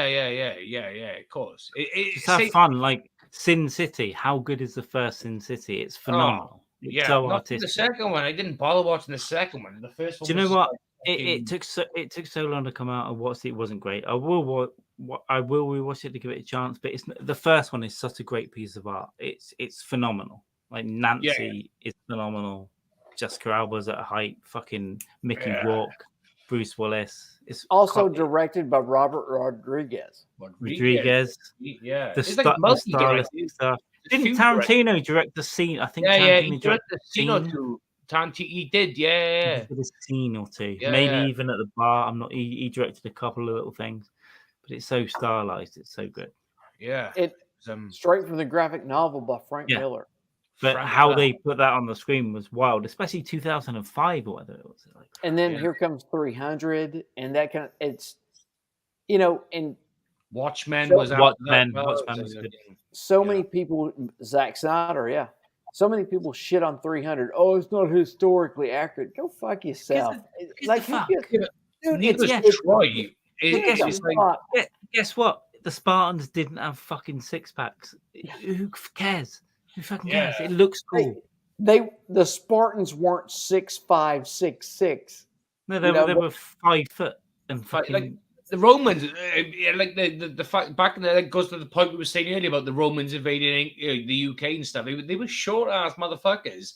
I know that Spartans were Greek and whatever, but they were all short fuckers. Well, the statues of the muscles were actually built to mock people with muscles. They called them mouse. Muscles comes from the word mouse. It's like you've got a stupid little mouse running about yourself. They were fat, bulky. It was completely exaggerated. It was made like Frank Miller done the comics. They were fat and bulky, like an athletic wrestler. Exaggeration in the way of like. I'll tell on myself. I didn't realize how genetically small people were until about 1997, 1998. I started going to Germany and Europe and Switzerland, and they have historical stuff. Yeah. And then you look at these helmets and like, what? Yeah. I could have just punched that dude and he'd be dead. Be dead. Yeah, be gone down. Yeah, that's just how it is. Like they were little small people, shrimpy cunts. Yeah. In my hometown here, the old part of it, the whole part of it is 15th century. So there are front doors. Now they've kind of extended them a bit, but a lot of them back then are like here. So you have to go in to get in because they're 400 or 500 years old, and the average height was 5'2" or whatever 400 years ago. And it's wild. You know, when people talk about Achilles, he fought Goliath, whatever. Like, I gotta find booze. I've got to find booze. Yeah, find booze. Go and find booze. Hey, I'm empty too, motherfucker. Hurry Ah, up. God, I'll do it on my own. You go get booze. Brock, get booze. Go on, I'll do it on my own. Who cares? No, it's all right. But yeah, these Europeans were like short ass motherfuckers, man, and they were like, but they were conquering the world at the same time. In mass numbers. Yeah, that's in mass numbers. It's Same like, way with the Mongols, like the Yeah. Mongol horde when they came Yeah. through. I mean, there was no lack of their strength was in their horsemanship. Jesus, yeah. Yeah. It's the old saying, like safety in numbers, but that's what they were. They were numbers. There were masses of them. But they say safety in numbers. Tell that to 7 million Jews. Hey, but yeah, point being is you got these like hundreds of thousands of people on horseback marching towards you, and you're like, what the fuck is going on? You're gonna, back in the day, you would submit. You'd be like, oh, this is fucking crazy. Like I have guns in my house, right? Guns, plural, in my house right now. Yeah. But if suddenly 30 people surrounded my house right now and started shooting indoors, I couldn't get to my house or get my guns quick enough to defend myself. Yeah. They'd mow me down in the house. Yeah, unless you was like John Wick or some shit. But yeah, it's But it goes back to the point of like the 300 stuff. It's like it's all when you see it in films, like 30 guys surround your house and one guy's there with like 2 pistols, takes them all out. It's fiction. It's a fantasized version of. It's reality. fun to watch. It's fun so to watch, man. fun to watch. Yeah. It's like Stephen King novels, The Shining. Like it's like that's not gonna happen. But it's fun to read, fun to watch. You see it. It's like, this is okay. But this is the problem with people who see a work of fiction or read a work of fiction, over exaggerated. But that's the idea. Like authors, filmmakers create a world where this is possible. It happens. And it's like Rocky, the Rocky films. Okay, if he was a real boxer, he would have been dead from concussion in the first film, right? Done, finished. But the point being is, Stallone said, I know boxing. No boxer in the world can take that much punishment without blocking, get his jaw smashed in. But he said the point is, Rocky can. He's a fictional character. He can take the blows. He can take it's metaphorical in some ways or whatever, but you create a world where your hero and villain live, and then you immerse yourself in that world. Don't think about the reality behind it. Just believe in the fiction. Just go with it. It's when you start thinking of, well, this wouldn't happen. You break the story down as bullshit. It doesn't make sense. Just go. If you go with it, it works. That's the problem. People can't daydream with these fantasy. Like from Dusk Till Dawn, you've got to believe it's happening. You've got to believe in the fantasy. You've got to think, fuck, this is fucking. Just let yourself go with it. It's. So I'll tell you this. This would have been 2004 or so.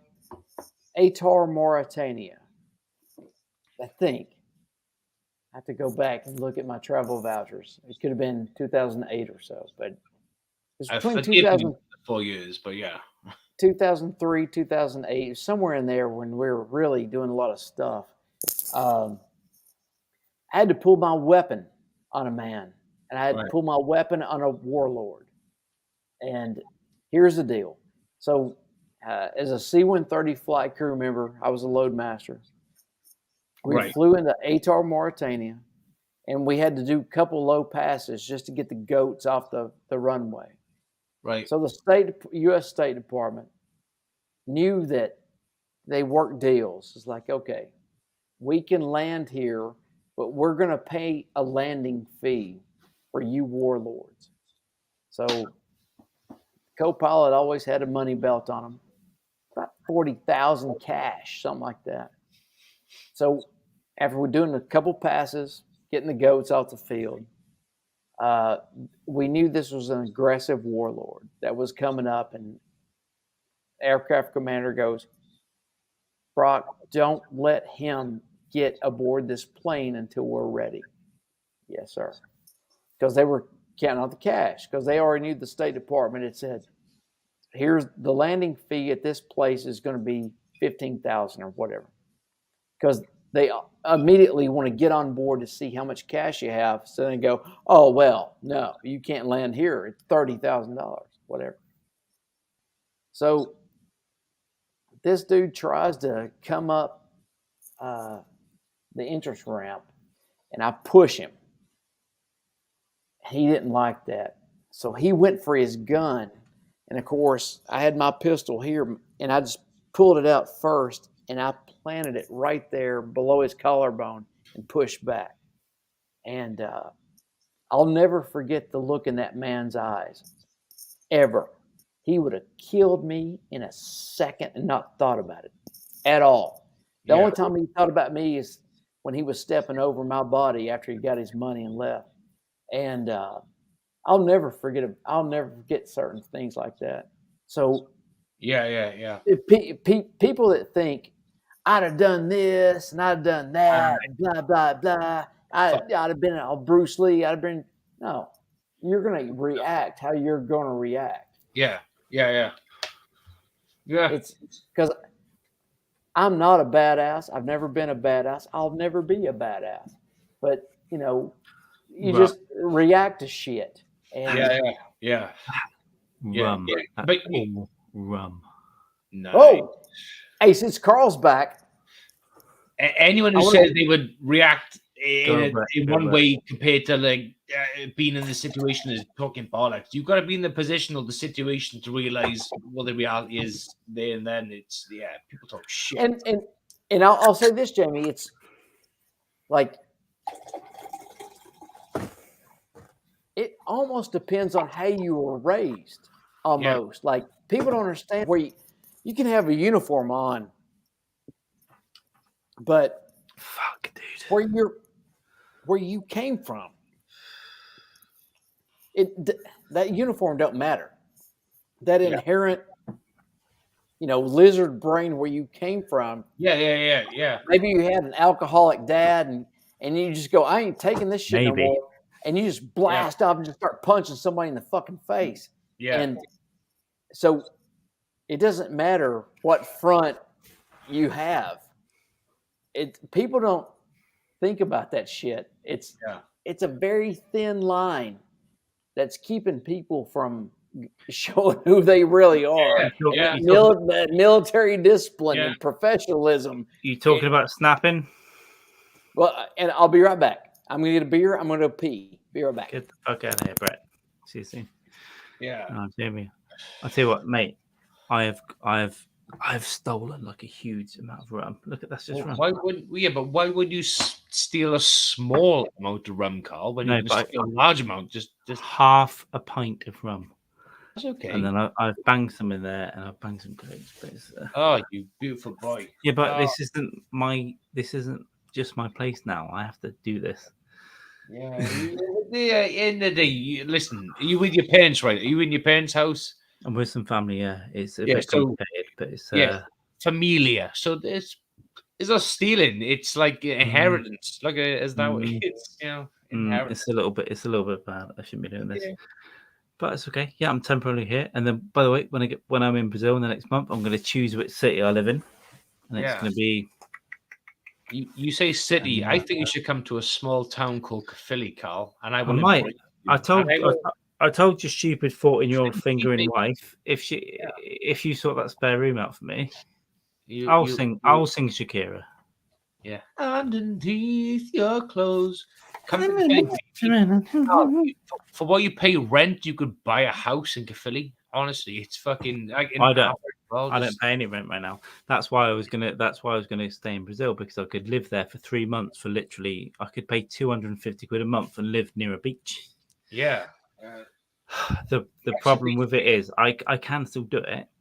The problem with it is I need to come back and organize my fucking life. So if I do, the longer I do that, the more I'm putting off getting a home, and then I've got to bleed into times of like Edinburgh and then going to America. It's like it's not practical to not have a home for that long.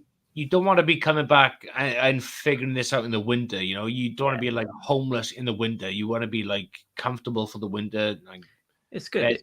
I've got a vague plan. So by June, July, I'll have a place. That's the plan. I just need to choose somewhere. But what I'm going to do, I'm probably going to extend my trip by 3 or 4 or 5 days. So I'm going to be out for about a month until about like the 15th, 18th of May. Then I'll be back.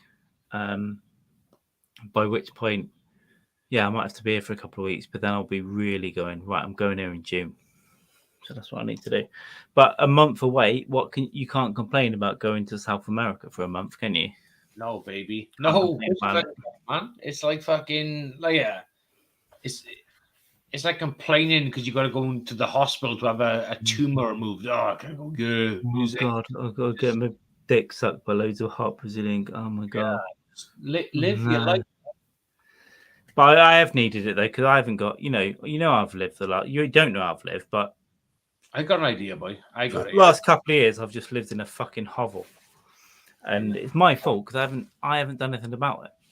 But I've done it. I've sat there and I've fucking drank myself silly. I threatened to kill the neighbours. I thought about killing myself, and then I thought, oh, let's do some podcasts. Let's do podcasting and contemplate moving away and going abroad for a bit. Yeah. But no, your life's on the right track now, man. You're looking better. Well, not in this lighting, admittedly.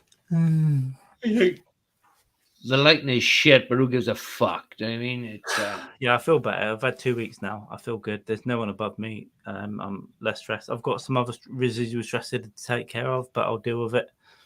And then I've been in Brazil. Who gives a fuck? When I'm out there, what are you going to do? Get on a plane to Rio and annoy me? Not really.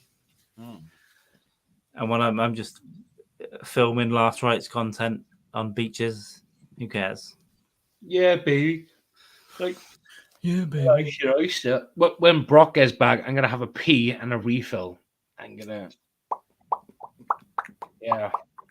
Brock's coming back right now, baby boy. Stretch my legs again. Jamie, go get a pee. Please hold. There we go. All right. Hello, Carl. Right, how you doing, Brocky? Look at that little sweat stain. Nice.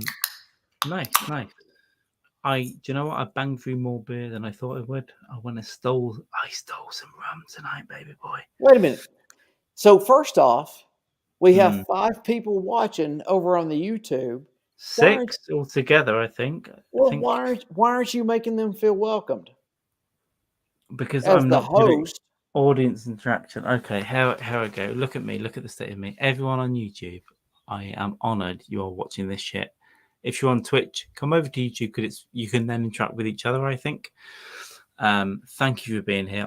I need to have more like, hey, come and I try, but by 4 hours in, I mean it more, but I can say it less, It's like trying to thumb my dick into a vagina. Mean it more, but say it less. It's like it's like alcohol increases the desire but reduces the performance. You're trying to thumb in a suture. Like that's exactly how divorces start. Like, look, baby, I'm out here working harder. I don't say much. Our communication is shit, but I'm working hard to make sure our family is taken care of, baby. So, as Brett says, everyone in the chat, thank you very much. Thank you for coming. Brett, if you want to GM up, you can do it, actually. No, I just think they're all beautiful people. They are beautiful. I think they're the smartest people out there. Can I just say, without, things happen by random, and by meeting you all and including you all in the chat, it's been lovely. Let's continue. Thank you for even hanging. Why are you even hanging around? This is stupid. I don't even know why I come on. Oh my God, don't know why I come on. It's stupid. But we do sometimes get girls talk about when they first finger themselves. So just hang out. If you just hang around every 6 episodes. Technically, no. No, what a frigid bitch. Right. No. I'm not going to say that about Keely. I didn't. I'm not going to say that about Keely. I think Keely's a fantastic person. Yeah, I think she's awesome too. She's got to put up with Jamie, dude. I think she does put up with him, but I think she has a lot of history behind her. And and most of it isn't with Jamie. She's just like, oh, you mean when I was 12.75? You never asked. And then we get a Black Widow prequel. Yeah. And we get Florence Henderson or whatever her name is. It always ends up more of a call Jamie face uncall than the stream wants to be. Yeah, but that's why I invite Brock on, because Brock's like a great foil. Why would you do that? I listen to things I like on headphones, like, you know, Legion of Skanks. Betty, get off Twitch and go over to YouTube, you mad bastard. You know, just because everyone else is there and you can interact with them, because I assume it's just you on Twitch. What is she doing away? She's a working professional. Is she taking a bath at midnight, 12/17/017? Brett, first of all, yes, but it's an Easter weekend here, so we have a holiday tomorrow and Saturday, Sunday, Monday. Y'all still think that? And yeah, but we get a day off work. And secondly, this is entertaining. So let her be entertained. All right? Don't disparage what you're on. Don't go on Jay Leno going, this is shit. Betty and I are friends. I consider us friends. I know you're fucking. And to be honest, I'm upset she's not more involved in the stream. So yeah, Betty, go over to YouTube, you lazy bitch. First off, look at this. Look at this disastrous. Look at this bullshit. Well, go on. Go on Last Rites Twitter, and then I've got pictures of my legs. I've got pictures of Andy finding out my penis has been sent. We make sense over here. This is what my legs look like. They're in cargo shorts, you know, this little V shape. Jesus Christ. Yeah, but I got some good calves, though, Brett. You wouldn't believe the calves are pretty good. Well, what do you do with them? Just sit around all day? Oh, and I just flex them and look. You know, let me take a picture of these here. Oh no, they don't look good on camera, like my penis. Okay, that's no good. But they're pretty good. They were pretty strong legs back in the day. All right. I run. I just taken a couple of months off. That's nice. Oh my god, that rum is so strong. They're so fucking strong. God damn it. Hey Betty, log into YouTube. I like Betty a lot. I think she's a smart lady. Yes, me too. No, me too. There's everyone's great. Yeah. She's a good person. She works her ass off, and I'm super, super jealous of her backyard. Not only does she have a badass grill now, she has that uni pizza oven. Can you please tag Last Rites Pod with your pizza oven and backyard, please? Because I need to see this. I have not seen it. So, Brett, in 1 year, when I finally come to your house and kill you, and we kill each other and fuck each other, to death. To death. I can't remember what the point was. That'll do. That's just the point. I had a point to say. Yeah, it's going to be a ritual suicide. This is what I want to do. I want to wear a pink robe and slippers and sit off to your right while you do a Twitch stream and just not get involved. But then when you want a beer, I go get it and just bring the beer to you and not say anything, and that's it. So my three current dogs will be dead at that point. In 1 year? I'll probably have closing in on 14. I heard you say that last night. That's sad. They look so healthy. Well, you know, to be honest, a year from this date, okay, I'll give it to you. You want me to dress like a dog? The dogs will still be here. However, beyond that, I'm going to get a rescue pit bull, and that motherfucker is going to, or a German Shepherd. It's going to be intense, or a Belgian Malinois. It's going to be intense and crazy as fuck. I'd prefer a Malinois or a Shepherd over fuck pit bulls, dude. Fuck pit bulls in the ass, because they're great dogs, but if they do snap, they'll bite you archery. Like so. No matter. All right, so I was hoping. I haven't worked this out at all. Finally, Jamie came back. Finally. Sorry, I'm boring. No, because I got to bounce this off people. We already talked about. I don't want a man bringing me my food. I want a woman bringing me my food. Yeah. I also don't trust short-haired dogs. Yeah. So Doberman Pinschers, pit bulls, Rottweilers. I don't trust short-haired dogs. And talk to everyone else. And I don't care. People in the chat are going to, well, I've got a Rottweiler. I've got a pit bull. They're fan. I don't give a fuck. Hairy dogs. I can trust hairy dogs. Yeah. Hank, shows you here. Come on. Well, I played with Jamie's dog's balls. He did with ease. Yeah. How like I do love I love Dobermans and Rottweilers. I love them. But yeah, my dog. Yeah, but you know that dog. If I just showed up at your house with and your dog was like, "Who's this motherfucker?" Yeah. And I look at this slick-haired dog. I'm like, yeah. What's it going to be, man? You gonna let me in this house, or am I have to, you know? Yeah, I know what you're saying. Yeah, long-haired dogs are fucking like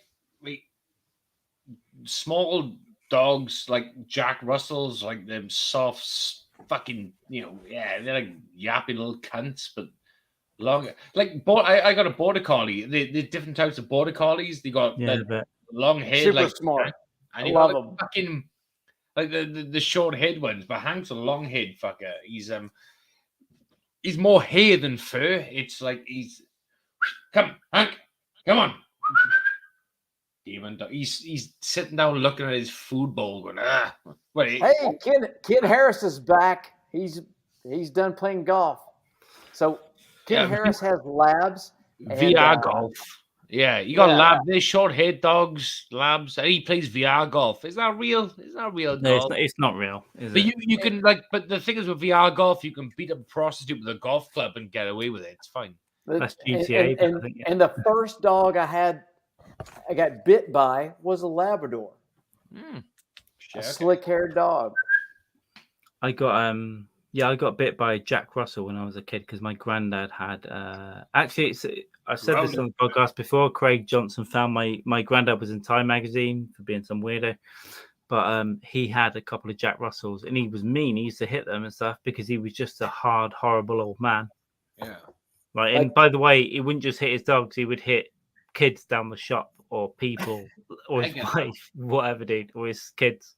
You know what? I love this. This guy would be great on Twitter because he's consistent across the board. If my granddad had Twitter, he would just like, I killed some Yugoslavians and Italians in Second World War, and now I'm gonna fucking punch you in the face. And it's 1979, and I'm 40. Where are we gonna go, bitch? That's what he would have said. I had a joke a while back. I'm pro-gun, pro-death penalty, pro-abortion, which makes me very consistent. Yeah, he would have, but he was a funny guy and a really nice guy as well. He had a lot of nicety about him, but he had a real mean streak. And I can't remember why I started talking about that, but yeah, in fact, I don't even know why I mentioned that at all. He was just, can we something remember about why? Dogs, because I've been bitten by a lot of dogs. That's right, because his dogs bit me, and because they bit me because they were treated bad. That's all. And now I would say that's horrific, but back then you just hit dogs. The worst dog I ever got bitten by was a whippet. I was a kid, and as an adult male now, 48, I just kicked it and broke it. But that whippet, it was like being in a nightmare. You couldn't outrun it, and he's just eating at your calves and your ankles, just eating at you and in your ass. You're not outrunning that damn thing. Nope. But now I look back, I'm like, I should just stop and punted that fucking thing. Betty, scroll up in the chat and click that link, and that'll take you to YouTube, and then you'll be with everyone else, and then you can call everyone else in the chat a pedophile. Yeah. If you just scroll up, I've put it in every link, so you should see it. It's just a YouTube link. Click it, you'll come right on here, and then you can call everyone else. You can literally call. You can let's scroll up. You can call Ken Harris, a fake author. You can call Kenny, Kevin, whatever his name is, a weirdo. You can call these guys. Let's go up. Christina, a snake bitch. Right. Obviously, it's a massive joke. I'm just being stupid. But just click the link, dude. Ken Harris. There we go. He's over on Twitch as well. I'm pretty sure I don't express with space. Yeah. So, but I love dogs, but I did get coming back to dogs. You looking like dogs? I'm a pikey. You mean dogs? Oh, you mean dogs? Like dogs. Oh, I like dogs. One of my granddad's Jack Russells did actually bite the tip of my ear off when I was a kid. I must have got sewed on. They actually I went for it. almost thought you were going to say bit the tip of my penis off. Oh no, I would have fucked This that dog. podcast. I would have dug that dog up and fuck it right up. It bit the top of my ear off. It must have got sewed on, but it Doesn't fucked look me like up. it. No, because it was when I was really young, and you're very plastic as a kid, and they can just sew it back on. That's why it But looks that fucked me deformed. up. But then he got new generations of dogs and just named them the same thing. He just, this is Shandy too. And they would hit it with a walking stick. But then they would hit each other with a walking stick. And my grandparents would laugh at each other. And if one of them choked on some cake, they would go, "You're going to fucking die this week, aren't you?" And that would be their banter as I'm sat around playing with a car and like some lemonade. I remember as a kid, like the average lifespan of a dog was about 8 years because a dog I'm being silly. A dog could not stand to live more than that. They just got beat. The ownership is just horrific. Like just and bad. it was like, you don't you ever come out of my yard, whack, whack, whack. And then that dog became insanely violent and territorial. Why wasn't he? Yeah, it's like, is it like this in the same way that you have a kid and you beat the fuck out of it? It's gonna turn to be right for you. It's like, Jesus, what the fuck? That's for Beth Finer finding YouTube instead of Twitch. Sorry. This is Carl's sex noise. This is that noises. That's 10,000 people cheering Carl on to rape a minor in a gig. How horrific! By a minor, just means like a minor who's coal. Digging for coal. Yeah. That's right. Just so you can go black me up and call me daddy. Yeah. So he's fucking a blackface. Yeah, he's fucking a blackface. Is what he's doing. Yeah, but this is now thing, right? But it's hilarious. Can we just say hilarious that Beth is an IT professional, but she can never fucking get onto YouTube? Yeah. Well, she can't. I'm logging in. I was hanging out with Betty, and I was like, "Come on, aren't you an IT professional?" She's like, "My internet went down." I'm like, what the fuck? What? Yeah. How? Yeah. And they always spell things weirdly. FFS. And she's already a brilliant person. Like she's managing like a menagerie of animals. Yeah. Plus she's like three kids on top of that, and I don't know why she can't handle it. Yeah. So I can't figure out. That's the thing. She can handle it. She's proven she's doing a shit job. She's trying to keep animals and 3 kids alive, and her internet goes down, and she feels bad. I'm like, it's okay. Yeah, it's not okay. It doesn't matter. Don't give it a free pass. It's not okay. I can't share the screen because this group chat is so horrendous. But it's between me and Jamie. Yeah, but I can show you. I can try and show you me and a Jimmy Savile dressed as a Jimmy Savile zombie the week all the allegations come out. That's me on the left. I don't know if you can see me there. Yeah. Oh, did you have sex with that guy, Carl? Yeah. Stage left. Yeah. Come on, I did pretty good, right? He was okay, Jimmy. Done a lot. Yeah, it's good. I like that. That's me. Yeah. So I dressed up as him the week it all came out, and I got into a fight in a gay club, and two girls. Who started that? Who started that fight? Did you blow up? Like, I bet I got a bigger dick than that guy. A gay man come over, and he went, "How dare you?" And then 2 girls that I was with pretty much threatened him for me, so I didn't have to get up. It was great. And then equality. Why would he say, "How dare you"? What did you do? Because he was. I was dressed as Jimmy Savile the week he was outed as a paedophile, so I dressed up as a paedophile. Great But my point was, I was dressed up as Jimmy Savile as a zombie to avenge the people that had accused him. So I just came out dressed up, went out Halloween, and I just got shouted at. So then I got into a cab, and the cab driver said to me, "Hey, how can you dress up like that? You know what accent I'm doing, dude." He goes, "How can you dress up like that? I've got 2 kids at home." So I just said, I'm not fucking your kids. Yeah, I'm not going to your house. Yeah, that's what I said to him. My house. So Okay, you know what? dressed up like him, you fucking animal, you. What are you Brett. doing now? He took me home. He let me get out, and he shouted at me, and I said, "Thank you very much." And that was it. That was the interaction. He was like, "What? I've got kids. I'm not fucking your kids, dude." Wait, But I got kids. How can you dress like this animal? Did you tip him? Fuck no, we don't tip over here, dude. Yeah, oh, Brock, it was just a tip, okay? Just a tip. That's all went in. It's like, yeah. Actually, tip culture is changing here. It's tipping with Uber and with like Uber Eats and stuff, and restaurants. When I used to go out 10 years ago, when I used to get a bit more professional, go out for dinner with people, the Europeans we work with would tip more, so I would add into that. But because we got a lot of other stuff paid for, but on the whole, it's still less of a tipping culture here than it is in the US, as you probably know, being in Germany. That's good. What the fuck? Is that from tonight? Oh yeah, I forgot to take care. Shit, Brock, is that from tonight? Oh, we're missing 3 of them. They're in the sink. Do me a favor, Brock. Screenshot them for me. Like take a photo of them. Let's all take one. I don't work for you.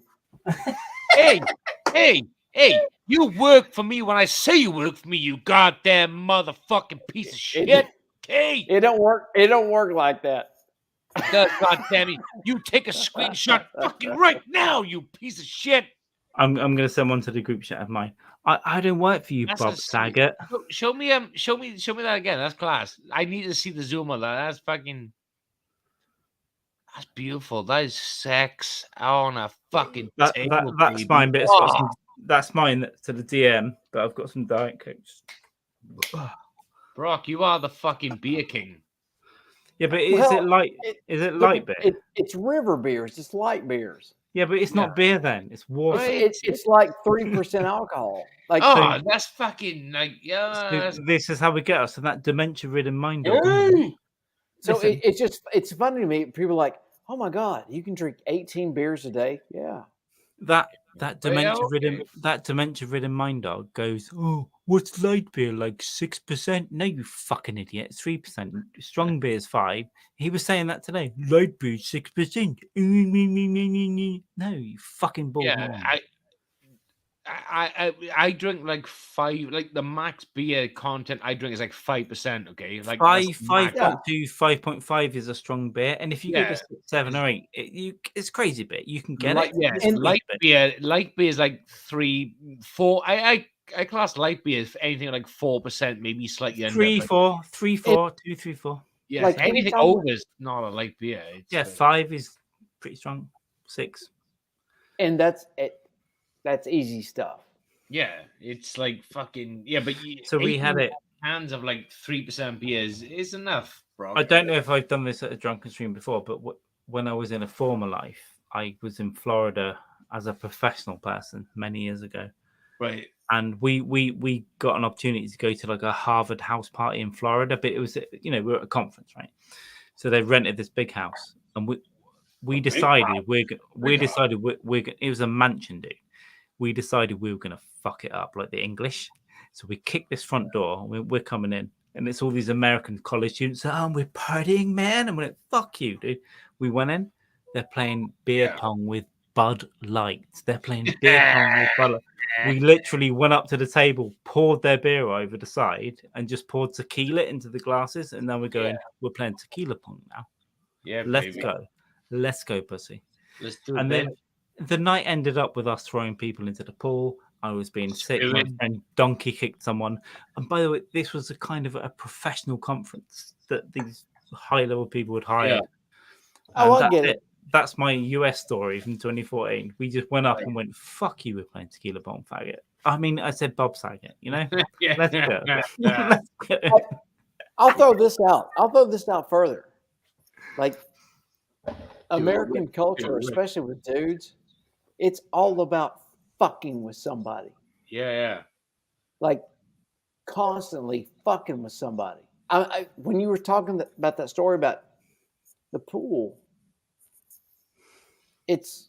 I'm amazed they didn't like try to dunk you and dip you in the deepest part of the pool. And Brett, because we were way more aggressive and way more violent than they could have. It was like they were like, we're doing these cute little pool games. We just walked in tequila pong, We just fucking fucked everyone off. There were these American guys chatting up people that we like. We just literally picked up these girls and carried them off and go, fuck you, Bob Saget. And, and we just like took over the place like a beehive. And when you can't drink, you can't do anything. This is a stupid party. You think you're crazy. You're fucking not. I'll burn this place down. And then it was kind of that kind of thing. But the extra thing was we were professionals at a conference. It was like, it was a weird situation. It was kind of fun. We can look back now, but it was kind of crazy. But it wasn't. They can try and dunk us, but I think a lot of them were really worried about their reputation, and we weren't. We just wanted to get drunk and party. It's like we can just be sick on you and take over this entire party. And then, by the way, we're gonna steal this car and drive it back across Florida. So, I was at a SEAL party one time, and I mean Navy SEAL party. I was an Air Force guy. Right, okay. Secondary to the British SBS, but carry on. No, low-level special forces, Well, tell that to Team 6. Joking, I'm joking. I know. So I think my SEAL singer, but yeah. So I was hanging out with those, and again, I'm an Air Force guy. I'm nobody. I am not a badass. I ain't shit. I was just hanging out with these folks at a party. And there's a pool. Well, these fucking badass SEALs, they let this one new SEAL get fucked up. And I mean, this dude was like at the point of getting, like they got him drunk and made him hold his breath under the pool, right? That's what they did. Dude, they didn't just make him. They fucking grabbed this motherfucker, zip tied him, took him down, and put him in the deep end of the pool while he's fucked up. And I mean, 3 of them took him down and just dunked him and kept him under there. And then they just left. They just got out of the pool. And I'm sitting there going, well, is somebody going to... And this dude, he started wiggling his way out, and he came out eventually. And like, I just thought, fuck, I've got my cell phone, my wallet. Yeah, you don't want to be near that party, dude. If they take me and they're going to just trash me. And they trash like $300 if they just put me in the pool. And there's times like, well, not those guys, but like fuck around with them. Not those happened to him? If that's how they party and that's how they get down, I don't know. Brett, what you've got to remember is that soldiers are stupid, right? If you join the army, you're stupid. If you're special forces, you're probably extra stupid. So all you have in your life is to fucking kill people or to try and drown people in a pool at a party. You're dumb. You're a dumb cunt. And I know you do a good job at what you do, but you're like, oh, wouldn't it be funny if we put Steve in the fucking pool, man? It's like if you gave retards a superpower. You're a Navy SEAL. Did you pretend to kill Bin Laden, you fucking liar? So back up, Carl. I think what you're talking about is groupthink. Once you get into the mob mentality, everything sounds correct. That's how I meant to frame it. It's like it wasn't saying this and that. It was saying like when you get a group of men together, especially if you're special force, it doesn't make you special. You're a group of idiot drunk men, and you have done amazing, crazy things. So now you're going to push everyone to the extreme, including the bullying, which, by the way, could end up with someone dying. It's pack mentality, it's like if they did, how tough you are. If they did drown in the pool, Brett, what they would probably say is like so and so that died in a training accident because it costs. I'll tell you what it costs to train because the SEALs are like there's a lot of confusion between America and UK and US soldiers. So the Navy SEALs it's almost like they come from different budgets. So we can go on. No, it's like equivalence, right? Because America fucked up a hostage rescue in the 70s and they killed all the hostages. They're idiots. So they were trained by the Special Air Service from the UK, and then they created Delta Force, right? Which you don't hear about, apart from Chuck Norris movies. The Navy SEALs are seen as the Special Forces, but actually they're the naval branch of the Special Forces, which in the UK are the SBS. So Well, people can confuse the SAS. In I the hope UK you're about to with, say JSOC pretty soon. well, something different, but SEALs are like the SBS from Britain, and SAS are like, quite sure the Delta Force. Marines in the US are more special forces based. Marines here are just a naval soldier. So it's kind of like a cross. It's kind of a weird cross tab, right? As a civilian, I understand your confusion with what you're trying to explain. It's not a confusion. There are naval soldiers here. Yeah, I'm being a bit confusing, more confused because I'm drunk. But I was just gonna say, is it SBS here, which are the special forces of the Navy, are like the Navy SEAL from the US, and the SAS from Britain are like Delta Force from the US, which very rarely talks about. Everything just get like the SEALs did it. The SEALs did it.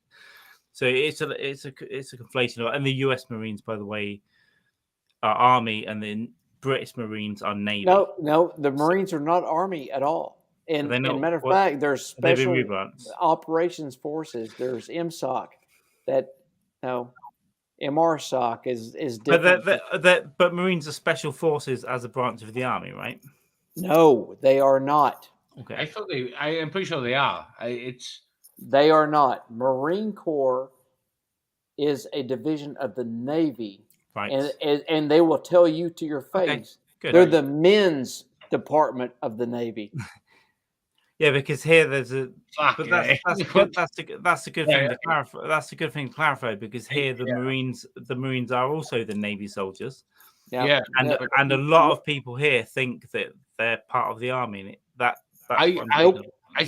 And that's so. Any questions you have, I'll be happy to answer right now, because there's the Air Force, the Army, the Navy, and the Marine Corps. So first off, the National Guard is the oldest form of military in American history. And so I was a National Guard guy, and I was an Air Force guy. And so we worked with everybody. Right. Because, when 9/11 happened, that was fake. Guard, that didn't happen, though, did it? Well, that's you have to go talk to somebody else for that. And also, the firemen probably caused it, because when they went in, that's when the towers went down. Those fucking lazy fucks. Yeah, I mean, sure. I'm sure it had nothing. It had nothing to do with 700,000 pounds of mass force. And it was the funniest thing we've ever seen in the West. And suddenly it was thing. Yeah. But anyway, nothing. No, but that actually, Brett, that's really interesting, because what I had family members in the military and stuff so that's where I based some of that off. But I had a book when I was a kid, an actual encyclopedia that was like US Marines or Army. That's all it was. It was like, it was looking at the conflation across a NATO ally and a Five Eyes ally, actually. Five Eyes being US, UK, Canada, Australia, New Zealand, which a lot of people don't. A lot of people don't have a go at the New Zealanders, do they? They don't go at the Kiwis. Because the Australians keep calling Kiwis goat fuckers. That's true. It's like if we had the Welsh in, but actually, a lot of the British Special Forces are Welsh, and they are Scottish, because they used to training. Where the British Special Forces are, the training base is just inside Wales, so it's on the Brecon Beacons. Yeah. So for their training centre is to walk like 80 miles with 30 kilos in the back. Die every year. They die, but they're trying to go. Can you not die? Yeah. But anyway, so it's just an interesting cross-conflation. It's always interesting to me, that when every country goes, well, our special fighters are better than yours. But no, not at all. That's what I said. I didn't give a fuck. But it does happen, though. Yeah, I support Russia, and I hope Russia nukes America and the UK. Fuck up. Please, somebody clip that. Carl said he supports Russia. Pro Vladimir Putin. Fuck you, dude. No, but Brock got a point, though. Every country will be like, our special forces are better than yours. And it's like, fucking... Well, what did happen, though, is that the The Americans did fuck up a hostage rescue at the Olympics, and they shot their own hostages. So that started a collaboration between special forces, and I think maybe it was coincidental in the early 80s. I appreciate your history lesson. Yeah. In the early 80s, on this side, we did successfully do an Iranian embassy thing at the bottom of Hyde Park, which looked quite cool. That's where the image came from, right? And I agree with you. It's kind of an image. It was successful. It did work quite well, the Iranian embassy siege. And after that, there was a lot of cross NATO training between special forces, and they kind of aligned tactics, right? So it was like, okay, from now on, it's not a British American thing. It's just that Americans fucked something up really bad. What happened here happened quite well. So we trained together and learnt together as a big orange, right? So we can all, like, from now on, we'll do it. We'll all learn from each other and tweak a little bit from here, a little bit from there. Betty's onto something. So many trainees die every year. Same with American football. So many people die every single summer during summer training, and nobody talks about it. Summer training and winter training, both. Winter training from hypothermia, summer training from dehydration. Yeah, fuck them, college pussy wannabes. Yeah, I'd say fuck them as well. Fuck them as well. Fuck them too, baby. Moon landings were made of cheese. The moon landings weren't made of cheese. The moons were the cheese, and there's nuts is on the dark side of it. Betty, as long as I live, it will absolutely continue. Betty, can you pick a subject for the next 10 minutes, please? You pick a subject, because we need to get off this bullshit. Because I hope Russia wins and fuck the US and fuck the UK. I hope you'll die in a nuclear war. I'm pro asteroid. I'm pro asteroid because a lot of people have not come to clearly. Yeah. People don't understand that they are going to die one day. Yes, exactly. Yeah, but everyone's going to die. I listened to a podcast called God, what was it? I fell asleep to this last night after your stream. Do you use a stream last night, Brett? You must have done. Well, you fell asleep during it, so that's a great promote. Okay. Appreciate it, Carl. Okay, so Husky Boy, tangentially speaking, it's Christopher Ryan. He's like a history dude. He wrote Sex Dawn or whatever. At the end of his podcast, he plays a song called "We're Gonna Die One Day," and I fell asleep to this twice. You know when you put a podcast on and you wake up halfway through it? Yep, kinda. That song came up twice in the middle of the night, and the chorus is "You're gonna die one day," and it's a beautiful little folk song. It's like it's so beautiful, but it's like, yeah, dude, yeah, you're gonna be dead. We're all gonna die. That's why I do what I want. That's why you do what you want. That's why people who want to create something do what they fucking want. Because fuck it, we're gonna die, dude. Let's go. Let's go. Let's go. Right? It's going to be over. This is I can't and how impossible is that for us to understand? Right? It's impossible to understand, right? Because we can't contemplate. We can contemplate going to sleep. We can't contemplate death, apart from. I think we can.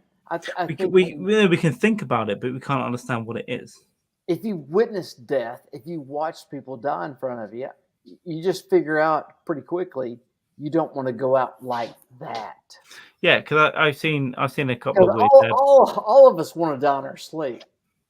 Yeah, but nobody wants to die mangled in a car wreck. Yeah, but do you know what, Brett? Brett, no one dies peacefully in their sleep. It's a lie. It's like Granda went peacefully. No, he didn't. He woke up in horrible pain and he closed his eyes after an hour. And then he died. I disagree with that, Carl. It was. See, I disagree with that completely. That's if you're kind of unconscious, you can go in your sleep. Yeah, like he died of a heart attack in his sleep.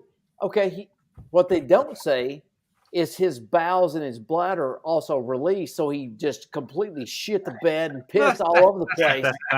They leave that out. So that's why if I was ever going to shoot myself in the head, it's going to be in the shower, the master bathroom shower, and I'm going to get in a sleeping bag and blow my brains out. And so it just drains out in the drain. It's fine. You can just wrap me up. It's fine. You just pick me up in the sleeping bag, zip me up, out we go. Yeah, baby. Hell yes, baby.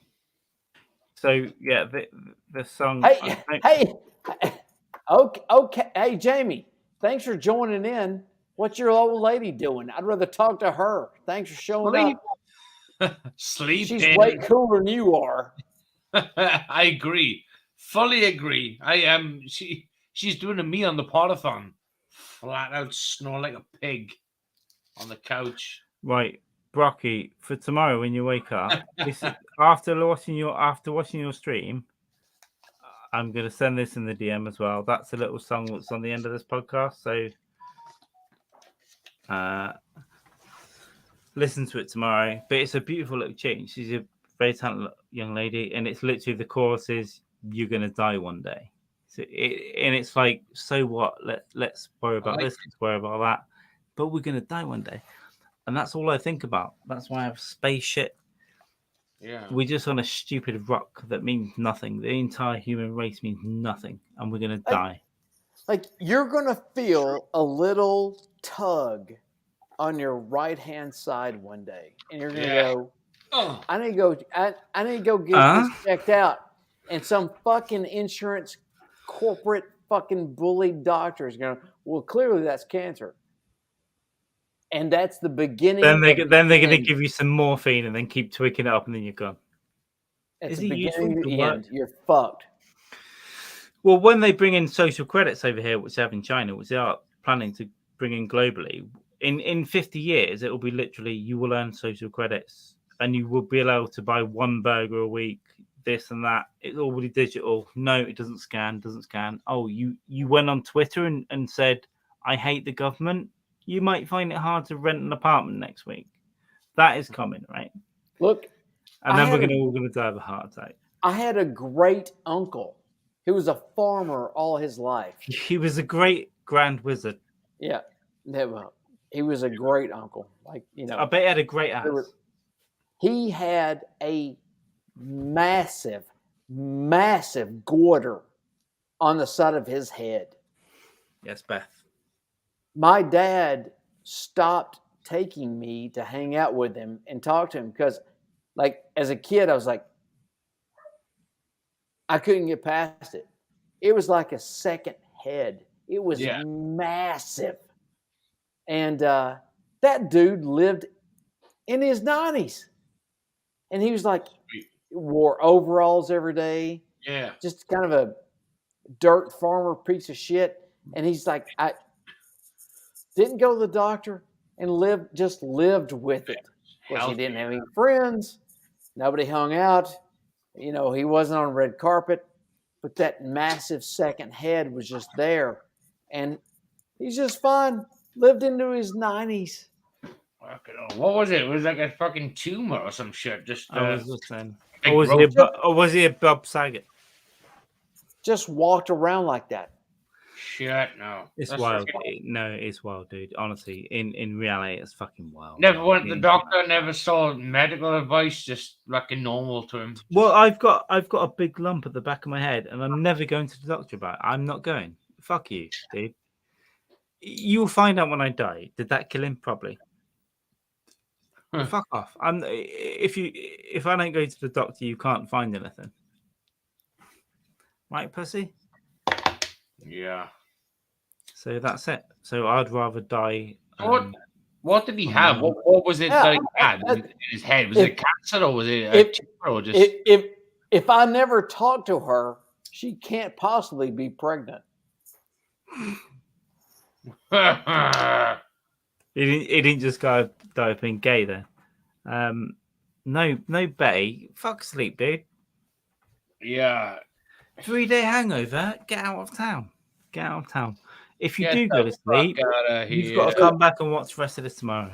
Betty's been down in like the southeast portion of your island. It's in between. It's in Brighton between me and Beach. Jamie. So Betty, you near Newbury or something, or Banbury or something like that. So I think I'm near London. Jamie's in Wales. I think Betty's in between. Yeah. Banbury's like not far. Yeah, it's like. Yeah, I think it's halfway off. Yeah, it's Banbury's probably like Oxford way, Oxfordshire way ish. That way, yeah. So it's not far. But Betty's cool. Betty's cool as shit, man. She supported us for a good couple of months now. Cool, baby.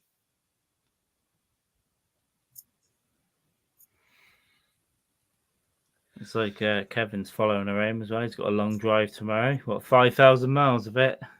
Yeah, I would walk 5 billion miles. Yeah, who drives 895 miles, you weirdo? What, for a walk? Is that for a walk? Is that to go hiking? What do we got? What do we got on? Six people watching. I'll tell you, fellas, this. 7, bitch. You seem like men. We are men. Do you want to go some more? Yeah. How much stem you guys got? I told my uncle I wish he was my dad. You want to give me his number? My real dad. Yeah. This is back in the early 80s. He didn't fuck you? Well, because my dad hit me and disciplined me. Yeah, but did you need it? Did you need it, Puff? Well, was you asking for it? Was you asking for it? Mouth, was it? We'll see. There was one. Brad, there was one. If you need to get something real out, tell us. No, that's all right. We're not that mean. I was also hit. Okay. Okay, man. No, I wouldn't. That's my problem. All right. No, Brett, come on. Let's go. I don't know. Come on. Banbury is just north. I'm hanging. Banbury, that's right. Beth is the best. Ho, sweaty Betty. Bam, bam, ho, sweaty Betty. There's a funny thing about being beaten by your parents. Though. When I was like 25, my brother came to visit me. It was very rare. We don't talk that. We talk every 2 years. Me and one brother. He came down and he told us these stories about him and my other brother being beaten with like kettle leads, like the electrical leads, like tied to a chair and beat. I'm like, that was crazy. That sounded crazy, dudes. And then as I'm looking at it and I'm going, you just remember a feeling. There's like, I was beaten too. They hit me too, dude, like that. But I've never been angry at them. I'm like, yeah, that's okay. Maybe I deserve one of them. It's okay now. You're old now. Now I look after them. It's like, that makes sense, Carl, because your real name's not even Carl. Yeah, Jimmy Savile, dude. Jimmy, baby. Yeah. Carl, the man's dead. Show some. My real name is N-word Jim. Yeah. N-word Jim Crow. N-word Jim Crow. It's there. There we go. I think this is how can we possibly equal ourselves ever? I think it's been beautiful. It's always beautiful between us. It's why do we get so much anxiety? Because Carl, it's not real, and none of this is real. You've been in a coma for 17 years, and this is all a joke. Imagine being in a coma for 7 years and being like, there's a part of me that thinks none of this is real. It's like I fell into a coma 17 years ago in a particular pub, and then all of this is a dream. Here's the thing with Jamie. Jamie is going to turn this off and go hang out with Keely. No, he's not. Baby. Brett, he's not. And you and Carl, you and I are just going to go, well, now what? I guess we'll just keep drinking. Well, Bobby. What it is, Shirley and the Bobby, we're going to sit down and talk to ourselves. What's going to happen when Jamie leaves, he's going to go, I'll be up in a minute. He's going to fall asleep in front of his TV on the sofa, and not go to Yeah. bed till 6 a.m. tomorrow. Oh. And his wife is going to go, "Why is Yeah. my husband never in my bed?" Carl, show the video. Can you put the video up? Of what? From me the other night on Monday night on the floor. Was it WhatsApp? Yeah, WhatsApp. Yeah, I can do it myself, but I Yeah. just want to. It has to be on my phone, because obviously if I share my screen, you will see everyone that I'm abusing on my phone. Yeah. All the lies that I'm telling women. But no, Jamie sent me this text the other day, right? This was him on a Monday night. Under the table. That's Jamie.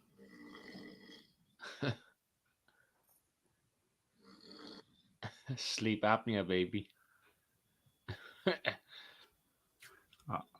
Standard, snore like a pig. Y'all do things different in the UK. We actually go to bed. Yeah. Yeah, but I'm worried about. We're fancy. We're fancy over here. Let's not have an intervention, but I'm worried about Jamie on a number of levels, and one of them is going to bed. You need to go to bed, man. I used to, you know, I was always the one to like. This is true, okay. I was always the one to be like, drink too much, get that dizzy feel, like, oh, I gotta go bed.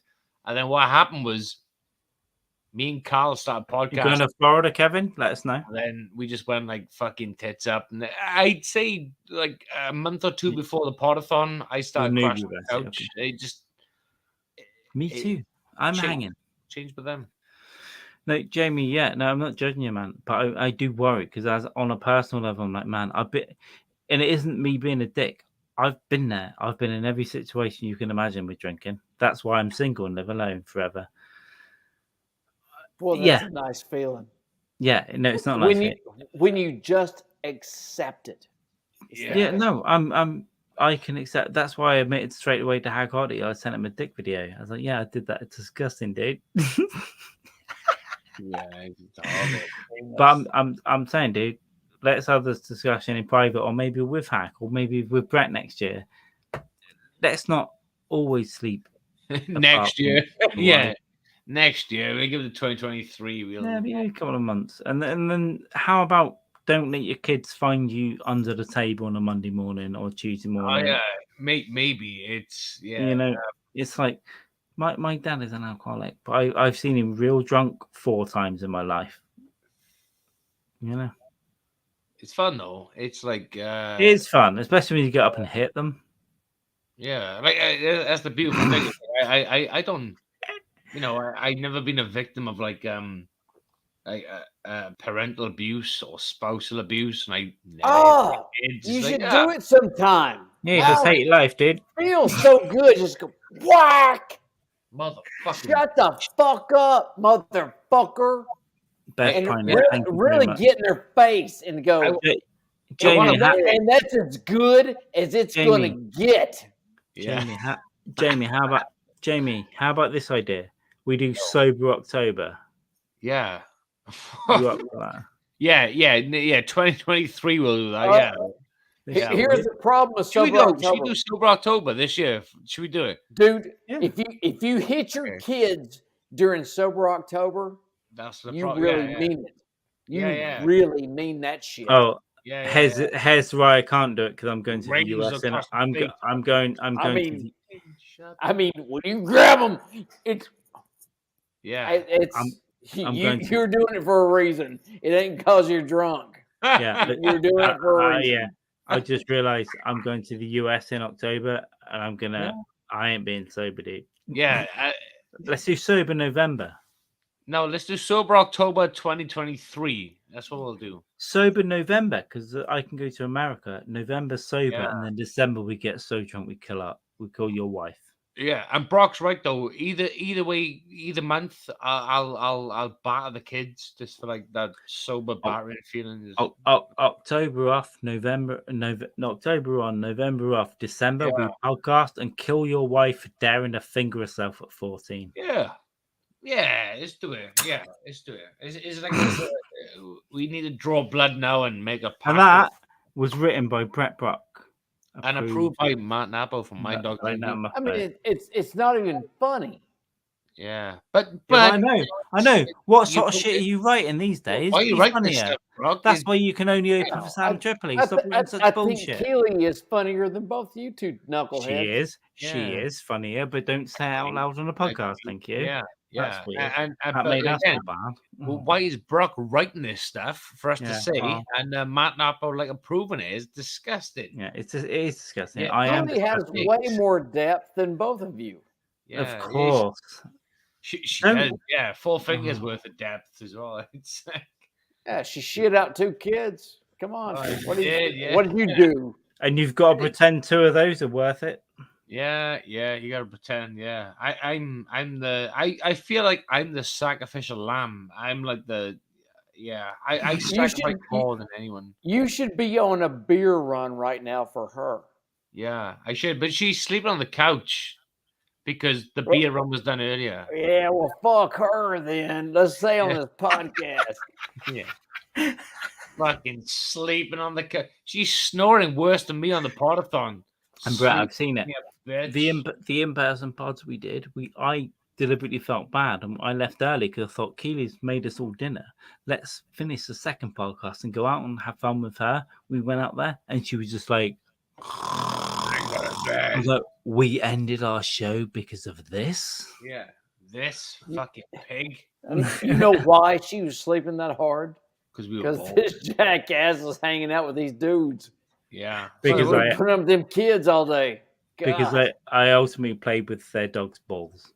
He did. Yeah, he took pictures of it too, and a big sec. In fact, I went, look at these balls. Yeah. Yeah, I took a picture earlier, Carl. He was on his back, and I saw. I said, "This is for Carl." Took a snap and key. Oh, don't do that to my boy. I was like, "Well, he's he got a good set of balls." Carl's like, he likes his dick and balls. The dog for anyone who's like pedophile affiliated. Red lipstick, all the I don't know how it is in the UK. Probably blue lipstick with a skin sock. He's like, it works either way. It's fucking good. I'm bad. We're bad. We're bad. We're bad, motherfuckers. We're bad.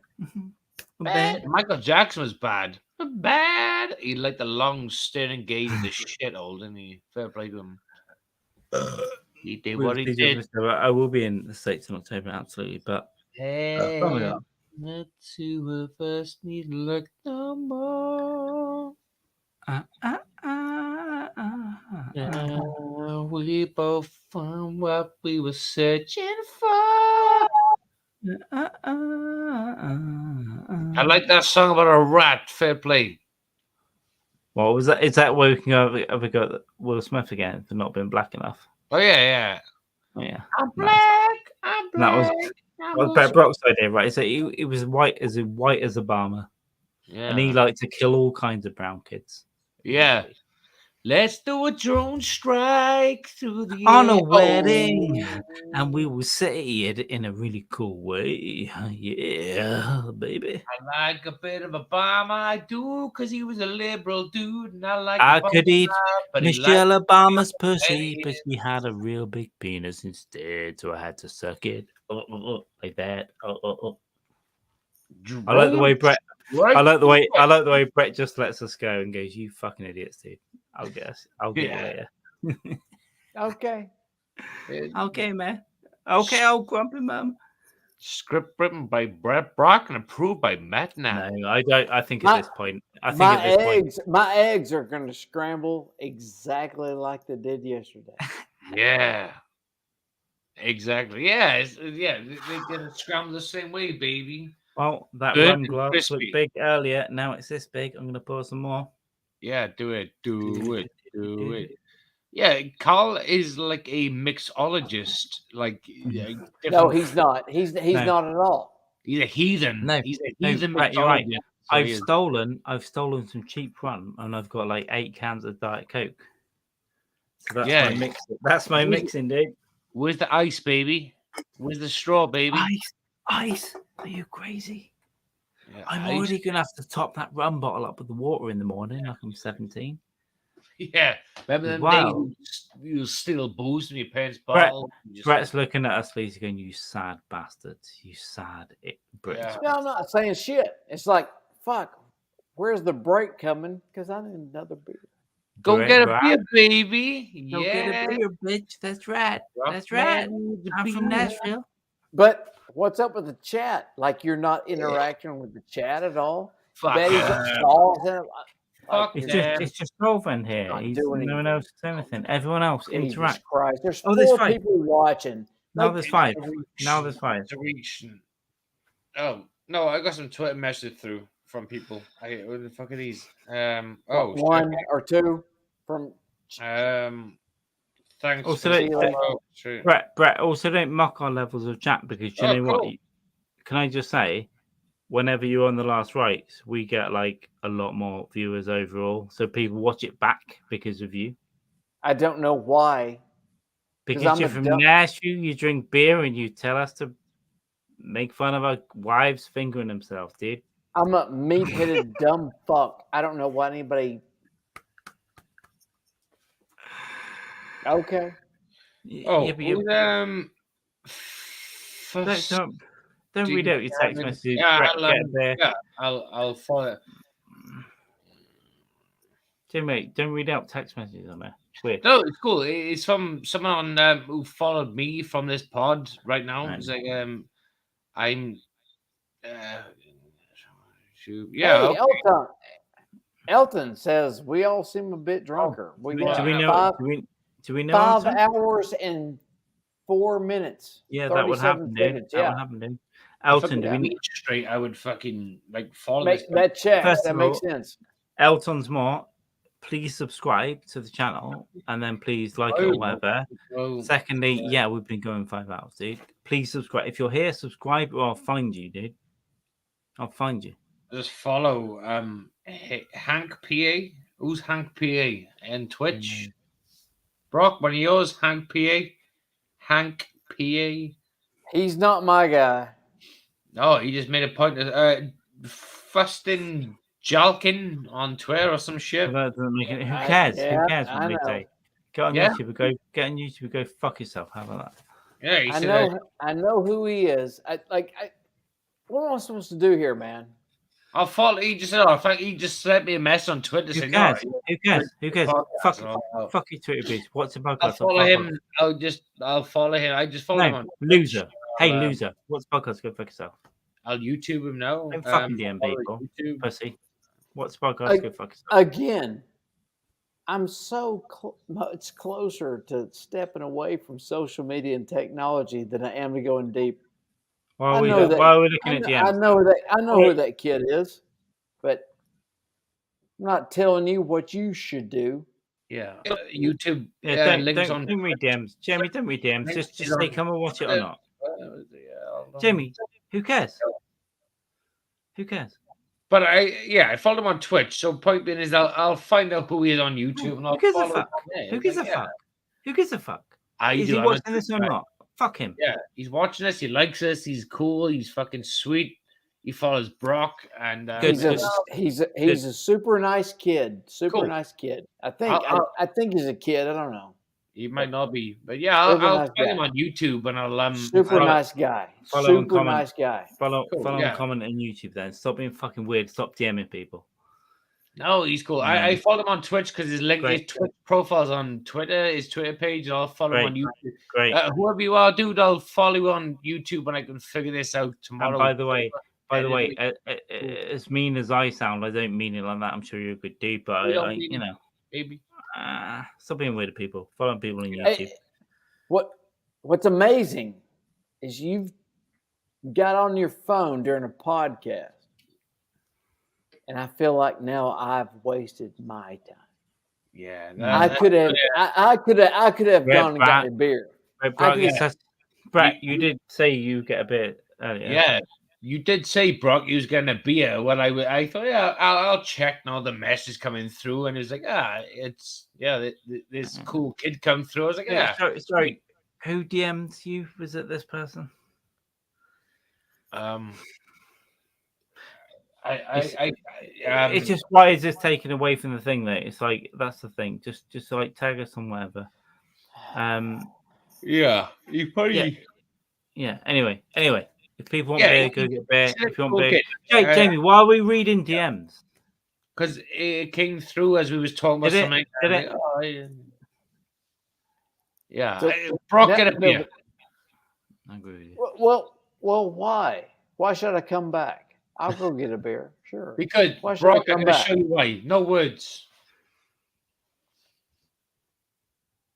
That's And this isn't a mean thing. It's just like, just make it easier for us. Put it in the YouTube comments, because it's easier for us because we're fucking drunk. We don't have to deal with like DMs and tag. Yeah. We do fuck around a little bit, but like, don't do that, because it just makes it harder for us more than anything. We're stupid drunk men. Put it in the thing. If one of us knows you, then that's good or bad for you. Open a window for a smoke. Yeah. For a smoke. And look at this. He's Jamie's. I'm gonna peel off, go smoke a little bit. The fuck is this podcast all about? Jamie hasn't been allowed to smoke in that room for 2 months, dude.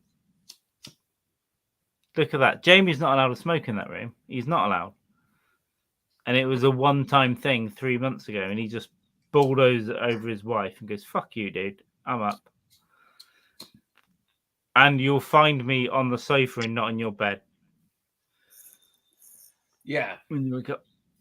I blame Brett Brock. He wrote the script, didn't he? He's like, "Oh, Peter, in the script notes, Jamie smoked." Me too, Natalie. That's it. It's not. I was whatever minutes in. Jamie smokes. It's like, okay, it has to be done. Natalie, I call everyone dude, male, or female, exactly the same. Like my friends, even, and it's American poison thing, isn't it? It's like, even my friend, I'm friends with a lot of females, and I'll call them dude. I'm like, dude, shut the fuck up.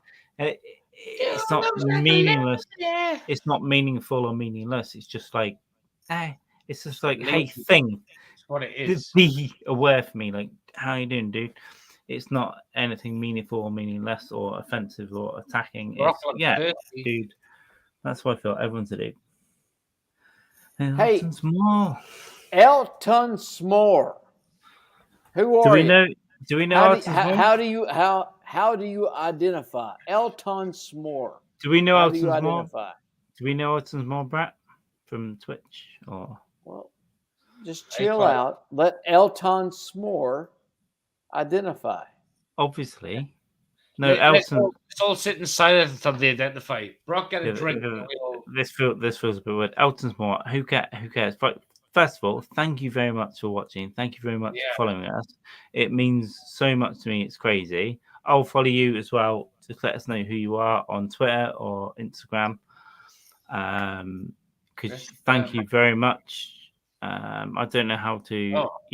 If I do this, Carl_man, Brett Brock is Husky Boyer. Obviously, Jamie Dykes is Jamie Dykes 5. Thank you for following us. If I might know you by a different Twitter handle, you deal with thousands of people. Here's the thing. Here's the thing. Like, let's know, dude. It's funny as fuck when people have like 4 different Twitter or Facebook social media handles. It's difficult to and they and they just show up and are like, "Hey, what's up, dude? Man, who the fuck are you? I don't know who the fuck you are." And they with a different handle on every single right, Kevin. Yeah. So Elton was an old dog. Is that indicative? Cuma's more. Elton was a dog. Brock, we know this. Brock, when I watch Brock's fucking stream, is like all these names pop up and he knows them by name. He's like it could be like fucking at 7725329 and Brock would be like, hey June, how you doing? It's like, but it's the same. It's the same with like Craig Johnson is Matt Man, whatever. We know something. It took me a long time to get to know people. And then when new people show up, they're like, "Oh, you know me." No, I don't fucking know you. Elk Hunter 756. I don't know who the fuck you are. Brett, hang on a second. Yeah. Can you, Alton, can you just let us know who you are? It doesn't matter, but do we know you from another Twitter handle or whatever, or does Brett know you? I don't know. Anyway, it's cool you're here. Thank you very much. I'm trying to channel some Brett into my life. It's cool. Yeah. I just, you follow us all. Let us know what your Twitter handle is, and I'll follow you back if I don't already. That's all. I'll follow you. Man, I'll say this. What I try not to do on my Twitch stream is yawn. God damn, Jamie. Jamie. Yeah. Jamie's a whole special. Jamie's You barely been awake for like motherfucker. 3 You weeks. just yawning in front of the camera Hey. like, I've got better things to do. Brett, I'm trying to interact with these people that are engaging with this stream for the first time. Jesus Christ, I'm not getting paid a fucking dime for this 5 hours and 13 minutes. You are, for fuck's sake, dude. It's true. Yeah. It's Right, true. Brett, help me out. How do I fucking... I can tell you Listen. exactly. This is why I drink. I'm going to... Fuck it. I'm getting beers. Get big. Get big, you fucking massive faggot. You fucking Bob Saget. It could be the Brock could be the greatest Right. podcast. Elton's more. Who are you on Twitter? Just let me know, dude. Dear me, let me know who you're on Twitter. Just because it's nice. There's a lot of shit talk going on. Just let me know who you are. Yeah. On Twitter. And I will follow anyone. People follow me. I don't give a fuck if you follow me or not, but it'd be nice to know who you are. Just follow, and I'm very grateful you are here. I do. If you do follow you back you. and know you are. Let's not. This fucking everything's weird. Oh god, I threw my fucking shoulder out. You're having a stroke. He's having a clutch, yeah? Oh, 30 seconds, you'll be dead. Just threw my shoulder out. Countdown. Natalie Locke is here. Thank you very much. Natalie Locke is a author, I believe. Keep it simple. Right along, Natalie Locke. Yeah. He's gonna. Anyway, if you want to be anonymous, and there's more, it's cool. But pupils are going. Oh god. Oh, here we go. But let us know who you are on Twitter anyway. Heart attack. Come on. If I meet Jamie, that'd be funny, wouldn't it? He did say his wife's gay though, and when she's 14, he didn't know how to finger herself. So he was down here. No, I'm joking, dude. Let's unmute him. That's funny. It's just. Oh, sorry. No, I muted you again. Yeah, he's going down. I just set my shoulder muting you. Heart's going, baby. Boom, boom, boom, boom, boom, boom. He's going down. He's gonna fucking die soon. Yeah. Alton's more. 15 seconds. Right, what's going on here? Let's figure this bullshit out. Let's go down, baby. Oh, dude. Well, we don't know. I don't know all your fucking usernames, dude. Like, keep clutching. Go on. Keep clutching. Oh, yeah. Fuck. No, don't, because I just want to get an assault rifle at some point. Guys, I don't know. I know it's funny at some point, but I don't know who you are. That's all. Car's going. Oh, 30 seconds past. This is the funniest thing, because if I have a heart attack now, fuck you. Dude. Yeah, it's past 30 seconds though. It means nothing now. I had 30 seconds on the clock. It's like, nah, he's gonna survive. Yeah, I'll be fine. I was hoping you wouldn't. If it's Chrissy, so it's Chrissy, then we'll treat you as Chrissy. It's terribly sorry. Yeah. Your phone uses name. No, but that's fine. You have to be sorry. There was just a big debate about what? I haven't got my glasses on. I can't see those being said. I'm like squinting. Okay. Don't worry about it now then. I'll put my glasses on. No, because the whole fucking debate over that last 10 minutes was just Chrissy in a different name. Okay. Oh fine. shit! So don't. It's all fine. Oh, they don't know. Look, everything's crystal clear. Like Jimmy Savile vision. This is a great, beautiful stuff. I'm gonna use this fucking Mike Moore. It's class. I like it. It's sweet. Yeah. Okay. Yeah. Sweet. Oh shit! Brett's back. For fuck's sake! There's something wrong with me. Brett's back. Oh, just don't take him out in the first place. Just leave him in. Just no, it's not fair. It's just like it's so just distracting. Just let me hang in the fucking hangout room. Fuck up. Here's why: because I finally got distracted by the chat. We finally just. I've got other shit going on. I mean, but Brett, whatever. Brett. You can hang out. I just sit on my ass and. I'm not going to bait for it now. The fucking weirdo that we're trying to track down was Chrissy. and they just said, you probably Chrissy knew that. from Denmark. Yeah, so this I love her. Alex as well was me too. It She's was Chrissy. beautiful. Beautiful. I love her. Chrissy, Class. Chrissy from Denmark's fantastic.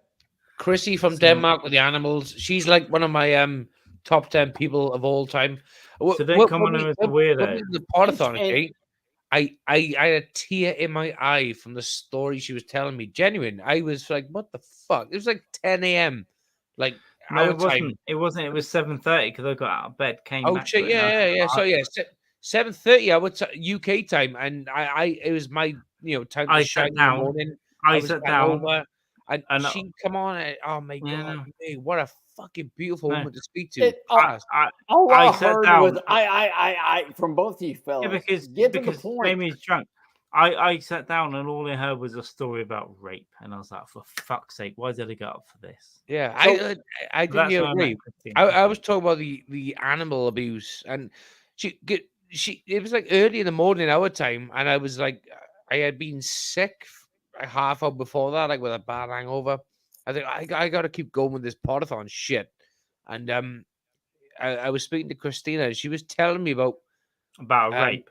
She came to the UK and she had a boyfriend who died, and it was a fucking horrible story. I had a tear in my eye, and then she was talking about like animals she takes in, abused animals. It was heartbreaking stories, but Christina is a fucking great woman, man. So why didn't you just say, Christina, it was you fucking weirdo, instead of claiming like a different identity?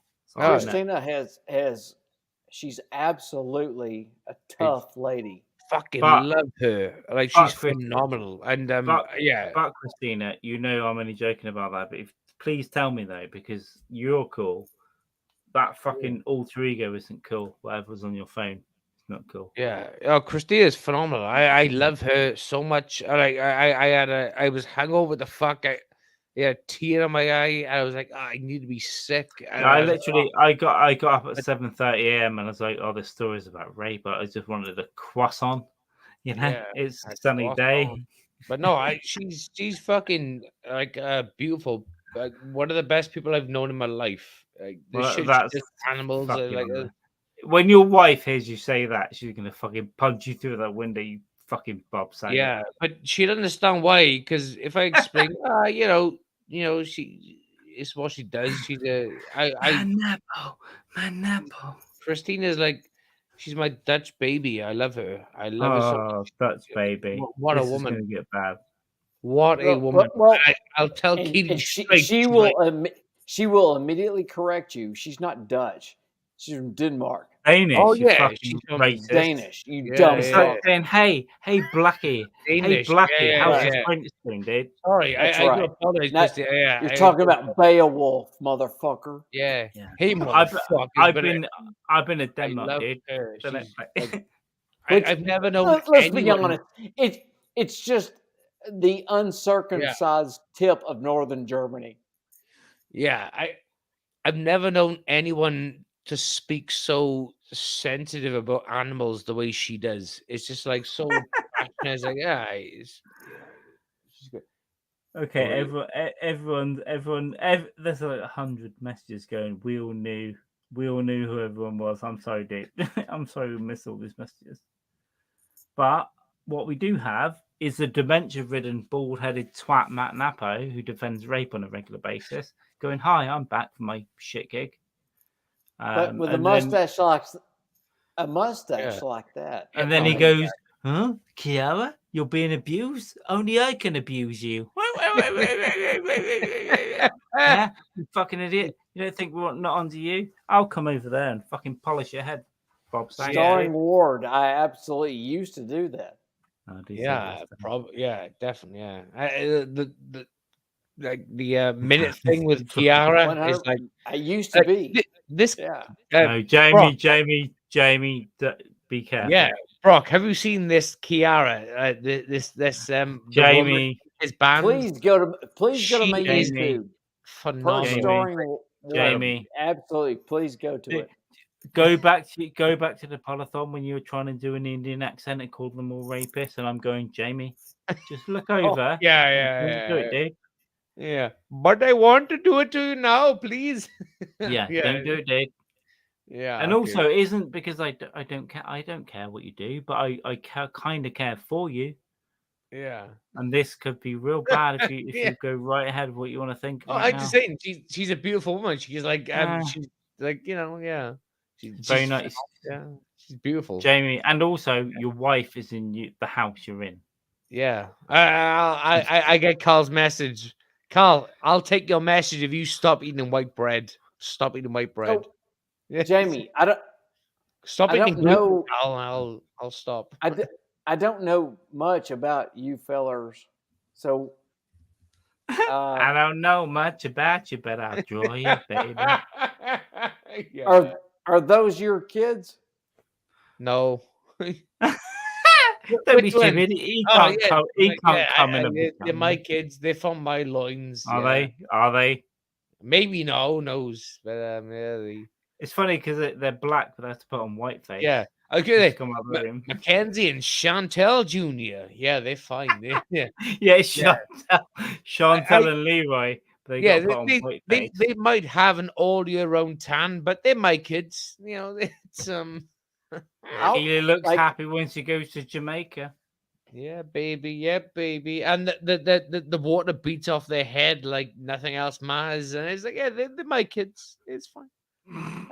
I'm not really sure why you went with the Jamaican vibe, but I just asked a simple question. Brett, because the black man is fucking his wife. It's amazing how racist you turds are. Yeah. Fucking absolutely great moments. Fucking dogs. And people like, why did your people go to America? Because we're not fucking dogs. Yeah. Oh. Now I've got to type in the words 524 because the black man was fucking your wife. They're definitely mine. They look like me, and they got my fucking personality anyway, and Kitty's. So yeah, it's I can only assume it's genetic, but if I'm wrong, then I deserve like 15 years of back child. Just for being able to dance with the Fresh Prince of Bel-Air. There's a lot of yard work that needs to be done. Yeah, if you can ever find the dad, it's like my daughter's 15, my boy's 11, so it's like that's a lot of money I need back. If they're not mine, I'm winning either way because I get that money. I will sue. I'll get that money back, baby. It's like, bring it back. I will sue the life out of her. Like, ride his dogs around the neighborhood like the Ed and bobsled. I don't know. Will get them dollars back, baby. Gasp. But it's hardcore. Yes, he is. There's a bunch of stuff here. It's all from Chrissy. If we can call you Chrissy now, I think if we know you're Chrissy. There's nothing hard about me anymore. Yeah. Well, thank you very much, Chrissy. Sorry about the aggression. It was just we need to know who you were because it was getting a bit weird. Between you three, who is the largest wanker flaccid? No, I would say I'm a grower, not a shower. Obviously, Hackbody has had my dick video. I'm a very small flaccid person, but when it's hard, it's pretty good. I'd say it's pretty good. I don't know. I could send you not you a picture, but I could send a picture of Hackbody, and in 6 months we'll all discuss it. So if I have to fight, I've got a mushroom dick. It's nothing but the head and the sack. Same. Because it's all about we got to fight and we can't cut anything off, and it stays like that the entire time. Yeah. Yeah. So and as I get older, it's like harder and harder to get harder and harder. Yeah. God. Sex doing like old age is a struggle. It's like you can get it up, but you just can't finish. I'm not a grower. I ain't a shower. It's just like I won't send this around, but maybe live on the Hackbody podcast. It was pretty gross then. But it's pretty good in general. But if you want a pretty gross to pretty good comparison, we could draw that kind of chart. I'm up for that. At some point, but not directed to you, but like on a general chart, which we can make available for a brief 10 seconds. So I'll be up for that. I don't mind. My old supervisor, he told me, he goes, man, you're going to hit a certain age, you never waste a hard on. Yeah, it's Just go true. ahead and stroke that thing out. Oh fuck yeah! You I gotta, yeah, you I've gotta banged out. embrace what you got at the I've time. banged out. Can I preempt? Can I preempt? go. I'll get some drinks Go, because go, yeah, I've go, yeah. I've done a lot. Do Yeah. it, yeah. You can't it. waste a hard on. You gotta, if you got a boner, you gotta try and do what you gotta do with it, And sometimes Can I you just say wake you up in the- can technically waste it? yeah, well, you can't technically, but it's like when you wake up in the morning, you're like, oh, you got a hangover and you got The a boner. wife told me to It's like, smile. Get you Harris. know, like what was the Sean Rouse bit about being hangover on on the couch and you got no fluids, but you wank off and you got that you shoot out the last wad. You think if I can make it to the wad on the floor, I can make it to the Gatorade in the fridge. It's like, yeah, that's what like a hangover with a hard-ons like. You're like, I can do this. I can spit up the last fluids of my body. Is like, even at 48 years old, I wake up with a morning hard on. yeah. And it's like, okay, it now I got to make a decision. Yeah. Is it the morning piss? Yeah. Or the morning nut? So now I got to.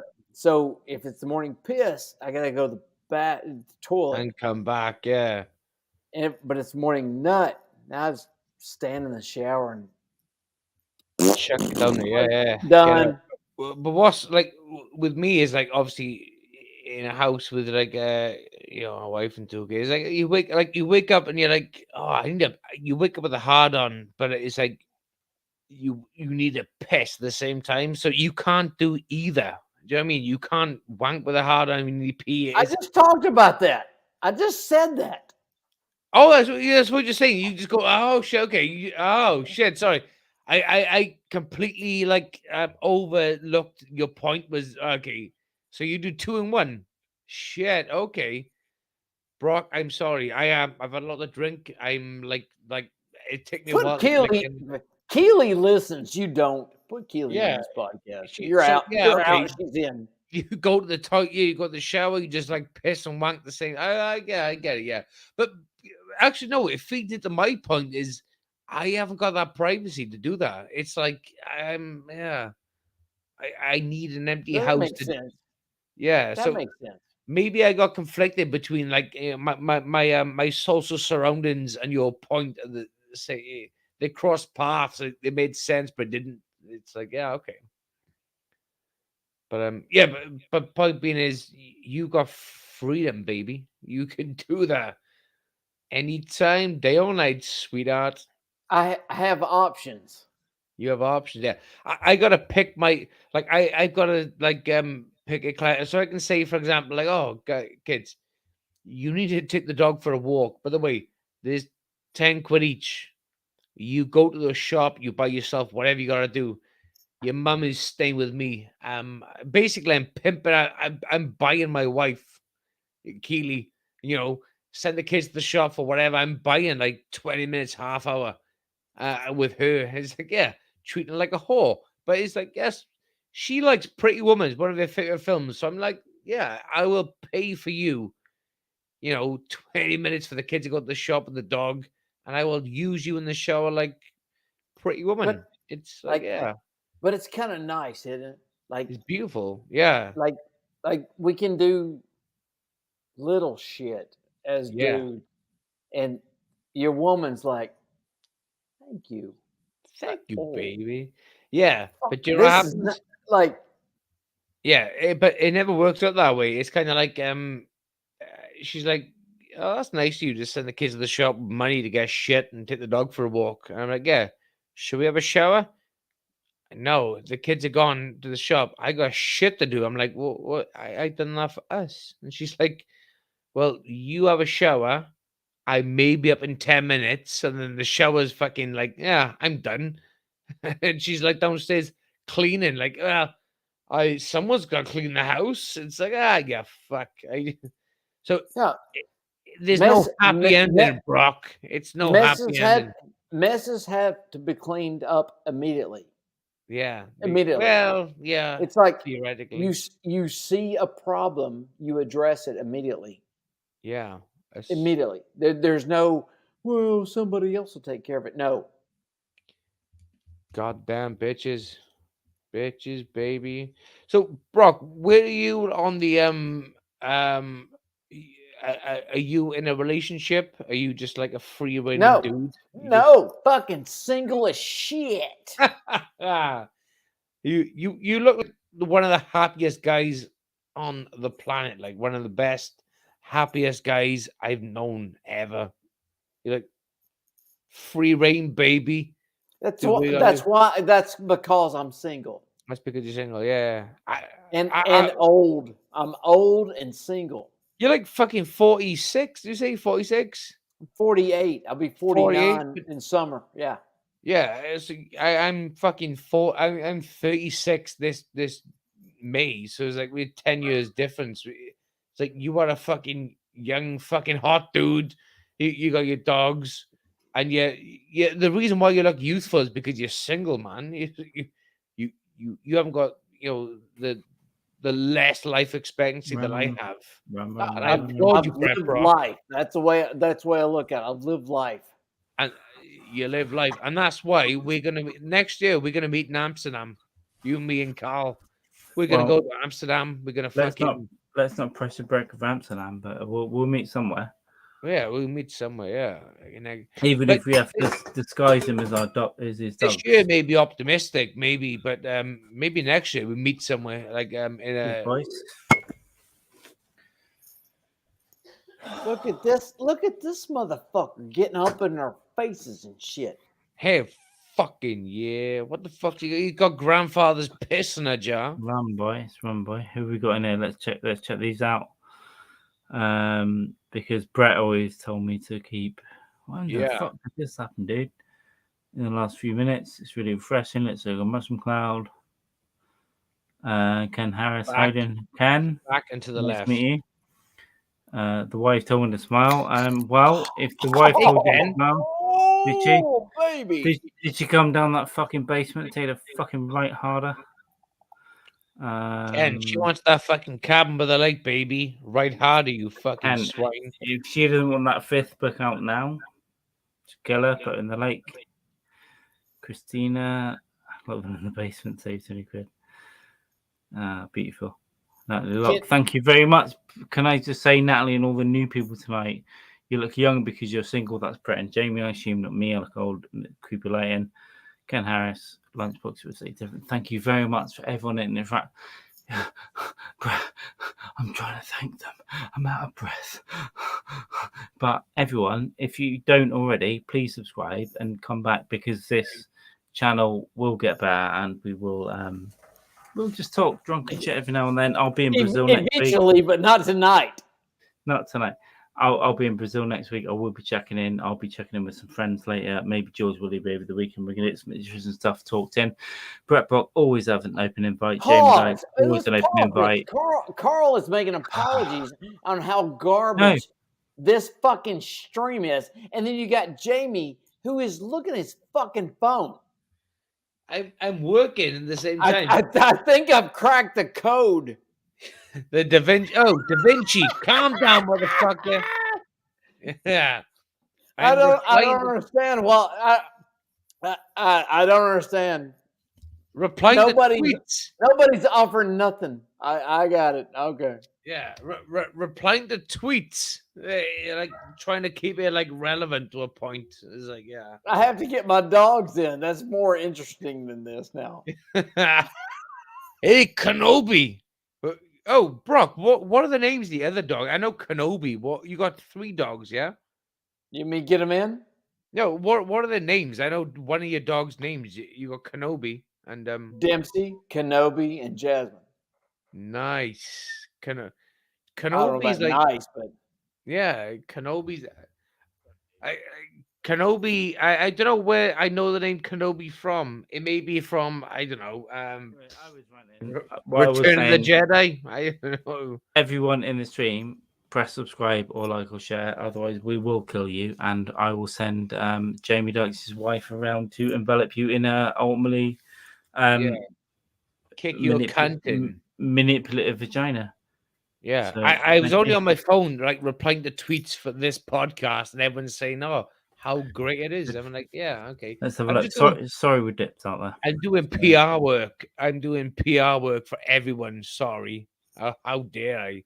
It's like someone would help. Then I apologize. No, Jim, that's cool. So, thank you. Thank you very much, Stormwood. Keely is hands down the most interesting part of this podcast. Yeah, I know. We all know. I agree. Yeah, I completely agree. Staring inward. Finally, thank you so much. Thank you. Yeah. Definitely. Thank you. Oh, also, I assume you're a Husky Boyo subscriber. If you're not, go check out Husky Boyo. He is a great artist. We are idiots. Thank you. Yeah. We are idiots. Brock is the driving force behind this podcast. Keely's been. I think Brock and Keely should just do a podcast together and we just go to it. But then they'll ultimately fucking have black kids. That's okay. You know, they'll just like pump out Obama kids, and then we'll look stupid on the sidelines. And then Brett will fuck your wife, and they go, "Look, I've got a kid. She's from Kenya." That's okay. That's absolutely fine with me. Just put Keely on the podcast because I want to know who pays the bills. Brett, she got fingered when she was 15 years old, my babe. What do you mean? Who pays the bills? Do you think Jamie goes to work? Yeah. She's sleeping on the couch, like flat out like a fucking pig. Yeah, let's not. It's invading privacy. But point being is, opportunities abound this evening. But I asked every question. Nah, fuck you, dude. I asked every question that could possibly. And you British English motherfuckers just took your conservative values and went, "That's right. I'm just going to go eat a crisp." And I'm not going to do that. Yeah. Dolly Parton deserves cancer. Fuck Nashville, dude. Those tits are fake. Also, I've got 14 drinks. I've got 14 drinks here. It's embarrassing. Fuck yeah. I love Brett Brock. I love Jamie's wife. I kind of like Jamie. Yeah. I'm kind of likable to a point, though. I'm kind of likable. Jamie has a cool face, but Keely has a cooler story because Jamie doesn't open up. Yeah, well, Jamie's not ready to open up. He doesn't even open up to me. So yeah. I think I try. Look at that. Linda Allen is in the. You motherfuckers aren't addressing Linda Allen. Linda Allen is bad fucking ass. Hey, baby. She's amazing. Linda, baby. That's like one of Stanhope's biggest fans, yeah? It's like fucking... Brett Brock is our Ric Flair. He's like, woo, baby. Linda Allen is amazing. Hey, Linda. Yeah, I know Linda through Twitter. And I know she's a huge star. There's two of you dumbasses. I know. And it's me that addresses Linda Allen. Brett. Linda's... You can't sit there and go, "I've got a great theory about life and the universe, and how can you not mention Linda?" You're a fucking evil tranny. Somehow I can manage both. Yeah, you dumb Linda, beaches or bitches, baby. You got you're like a hating Caitlyn, baby. Spelling mistake. I don't know.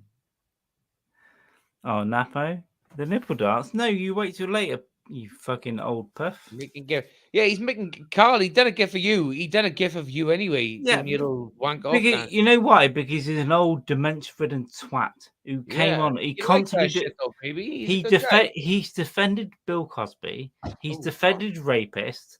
Today he had to go at women defending rape, and then he goes, "Oh, I don't know what happened. I didn't know what happened." Yeah, well, you know, it comes with a territory of dementia. You know, it's No, I thought I had a wife. No, idiot. She left. Yeah, go on. The next time we do a podcast, I only want to talk to Keely, and of course, Carl, you're unattainable. Brett, high standards. So it's going to be me and Keely, and so the rest of it. That's fair. Yeah, that's fair. It's going to be way more interesting. This is what we'll do. I'll produce it. I'll produce it from behind the scenes. You talk to Keely. No, it's okay. No. Yeah. I'll sit behind the scenes. agree. You talk to Keely. Jamie will sit in the corner of the room going, "What if they tell him about that? They tell him about that." I agree. I'm in with everything discussed fully. Yes. And I'll produce from behind the scenes. You talk to his wife, and then I've lofted softballs to both of you cunts all day long, and you've done nothing. It's like nothing. Yeah, but we have to be wary. We have to be wary of you, bro. Twats. Hey, have done your best to not make it funny. Brett, you can't even draw. With your comics, I got you. Brett, listen. Brett, you can't even draw a fucking dog, dude. Listen. I can draw a dog dick, and it looks a lot like you, pal. Okay, pal. That's why I live. That's why I live with dogs. All right.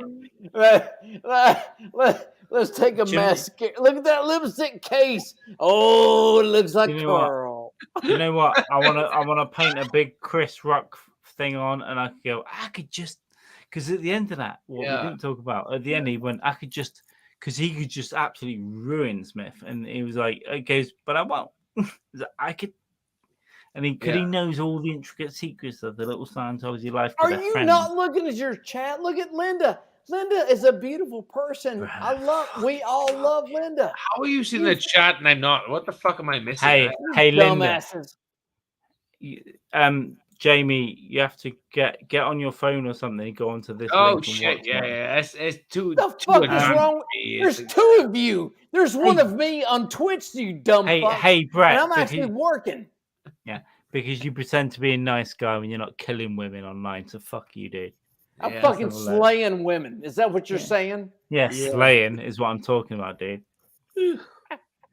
Right. Okay. So Linda, dude, okay. I'm fucking working plus hanging out. Yeah. There's two of you. There's one of me. Yeah. You do the heavy lifting, baby. Brett. Hey. Brett. Your podcast's not gonna make it. Brett, I'm fucking telling you. You have to do better. Brett, you have to do better than this. Hey, Brock, I'm fucking telling you, you fucking Dolly Parton prick. I'm working hard as fuck all the time in every way. I don't know what Jamie's doing. Yeah, your dad can tell it because, like, they named you something different. That's how hard you're working. Yeah, I'll kill your fucking gay dogs, dude. Look at this. We just come back from Vegas. What do you mean Vegas? Where you been then? Yeah, you can't go to Vegas and not tell anyone. Yeah, we went to Vegas. Is this Hank Porter? Yeah, Hank Porter, the fucking old dude musician guy. The paedophile Matt Nappo that accused. Again, let's be honest, Carl. Not even your real name. Yeah. Jamie just showed up an hour late with his fucking goatee. Yeah. And his chick is way more interesting than he is. Yeah, well, we know that. I went to his house. Just kind of get him out of the way. I went to his house a month ago, like to do an in-person podcast, and she cooked me a great dinner. She was so interesting. And then when I left early specifically to hang out with her, and she was asleep. And then Jamie went, "This is normal. I'll go to sleep on the couch." I'm like, "What kind of marriage is this?" Linda, this is totally live. This is 2022, baby. This is how it goes. I'm jealous you were back in Vegas. Poon Hunter, Linda. Linda's awesome, actually. We stayed in Second Street. What's what?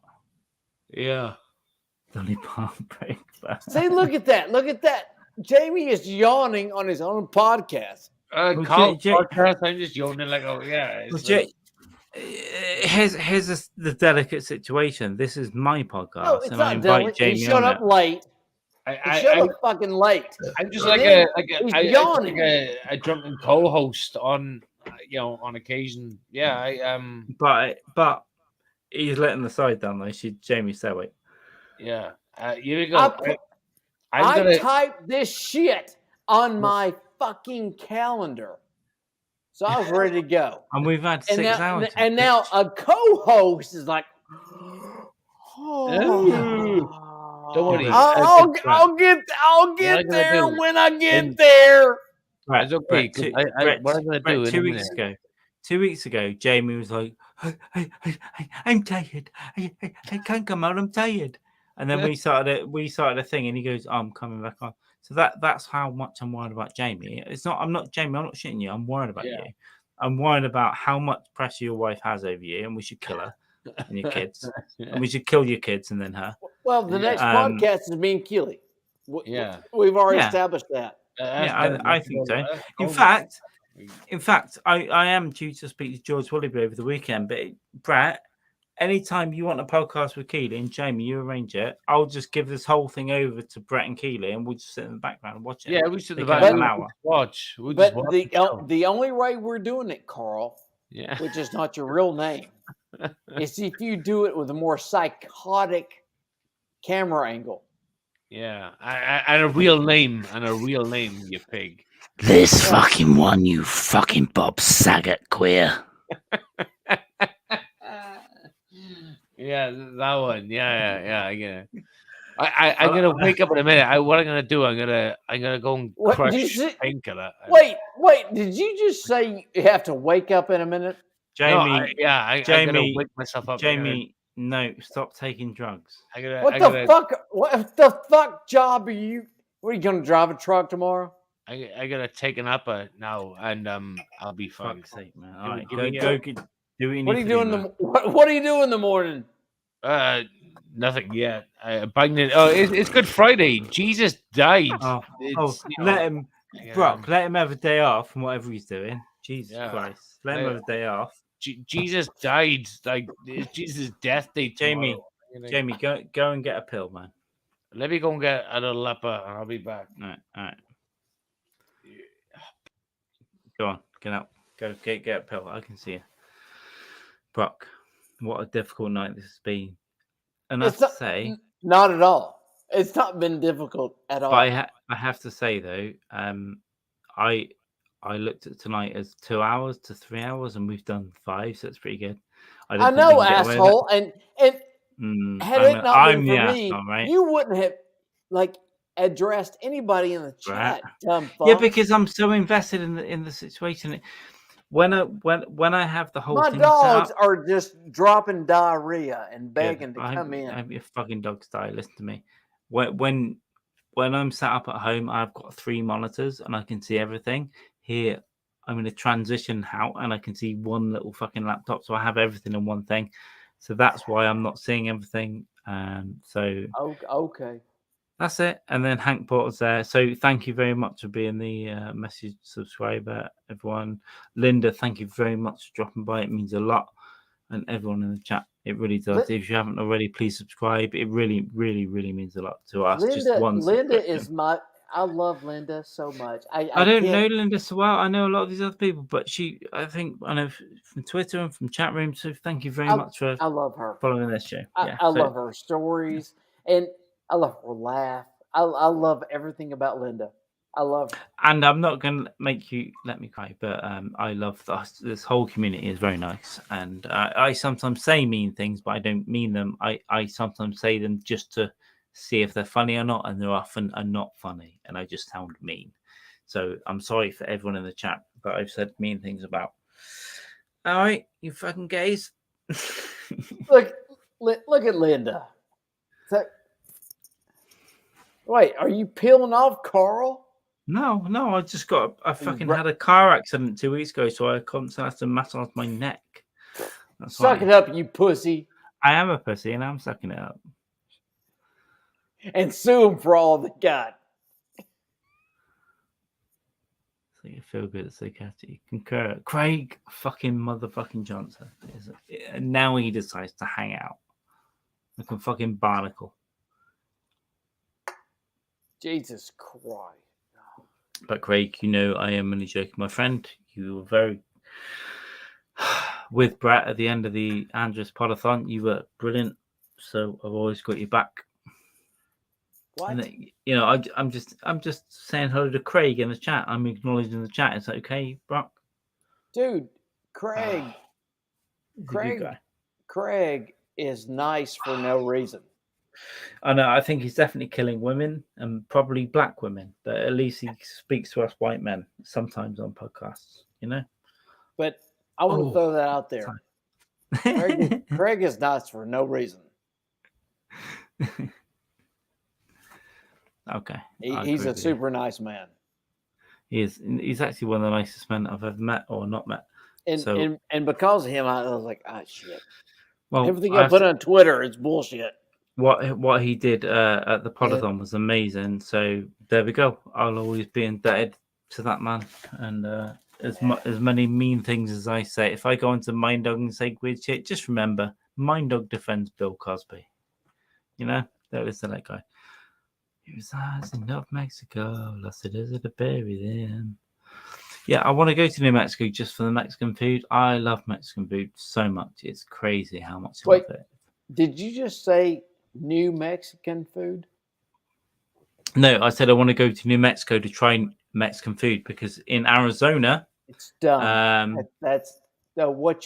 New Mexico, you're going for green chili peppers.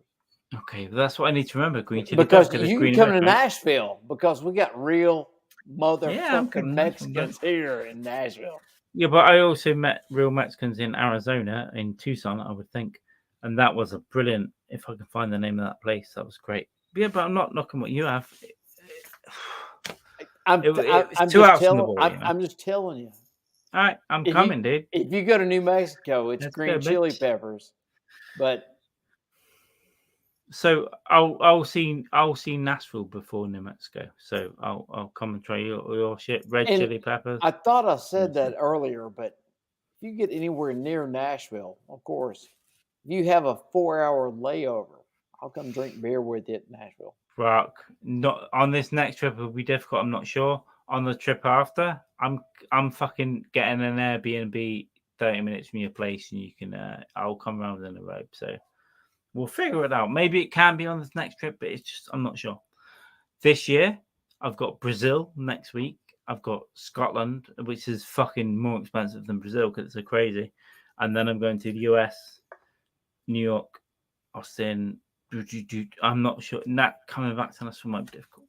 But either way, in 1 year's time, I will be in Nashville. And I will be wherever. So then I will live. Are you sure, bro? Yeah, because unless there's something that will stop me, I don't fucking let people down.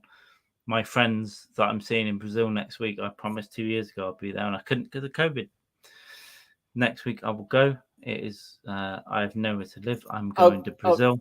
Oh, you mean COVID? COVID, the fake flu that everyone keeps fucking posting a picture about. Go fuck yourself, pussy. Stop posting about the sniffles now, dude. No one's really that sick. And then in a year or so I'll come out that way, and I've got a friend in Kansas City. Dude, first off, Nashville, Craig, Linda, Saul, everybody's in the chat. Sorry, James. And they're all working. Yeah, but also don't. Jesus Christ. I've got to get these dogs in. Go get your dogs. Go get your fucking. I got to go pee. Dogs, like dogs. Right. I really. Dogs pee. Honestly. Go do it. I don't know if this podcast can make it without me. You boring motherfucker. You're right. Hey, get the fuck your shitty dogs in and get your shitty bear. All right. You boring ass motherfucker. All right. Thanks for being on the podcast, Jamie. I'm gonna say a slur now. You fucking northern faggot, fucking puff. Can fucking come and clip me. Fuck you, dude. Can fuck. What What a fucking nothing. What a fucking absolute nothing. Go fuck Stupid yourself. Fuck nothing. America. I support Fucking Russia. Fuck you. I'm an artist and I'm a comedian. Piece of fucking. Yeah. public. I'm a QAnon fucking silverhead twat. QAnon, like dirty fucking southern piece of All right. fucking dog cum That was a fucking motherfucking little joke all there, Linda. motherfucking Thank you very much. they've Sugar been Cat for Loan. Cat, thank you very much for joining us. I'm trying to do the Brett thing now. Craig, if you want Mexico, vegan Mexico. Yeah, that's Yeah. kind of funny, isn't it? Obviously, going to Mexico. I wouldn't have But I thought mean, in about like a safe Western white area. it. All Yeah. right. I You thought that was an fucking know it original. all. I thought that was an original thought though when he said, you know, if you want Going Mexico, to go to Mexico, of Mexico. course, you fucking donkey. Of That was course. unique. That was a unique statement to make. I'm not going to fucking Chili's, dude. I mean, going where I can see Mexican slavery in front of me, where I Yeah. can see soft men and women working for me, the white man. Not going to Mexico or a chain restaurant. I want to see work for me. Yeah. You know? Yeah. It's lol. Yeah, lolly. Yeah, lol. Yeah. Linda Allen is the most hateful person in the chat. Absolutely. Yeah, lol. Yeah. Lol. Linda Allen, yeah. I love Linda's tweets. She's not like an over tweeting Stanhope fanboy girl cum dripping whore. She's just like, yeah, cool. It's weird though. I want to get a gun, right, and I want to shoot people in the face at 2 over. Yeah, but she's cool. I like her. I like. But I did tweet that the other day, and I deleted my own tweet because I thought, shit, that looks like a threat to life. Even I woke up when that looks bad. That looks bad, dude. Yeah, well, we all wake up to tweets and think, oh, gosh. Yeah, but recently I'm starting to threaten life. Yeah, well, you know, some life. I'll kill you. I'll kill you. Yeah, some life deserves or needs to be threatened. It does, but we're messing. Anyway, Linda's cool. Not you guys. We're only fucking you guys. Linda Allen. Her name is like Tim Allen. I got nowhere to go from there other than that. That's the song you get, baby. I don't know, Linda. What are you talking about now? I can't. This is 1 minute ago. You need to scroll up. No, only for what you're saying. I think unless you're like behind on the stream. I think. Are they allowed to? Oh fuck. And obviously, Craig, can you DM me? We talked about like Chile and stuff before. Can you DM me what the situation with both posting it within US and coming out here? Because obviously I'll be out soon. What chili? The chili pepper or chili? I can't remember. There was something a couple of weeks ago about green. Can't remember if chilies the edible substance or the actual place. It's like just give me food ideas and leave me the fuck alone. Oh, edible chili. Oh, okay. Well, yeah, obviously not. You know. Well, I didn't know. That's what I said, and he was like, "I don't know." But I couldn't compute, dude. It's not your fault. It's my fault. I'm a fucking idiot. Yeah. I can't compute. Yeah. Was it like, oh, Craig, thank you. DM me, tell me about that chili shit. Because, and also, like, I don't think it's really hard to post internationally, that kind of stuff. I kind of got a sponsor for this podcast, but I need to have a conversation with someone, but it'll be the UK. And then we'll have an Audible thing going on. So if no one's got Audible soon, I might be have that. I think people should get Audible just on the back of but Audible. You should, but I think so. I need to find an email, but I think we've got a good affiliate sponsorship from Audible. Yeah. So if you think about getting it, wait a couple of weeks till I can find that. That's what I think. Cancel if you have a subscription to like Netflix, and you can just cancel that and just get an Audible subscription. Yeah, but wait until we get an affiliate link because then it'll help us. Yeah. And also, we're going to have some Amazon links in the description at some point. Not today, but in a month. So won't you help that? We're trying to get some vague sponsorship, Craig. Yeah, if you can send me, because I remember talking to you about the chilies before. I can, if anyone's in the UK, I can probably get you discount chili on some awesome stuff. And I don't know, if you've got anything cool shit that we can't ship internationally, food or merch or whatever, we'll talk out, send it to New York, and when I go out there in 6 months, I'll get back and I'll bring Jamie a load of shit as well. So Yeah, that's how we do the smuggling. And when I go out, I'll bring some stuff back. As long as everyone plays ball. If not, I'll kill you. I'll kill you. I'll kill you all. Linda Allen is kind of cool. Kevin, it's kind of cool. Hey, Kevin, stop.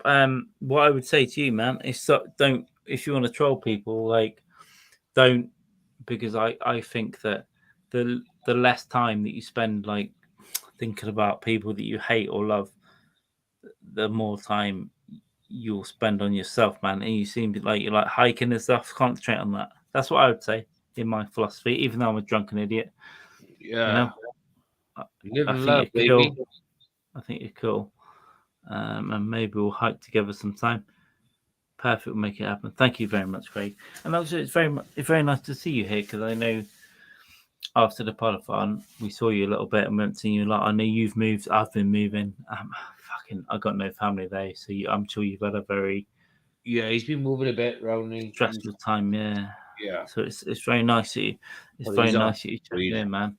And Jamie, how weird is it? Like a year ago, and no one would ever watch this shit, and now there's a few people watching it, and then tomorrow people will watch it, and the next day people will watch it. And the next day people will watch it. Cool people, man. It's like people we've like managed to get over from, issues with Andy, fucking stand-up crew. It's just like it's not just that, but every day people are watching it. I know. Yeah, it's listen to it as well. I don't ever talk about that, but I also upload this to an audio thing. People listen to this stuff, and it's wild. Like, what you're doing. Yeah, you shouldn't be doing this. Psycho. It's bad for your health. But no, it's sorry, dude. For people out there, man. It's cool. Great fun. Brock's coming back to call us a Bob Saget. Yeah. Brock writes all of the scripts, baby. I do agree that I'm amazed that anybody tunes into this shit. I know, right? What the fuck? Especially at this time of night. Because you provide no content.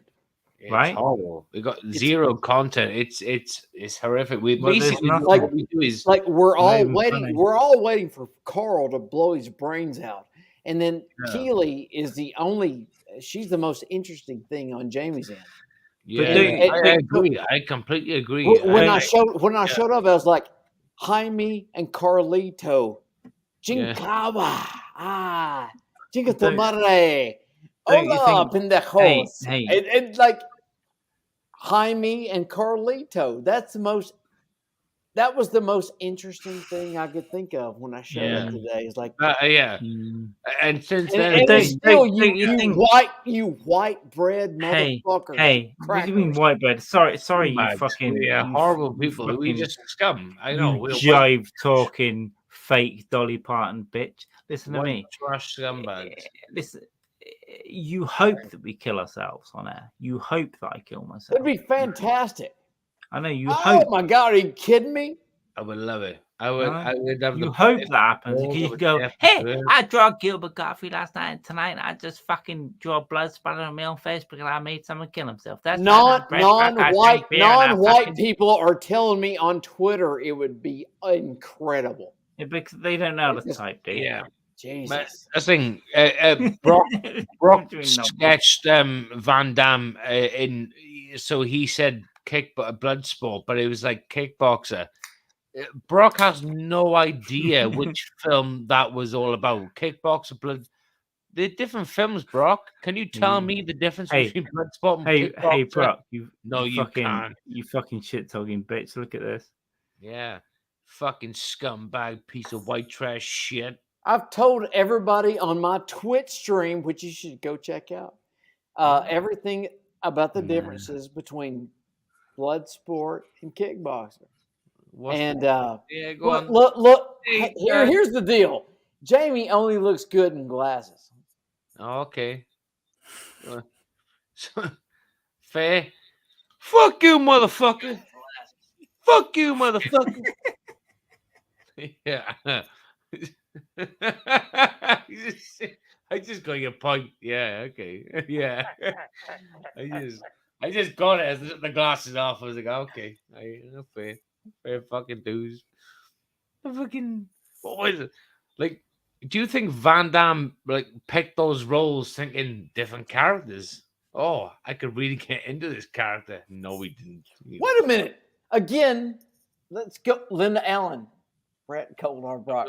Trevor was silly here. Yeah.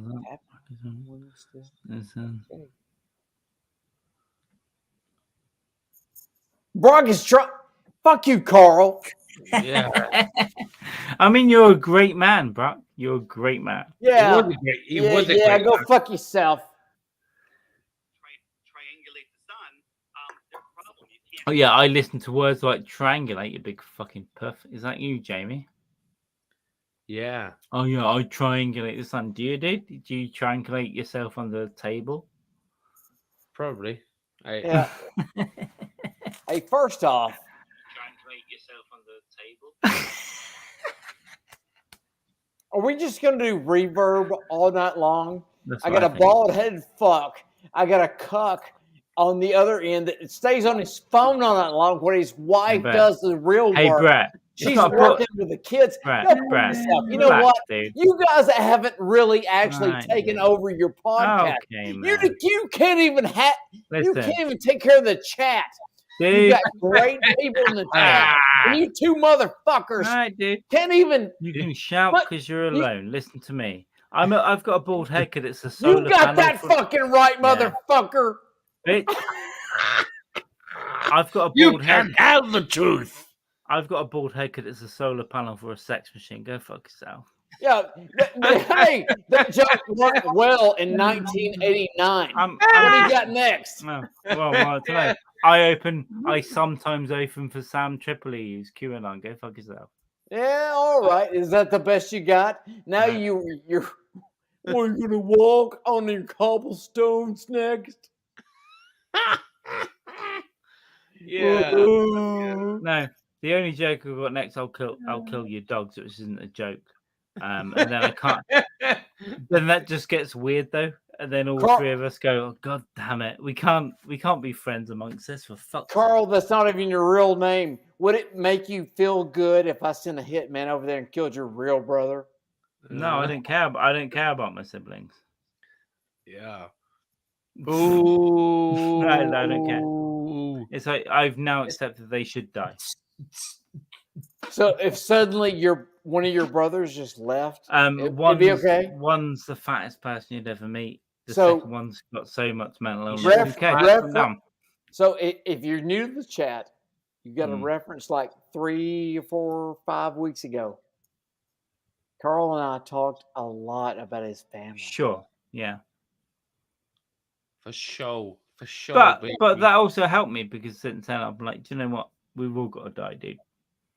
And I've looked at my family, my parents, and something like, you know what, dude, it can happen. I'll be really upset, but For 10 minutes. Like, Carl, like with all that rage, how hard would you really punch somebody? I mean, really punch somebody. What for? I mean, What just for? like would you put your absolute shoulder and everything into it? What for? Like killing a family member? Like, How good would it feel? Brilliant. Depends how much of a cunt they fucking were, but No. yeah. I don't know. I don't know what you mean. I don't know. That's what it is, too, baby. I like So, that. like, you haven't dug down deep and just thought, I want absolutely to put my latissimus dorsi Oh, Brett, completely let me stop here. deltoid, me stop everything, you. just Let me right stop into you. that jaw, and just. Let me stop you. You don't want to do Yeah. that after No. all that living with that for what 30 years. Let me stop you. I've thought about doing that to my own auntie, like my own family members. I thought about doing that to my cousins. I thought about, Yeah, I've thought about that. But I'm over that. I kind of don't care about them. They're all dying quicker than we are. So let them go, dude. I ain't gonna fight I anyone. posted on Twitch. Like, one of my greatest things was reading the obituary and seeing where a high school bully died. I'm just outliving those motherfuckers. Yeah, you're right, man. I think here's the thing though. Sometimes I do think about a high school bully, and but they haven't got anything over me now because I'm more thinking about how I'm gonna die than them. You know, I think about how people think about them, but then I'm like, oh, so am I gonna die in a nuclear war? Am I gonna have a stroke, or am I gonna have a heart attack on a podcast one night? That's what goes around my head every day. And your music, when I woke up today, din, din, din, din, din, din, that little plucky thing, when I woke up today, was going around my head. I was like, oh, fuck me, this is how I die. You know, so it's not, there's no stress for me now. I'm like, oh, I don't want to die, but I kind of will. I'll do it if you want me to do it. But we're going to die. Yeah. We're all going to die. We are, and that's what we're all fighting, right? Yeah, but we'll go to the next life, though, don't we? Wait, Jamie. Whoa. Jamie, what do you mean hopefully, we're not fighting your for shit. Hopefully, we're fighting to stay alive. Hopefully, your fucking wife will die first. Yeah, but Dream Crusher before me. Yeah, that's the plan, baby. I don't like that. I hope that facial hair motherfucker dies first. I want to talk to Keely. But finally, I got Brett's eyes to go after 15 minutes. Here's why. Oh my god! Here's why I like Jamie's frames better than mine. I hope Jamie dies before I do because I like his frames better than mine. Nice. That's fair. You fuck face.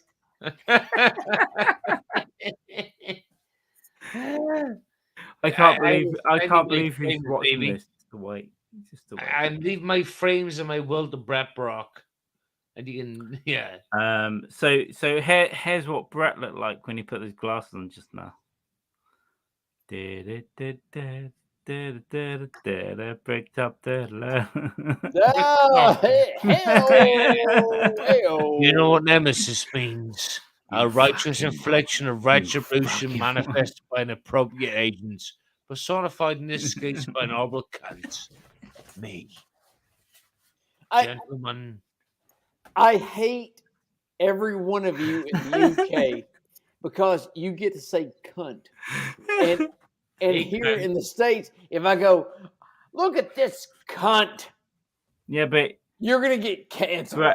Brett, your mother's a cunt, so why don't you tell her, dude? It's like... We'll do the cunt song Monday. We'll do a cunt song between us all. The three of us do a cunt song. So I don't know if I'll ever do stand up again, ever. But yeah, you will. Well, yeah, you will. So because when I come to Nashville, we're going to have to go up at Mike's together. I'll give you this, so you put it in one of your little skits. All right, baby boy. So when you're behind the mic, tell somebody in the crowd like, hey, you look to your left, look to your right. All those people, they mothers got cream pied. Yeah, that is yeah, baby. I like Brock is that's it. Brock is the guy Theo Von pretends to be. Yeah. Cream pied, baby. You cream pied mama, baby. You ever see an elephant ride backwards in a bag and sunglasses? That's it, man. But Brock's funnier though. Brock's funnier. Linda and cancel. Yeah. Hell yeah. Yeah, of course. But cancel culture does not exist. It does not exist. And again, I only say that because I love Linda Allen. I love Linda Allen so much. She's cool, man. She's cool, baby. I love her. It's a big thing, and this is what Doug was going on about earlier. And I actually called into Doggo earlier to agree with him a little bit, but disagree with him a little bit. But I agree with you, Brock. It doesn't exist in the way that people think that it exists. But in a sense, But it also It only exists on Twitter. Yeah. It's not a real place. Chappelle, But so, yeah. it cost Louis C.K. $50 million, and not only him, but all the young comics that he gave a job to. Are you sure he went to France and he lived a great life? No, I'm not saying it made him poor. It fucked that production up, which cost a lot of young comics and producers and crew that were on that movie. It got canned, so they didn't get anything back from it. They didn't get any residuals. So that's what I would say. It fucked 50 people rather than one person. And of course, Louis C.K. was very rich before that. Cancel culture, does it exist? Not really. He just won a Grammy. It doesn't exist for someone like Chappelle. No. He's just he's bigger than anyone. You just plow through it. It doesn't matter. But here is a problem though. If you're just starting out, there are people out there, and I will discuss this with the comic over the weekend. Hopefully, this is true. If we're brave enough, Brock, if this person is brave enough, when you are starting out, why are you courting a comic that's just starting out? That sounds like a female that you're grooming. It's not courting. It's like, Carl. I'm not an established comedian in the UK, right? Is she a female? No, it's a male. Okay. So I want to have a proper discussion about this, which for him to do it why, is very... Why the fuck are you talking to any comic? Because I do comedy, you fucking idiot. Yeah, like they've got to work on their own shit.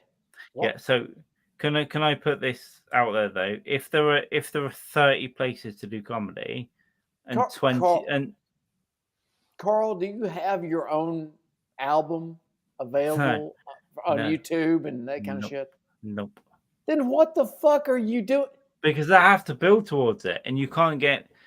This is the problem, Brett. I can't just walk into somewhere and do comedy. You can be nice to people. Yeah, I can be nice to people, and I am nice to people. Yeah. But sometimes other people aren't very nice the other way. Why are you taking this person under your arm, apparently? It's not under my arm. He was a good guy to me. This is confusing. I think this person was a mentor. Did they drive you home while you were drunk from a open mic? Brett, he let me crash at his fucking house when I shouldn't have been allowed to crash at anyone's house. But there's cocaine spilling out my fucking eyeballs. You know, look how. What can I say? Me and Jamie, me and this other person, these are people that I care about and I will defend against. I don't even know how we got onto this, but cocaine people are easily eaten. You just walk away from it. It's one thing. They're the easiest people to walk away from. Yeah, okay. Yeah, but before I knew any of that, he is a... Without him, I wouldn't have even fucking kept doing comedy over 4 years. So, anyway, that being gay, I don't know what this even argument was over, but believe me that I trust this guy. We will talk about some weird shit that's going on, and I don't know what it's like in the US. It's a little bit different over here, I think. And at the moment, there is a problem. It is being stifled by people that aren't very funny and aren't very good. Cunts, basically. Cunts, and it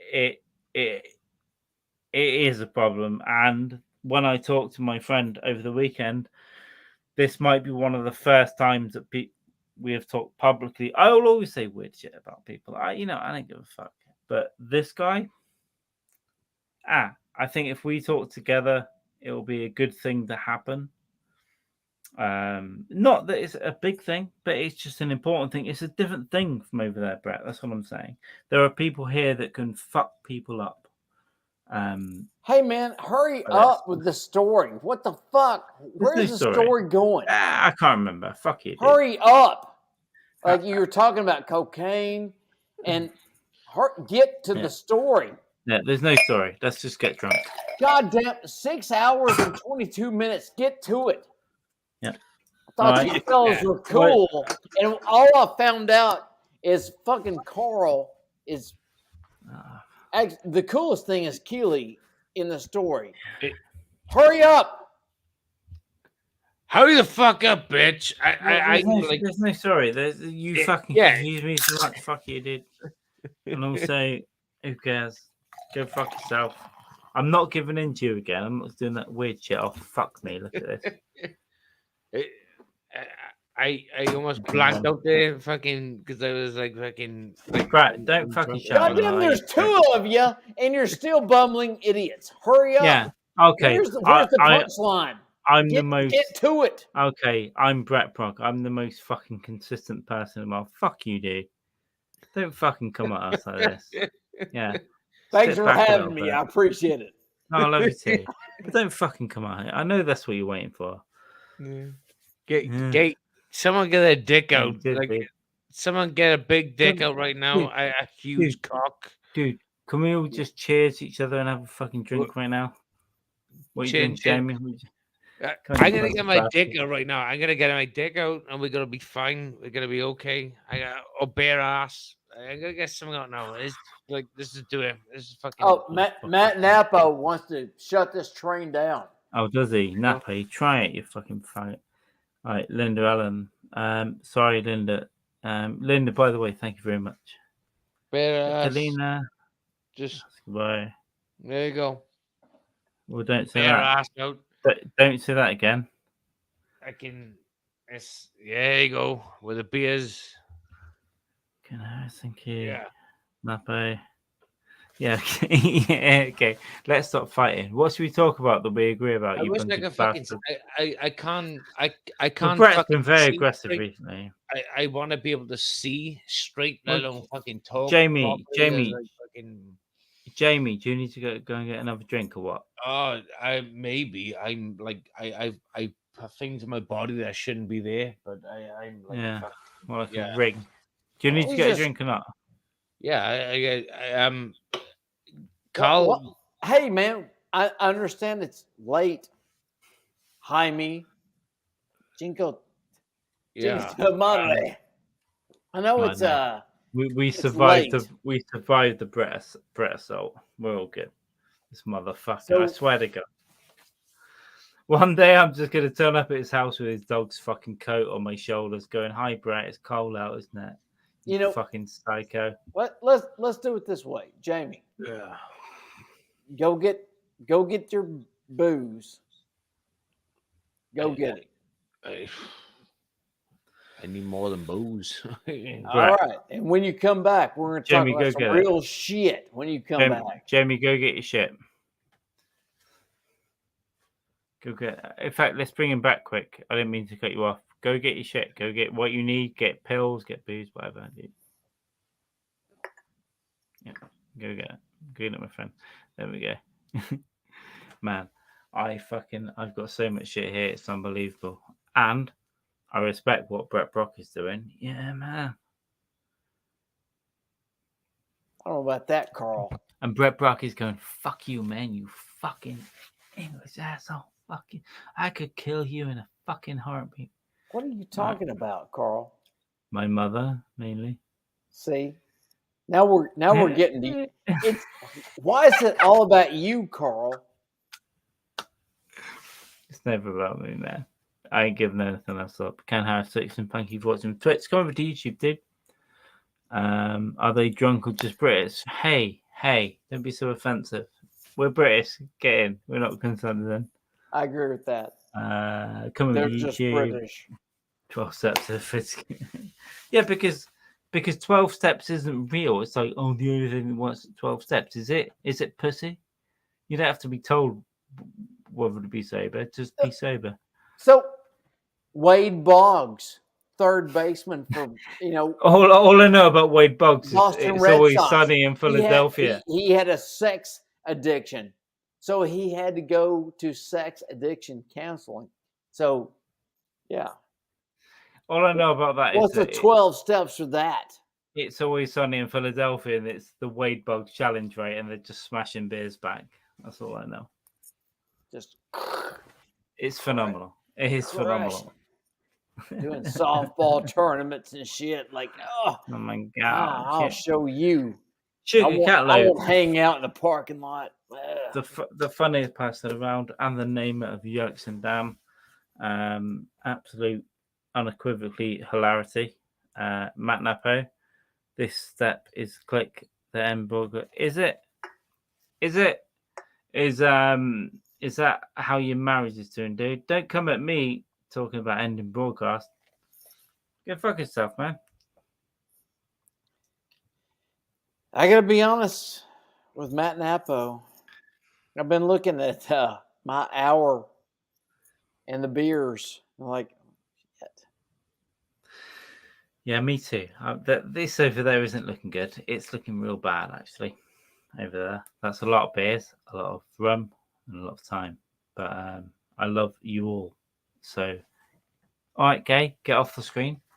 What's next? The first step is the sweetest. Oh, okay, that's the same thing. I'm gonna get steps to the bitch. When Jaime comes back. Oh, yeah. When I've been beaten up by my own wife for 6 weeks, finally comes back. I'm allowed out, am I? Comes back, yeah.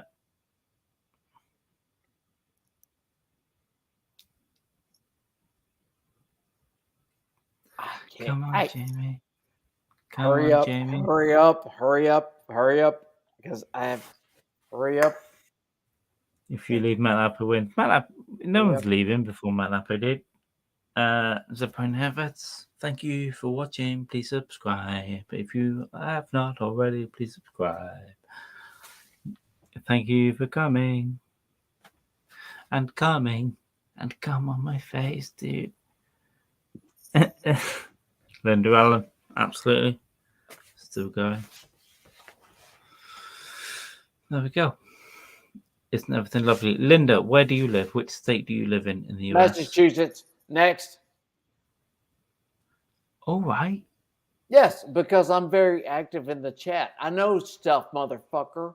And you need to get up off your ass and know people. Oh, that's a bit hard, isn't it?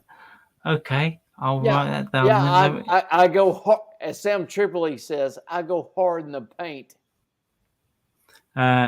Good. Sam Tripoli started QAnon. So actually, I was a big I walked into, I don't know if I've told you this before, actually. I walked into the OR in the Comedy Store 6 years ago, and I walked into the end of Tripoli. This is before the QAnon shit, and he was fucking leveling the audience, dude.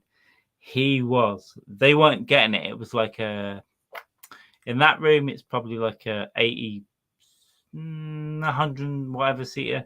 There were probably 5, 10, 12 people in there, and Tripoli was in there leveling the room. And I walked in just watching it from the side going, I looked at the doorman going, is that real? Okay, all right. I remember walking and sitting down, and he was just leveling it, and then he got off stage. So that's the only time I've seen Tripoli live. It's like 5, 6 years ago.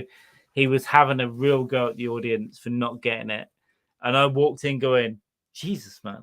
And that's my entire memory. But, you know, but then I got into Tripoli through his all conspiracy shit, because I was into that like 5 years ago. I'll admit it. Like, why are you not engaging Linda Allen? Because I have been, Matt fucking Nappo. asshole. I just had one conversation. Right, don't fuck with me, dude. I listen. I'm trying to. That's what sparked it off. That conversation. What are we? 10:40. Hello. That's what I got to. So Matthew and Nicole to what first grade? Okay. Only see subscribe. Yeah, well, press subscribe. Then it's a big red fucking button, dummy. Why don't you talk about like I was a ninja on monkey bars? Well, I was kind of a ninja on monkey bars, but then I fell over and then just scratched myself until till I went to my own brother's wedding, and he wouldn't even have me. So, Is that so eventually somebody took you? my own family? So is that how he gets me? Is that I went to my own brother's wedding and I scratched myself until I burned myself, and then he wouldn't. And then when the photos came, they said, "Get to the back." So It's true. somebody made you. Well, my whole family went, "Get to the back, you little fucking weirdo. Why are you burning your own arms off?" So you got tagged. You got tagged. And tagged I did. So they were like, why you coming up with a family, dude? I'm like, I don't know. I'm a child and I love my family. They're like, no, stop tagging yourself, dude. All right, I'm gonna have to pay particular attention to the chat because Brett has to go at me. Linda, how are you going forward? It's a life you sound traveling. You all you people are wild, dude. And if I don't bring this up soon enough, Brett just has to go at me. So no, it's always ashamed in my life. How come you didn't see fucking my sister say how you doing, dude? I know, dude. It's a big conversation that. Let's skip all the way to the end. This is the guy that says, "Have you ever met a guy that's been creepy?" Let's skip all the way to the end. Hey man, hey Jamie. Can we see if Jamie talks any sense right now? There we go. Jamie, you got any sense? No, Jesus Christopher Christ. Reeves ended up in a wheelchair because he got kicked off a horse because he wasn't really Good. Superman. Good. Again, Testing. 1, 2. I gotta be honest. Talk I feel like I'm the backbone of this podcast. You are. All right, all right. Let's stop. I'm going to get a beer, and you can't stop me.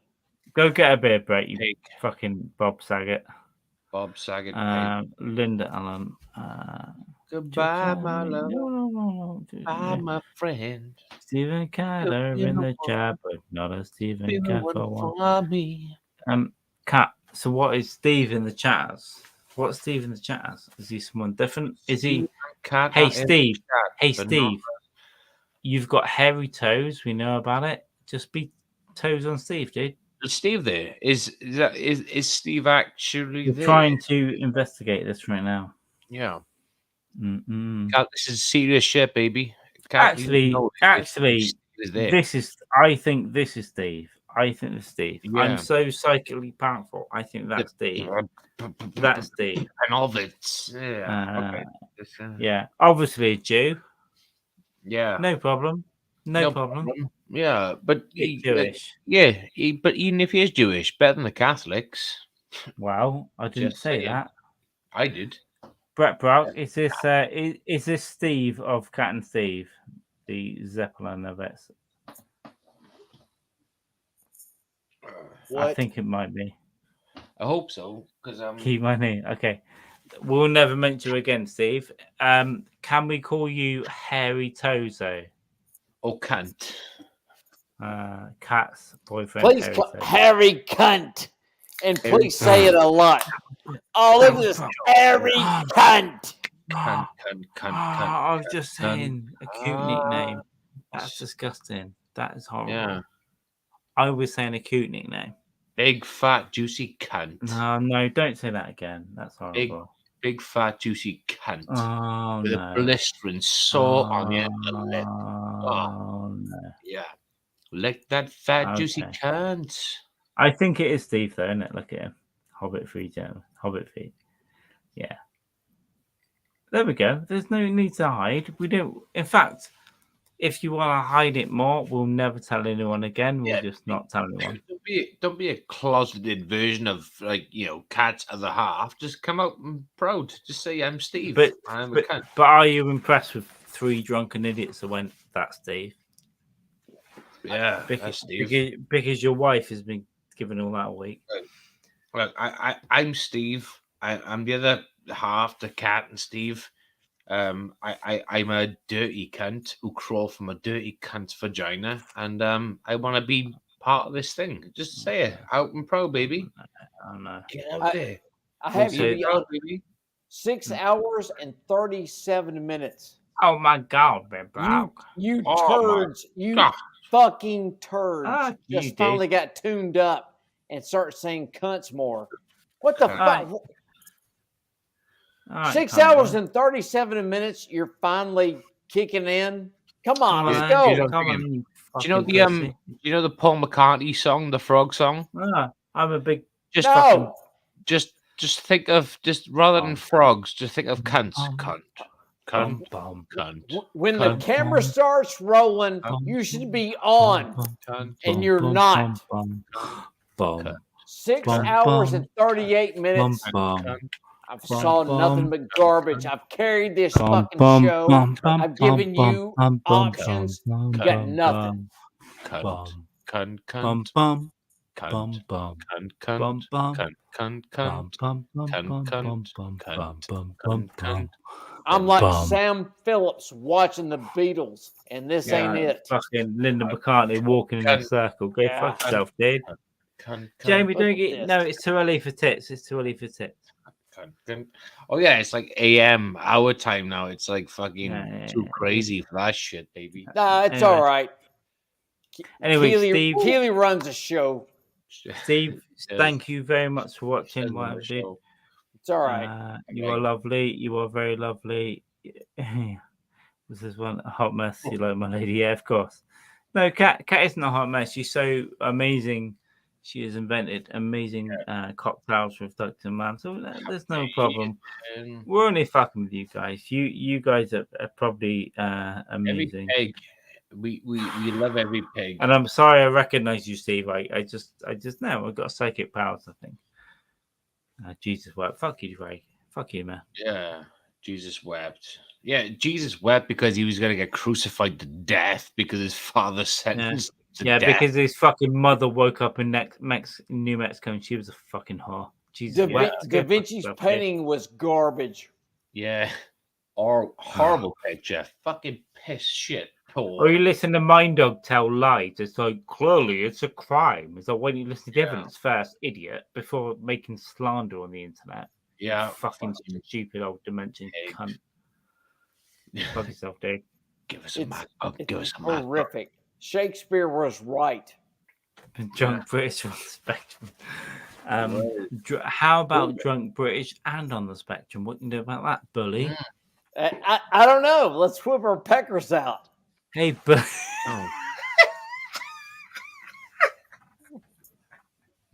Let's do it. Hey, I've already sent a dick pic to Hack Hardy. You think so, dude. But it's pretty. I'll tell you, it's pretty good. Outside of that, it's just not good. It's not good covered in crumbs and crying. Yeah. All right. That's all. It's pretty good, unless I'm crying. Isn't good. Isn't Crumb the god in the Conan the Barbarian shit? Edgar Rice. Yeah. Crumb. I've never prayed to you before. Yeah.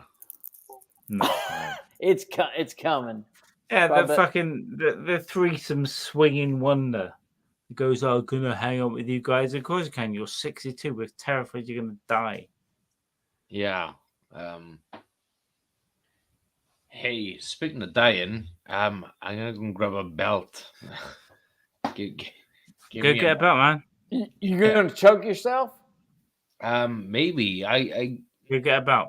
David Carradine, it's going down right here. The problem is, I put this curtain rail up behind me. It may not hold. Go get a belt, man. Give it a go. I can happily try it. Go get a belt. So those kids aren't your kids. Yeah, but especially the black one. Yeah, especially the black one. The Chinese one. He's like, get off me, daddy. Yeah, I questioned the Chinese one day to day, but the black one's my kid. Get the fuck off me, daddy. What you talking about, Willis? Yeah. You ain't my real dad. I don't know you. Talking about Willis? Get the fuck out of here, hey Larry. Hey, Larry. You get up can't that tell me shit, Hey, Larry. honky. You Well, fucking get it. cracker ass honky. Well, Hey, Larry. Get up that Well- ass, Larry. I never questioned it before until the Oscars, and my oldest was like, Will Smith when he was slapping at Chris Rock. What the fuck is that N-word doing to the other motherfucking N-word motherfucker? Bust a cap in that N-word's ass, motherfucker. I was like, whoa, you ain't my kid, bitch. I was like, whoa, motherfucker. I've So, seen you that. know, I didn't want to repeat the actual word. Well, you know what could have stopped that? Yeah. Is you absolutely rolling up on that kid and slapping the piss out of that motherfucker. Yeah, but I would have been. And doing it in front of everybody. Go, what? Yeah, What I now? would have done. What but the did problem you just say? Yeah, And I would have Jamie, done.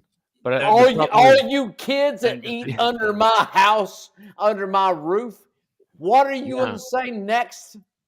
you motherfucking N-word, motherfucking N-word, beep beep beep N-word, bitch. I was like, Your yeah. mama's don't next. Oh my god. Yeah, but this is the thing. I would have done it, but it was the realization kicked in that, oh shit, I can't hit someone else's kid. It's like, oh, I can't do that. It's like, yeah, fucking But suddenly somebody else can. yeah. So what I did, I just basically I donated the organs on the black market, and I was like, huh, how'd you like that, motherfucker? No. And black market being a reference, you know. Yeah. Well, How's that, before you sell off their organs, make sure they can shoot well. Yeah, I did that too. Yeah, of course. Yeah, shoot know. heroin. You mean in the veins? No. Or gun? Oh, I had Like it Heckler wrong. and Koch MP5s. Make sure they Yeah. can shoot well. Yeah, they were 1980s weapons. Maybe you can pawn them off as Oh, child I had that wrong. soldiers. I thought you meant like shoot heroin in the veins properly, but okay. You Jamie, God Jamie, damn, don't I'm get the your only drinks. one that thinks ahead here. Yeah, I know. Yeah, I just assumed, Jamie, being, go and get the drinks you need, dude. I'm all fine. I'm fixed. Like, Yeah. I didn't take any painkillers, so I'm good. Okay, I great. fixed up on booze. Was it like 2:00 in the morning there? 3 days. Yeah. 5 to 3. Like, All right, yeah, it makes sense. Checks. Steve, like Yeah. good people drugged up. Carl and Jamie, how do Carl and Jamie know each other? So I ran a comedy night 2.5 years ago. Jamie is one of the comics that came in. But I was a very bad drunk back then. I was worse than Jamie, so it was reverse roles. yeah. But what I course. wanted to run, it was in a really weird, wild little place. And what I wanted to have was something really wild, which is very difficult to do here. So when Jamie and 20 other people like Sugar and everyone came over, I wanted to have a real wild place, and I was sweating and drunk. And I know you guys and Tommy and Sugar and everyone. I still love three of you out of the 20. He was sweating. That's how we met, and then I developed anxiety again over the next 6-7 months or over COVID, and then eventually asked Jamie to come on a podcast called Refreshing and Upsteam because I wanted him to come on because I was very I wanted someone to come on who wouldn't give a shit about what they said, but that's going to go and be offensive. And that's it. It's boring. That's it. If I, I've known Jeremy since then. He come on the thing, and then over the last year we got more and more, and then I just beautiful want friends and lovers. Yeah, this will be now. Whatever. That's how we became. That's how we knew each other. Jamie coming was part of a bunch of people that asked to come on my night, and then I put them on. Yeah, and then I was fucked up, dude. And I was fucked up. I've never asked to be on this. Nah, fuck you, dude. Brett Brock said, "Please, can I come on?" He did many times. He's like, if you look like basically Brett, in like 1,000 years' time, they'll look at Brock's sketches and they'll be like the Da Vinci Code, where you can see in his paintings he's basically begging to come on a podcast. Me and Carl, it's written like the Da Vinci Code shit is there. You can see it. It's like, So did we answer for you, Steve? That's between Carl and Jamie, it's like what? It's almost like it's like a Mexican got into a bald guy's asshole. that's exactly what. Not bad for a roast thing. But can I just bring something up, Brett? And that's exactly what I was going for. Jamie and I talked about this earlier. There was a roast joke that was put out on Instagram a couple of weeks ago that caused a lot of scenes in our little scene, and there were some female comments that put themselves way up there. If someone finds a roast joke inoffensive, should they have the ability to try and stop one of those comedians performing at half the things in a city if they didn't even make that joke? If they were just going into the comments and going, I thought that was funny, would you think it's okay for one of those people to come in and go, well, I'm not going to let you on any of my nights forever because you defended a joke once that was kind of half offensive? What would you say to that if that happened to you? Fucking A, say whatever you want to, especially in America.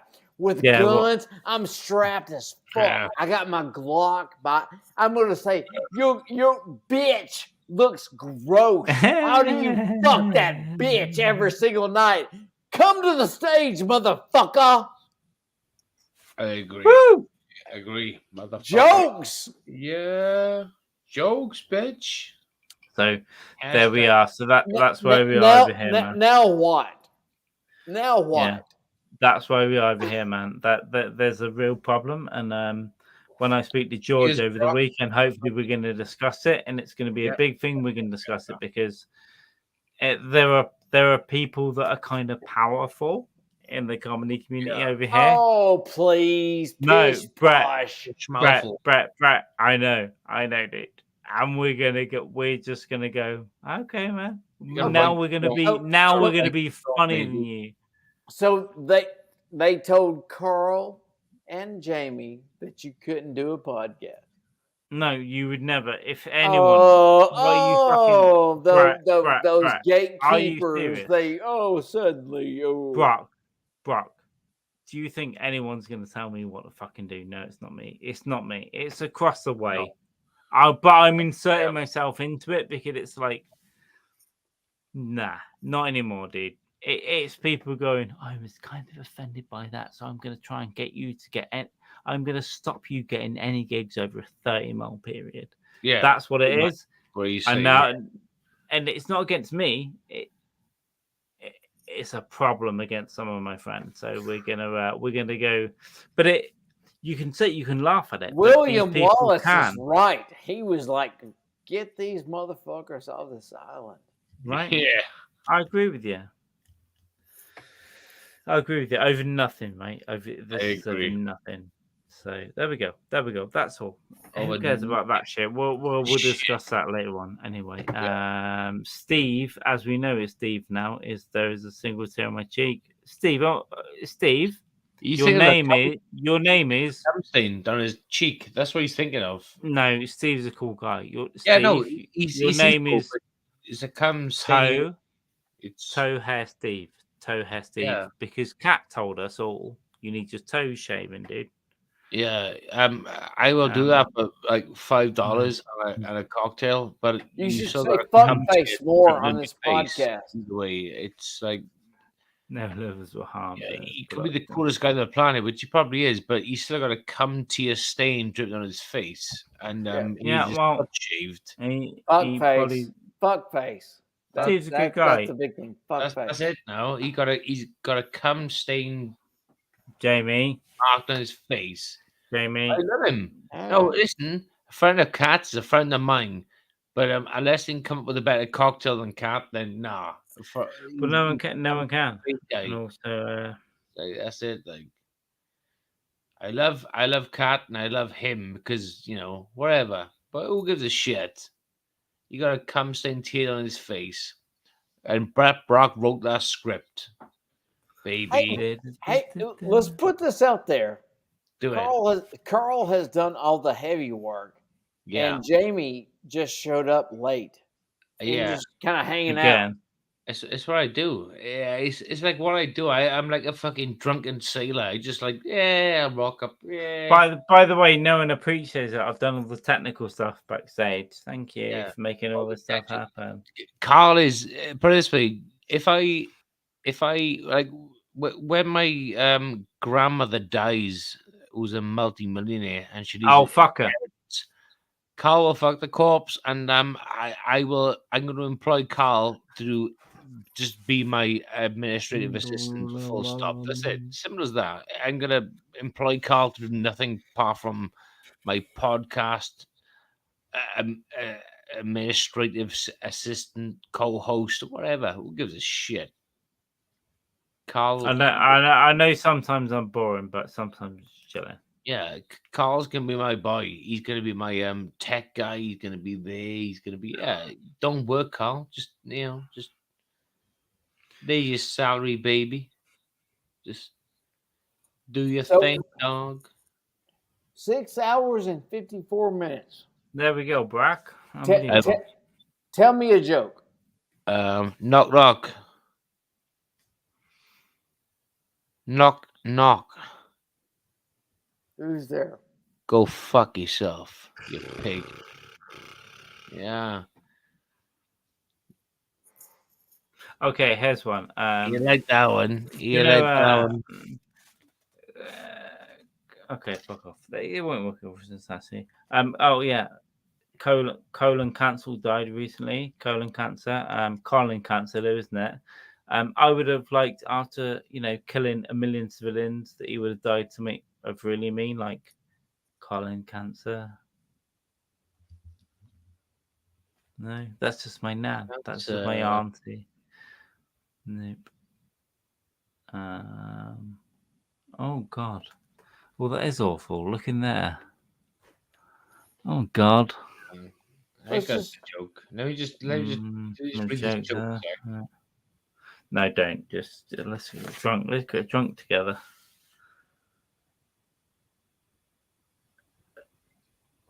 I feel so awkward now. Kat and Steve are real funnier than us. I think Kat's one of the funniest people in the world, unless Steve feeds her lines, and then he's really funny. And then I want to kill myself.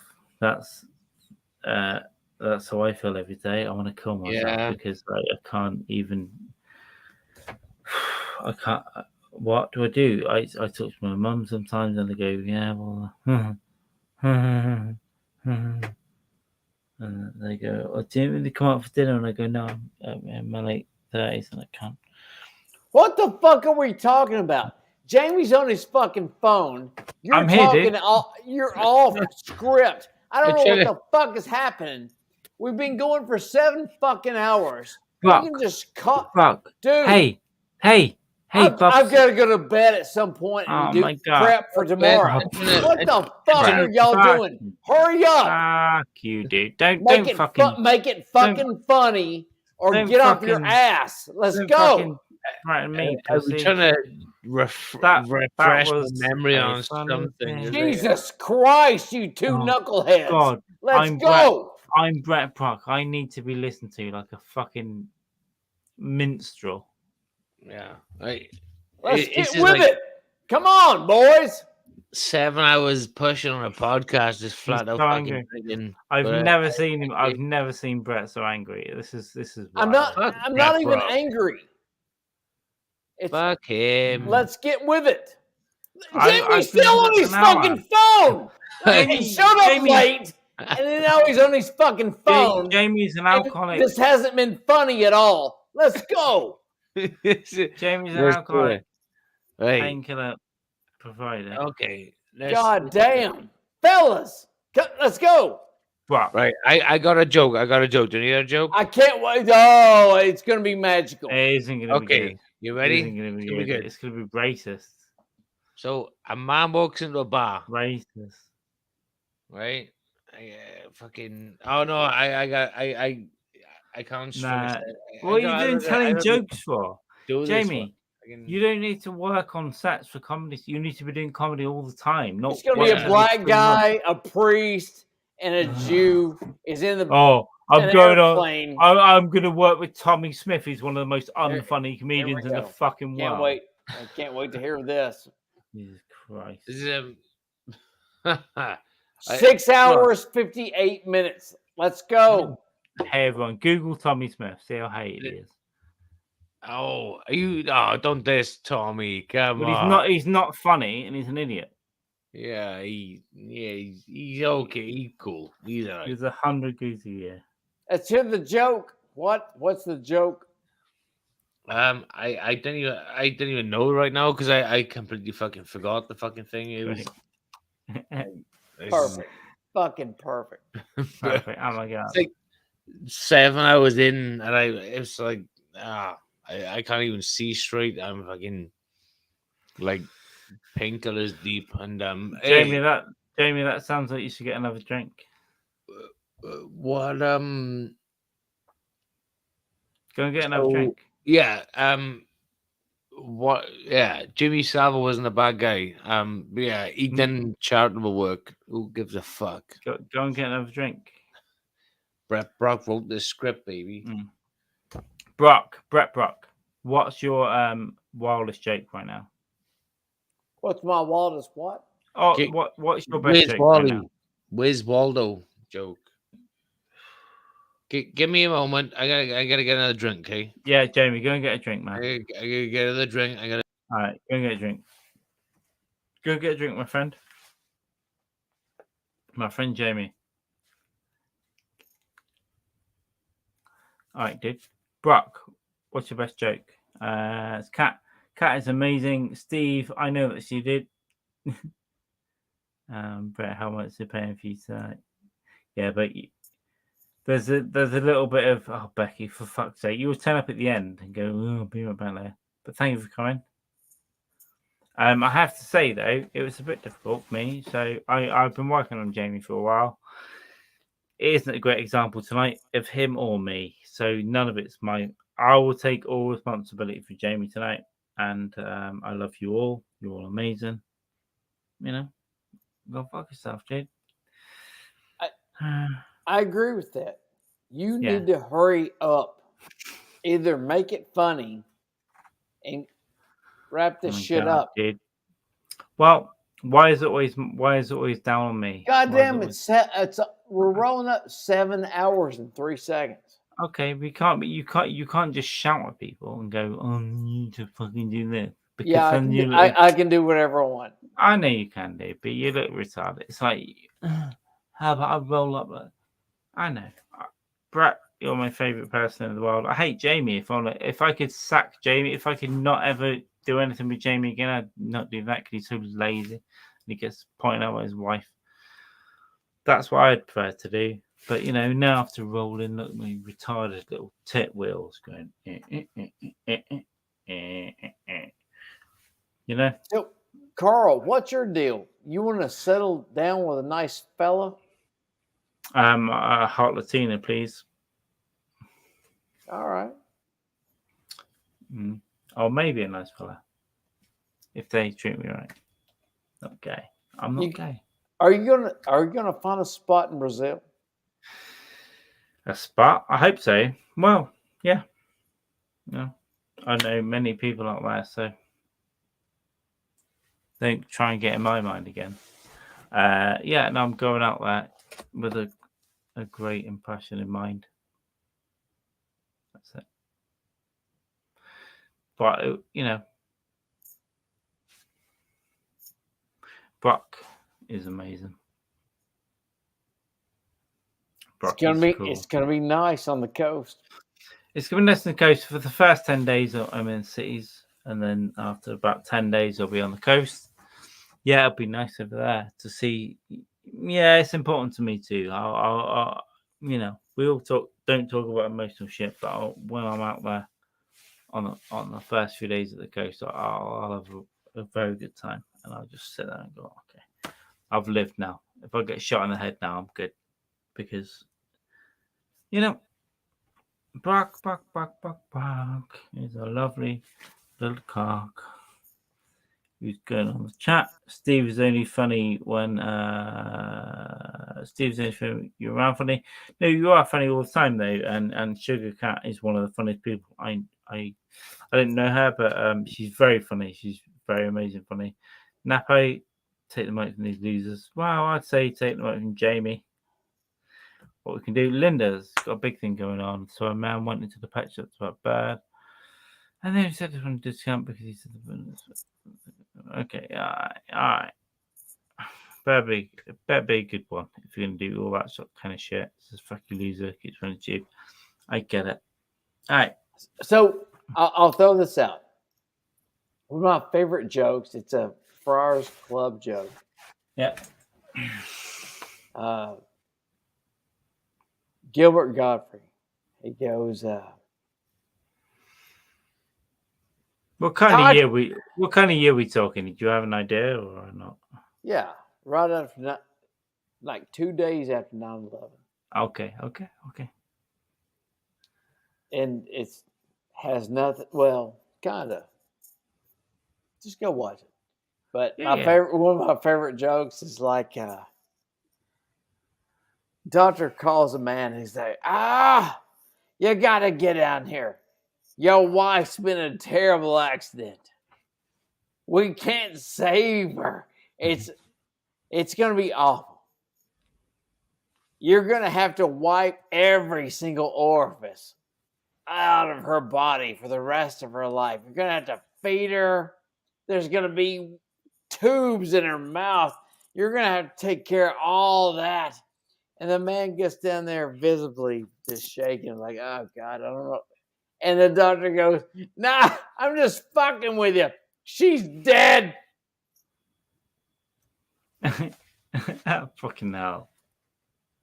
It's so Gilbert was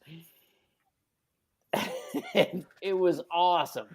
The way he was able to recover immediately. He goes, yeah, I love Gilbert for that way. I'm going to go to LA, but my connecting flight was Empire State Building.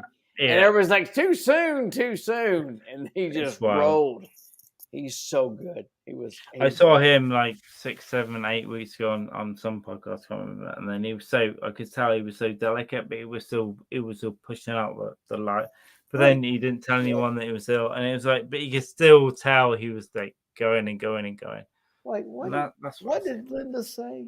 Wait, I don't know. Then the freezer screams when swears when the bird says. I don't know what that means. Oh. 3 minutes silence. I'm sorry for swearing at you. I'm really sorry, but I don't know.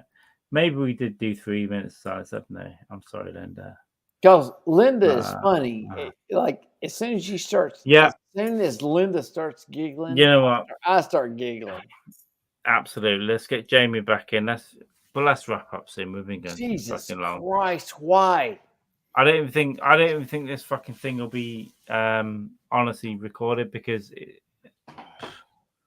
who the fuck knows? 7 hours and 6 minutes. Yeah, I'm gonna try and check something out here. I don't think I've even got the time for this to be recorded. Hey, this is stupid, dude. So, Jamie, what does Keely work? Yeah. Well, does Keely work? What do you mean? Of course she fucking does. So what do you do all day? Nothing. I'm busy. I'm busy. I'm busy doing shit, baby. I got a full-time job too. He's like, what do you do all day, Jamie? I sit around.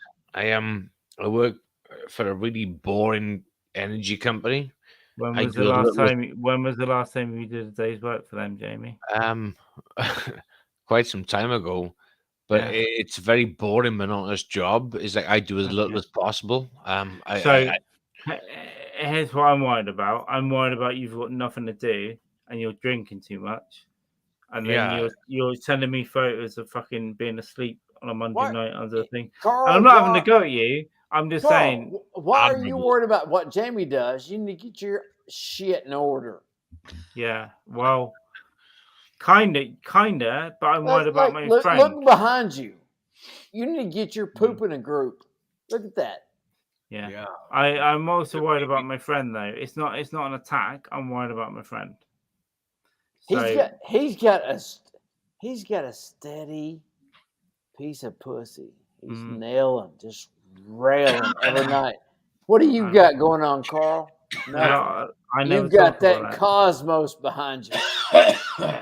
Yeah, it isn't. Yes, that's correct. Jamie has a much more stable life, but I'm also worried about his.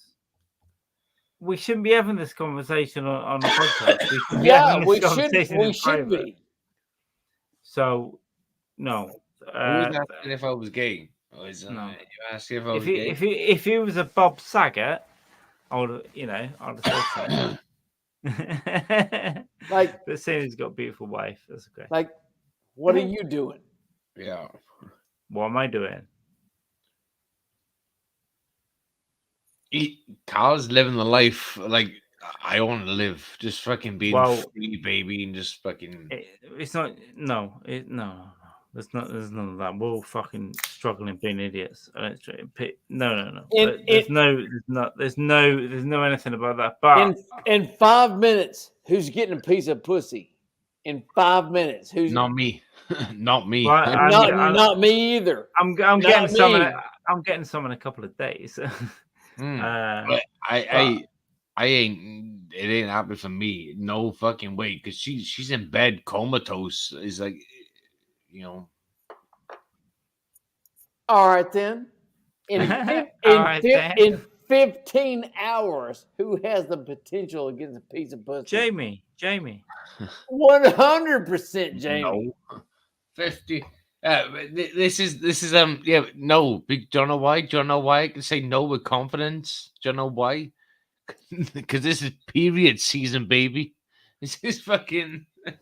You can dump loads, baby. Oh, are you kidding me? But this is the problem. Is period Just season. break out a towel. What the fuck are you English motherfuckers talking about? Usually, but listen. Your mother, bitch. You English motherfuckers aren't savages. Mrs. Druck, bitch. Listen. Usually, it's a case of like jumping in the shower and doing the dirty deed. But listen. It's 2 weeks, half term, baby. Kids are off school for 2 weeks. It's like there's no private time, no downtime, baby. It's like fucking. You know that's why we come take your women. Yeah, that's what we show up. We put a couple towels down, wear that thing out. Yeah. No, we don't care. All right. What are you doing?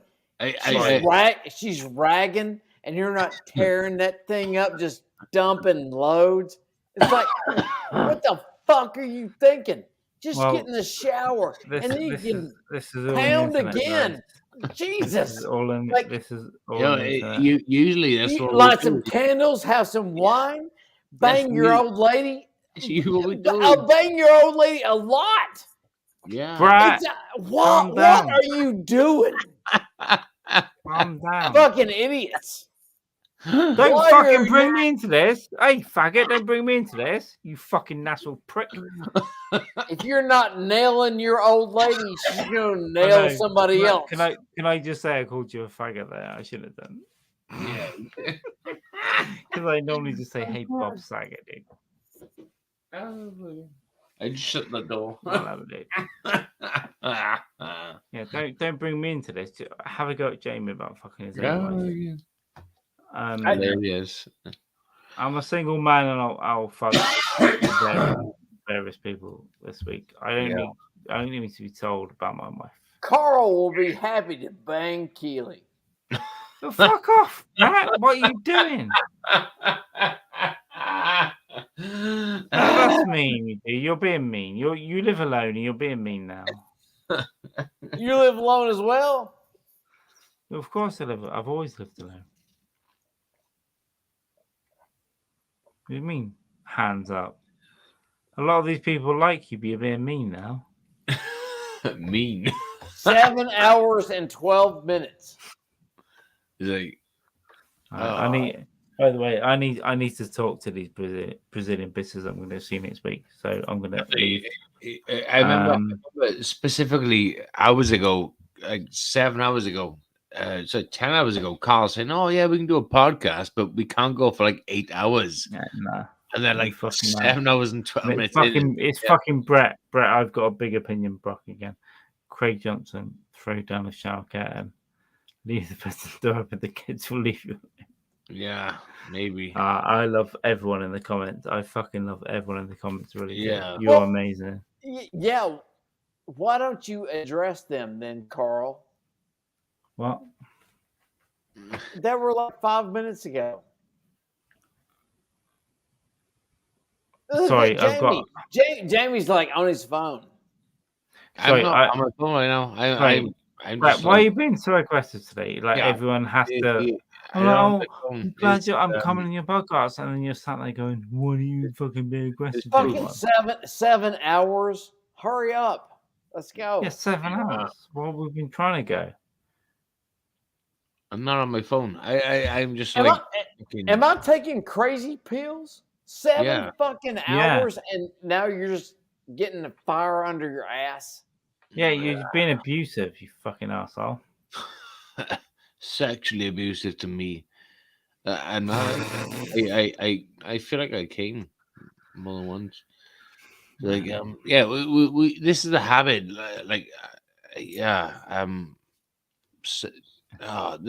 Another long what going down. What? Yeah.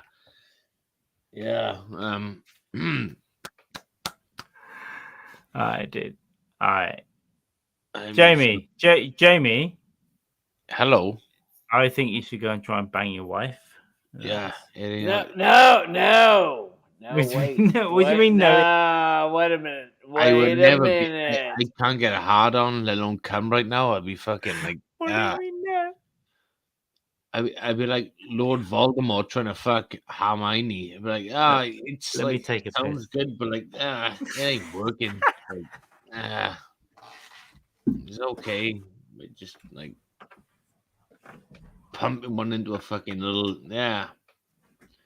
Like I'm too past the point of like getting a fucking semi on, let alone a full hardcore fucking rock on to come. It's like, it ain't gonna work. It won't work for me right now. Brock knows the score. There's only so much fucking drinking you can do before you get a hard on, and then I gotta be honest with you. Yeah. I didn't understand what you said at all. So hell yeah. Yeah. But it's that's the point where I am right now. I'm like completely fucking inebriated on booze and fucking painkillers, and it's hard fucking going right now. It's like 7 hours and 50 minutes in. It's like, this is like. Wait, you weren't even a part of. Like, you showed up late. Yeah. How late was I? Was I like an hour, 2 hours late? I don't fucking know. Just well, late. It was long enough. Carl and I talk shit about it. So yeah, well, you know, it's usually the case. It's usually the case. He talks shit about me all the fucking time. He's a pig. It's a. Hey, maybe we should promote the Unbuckables too. No, not at all. I shared a tweet with the Unbuckables on YouTube, and James Inman direct messaged me on Twitter. Why do you do that? Why do you do that? That's dumb. It's so dumb. It's dumb. Because I knew he would get hold of me and say, "This is fucking. What are you doing it for?" He's like, "Oh, I've got a fucking complaint going through with Twitter right now, or and YouTube to get this taken down because of infringement." I was like, "Oh, gee, oh shit, whatever's going on." Yeah. You fucking you pair of asshole. Brock, how much beer you got left? A lot. Yeah, we can't be hanging out too much more. Steve, okay, let's drink this beer and then go home after this. Hey, why don't you address the pretty ladies in the chat? I will do. No, you don't. You should have already done it. Give me a fucking minute, you fucking prick. Yeah. Oh, you don't know what I've done. Give me a fucking minute, you fucking prig. Fucking, yeah. Yeah. Dumb God fuck. We'll all fucking- take a photo of our mess tomorrow. Ladies in the chat. Fucking swine. Linda Allen, she's cool as Hey, shit. hey. Amber Heard's a fucking pig. That's my favourite statement. Cat's puking in the bathroom, not me. Amber I Heard. agree with that. Go on, Cat. Puke it up, you bitch. Yeah, cat's puking in the bathroom, not me. Yeah, baby. Throw down a shower Yeah. cat and leave both of the killers with you alone. Why is Cat puking? She had too many fucking cocktails, too many Steve Cocks. What's this? Best and Strengths podcast. Oh, Steve, this is the first time you've seen this podcast. Oh my god, I'm so sorry, dude. We are so fucked up. We are like 7 hours in. Yeah. Let me tell you about Sugar Cat. Can we quickly reset though? About Sugar 10 minutes Cat's ago. a pro. But Sugar I know. Cat.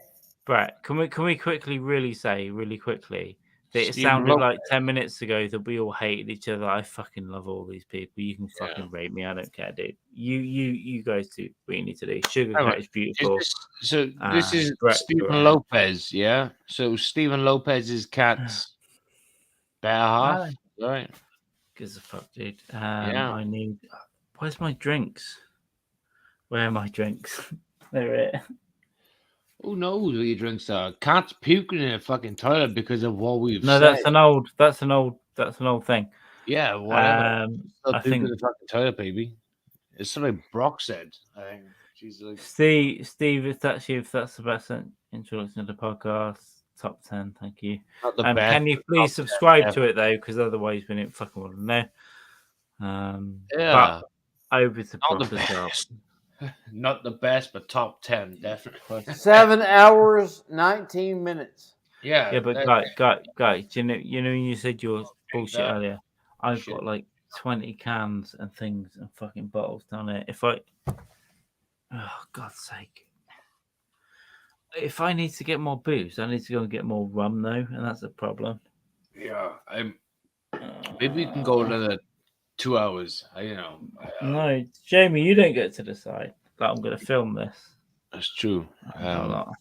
Okay, not the best, but Talk decides. Definitely. That's cool though. So Steve Lopez. Let's not.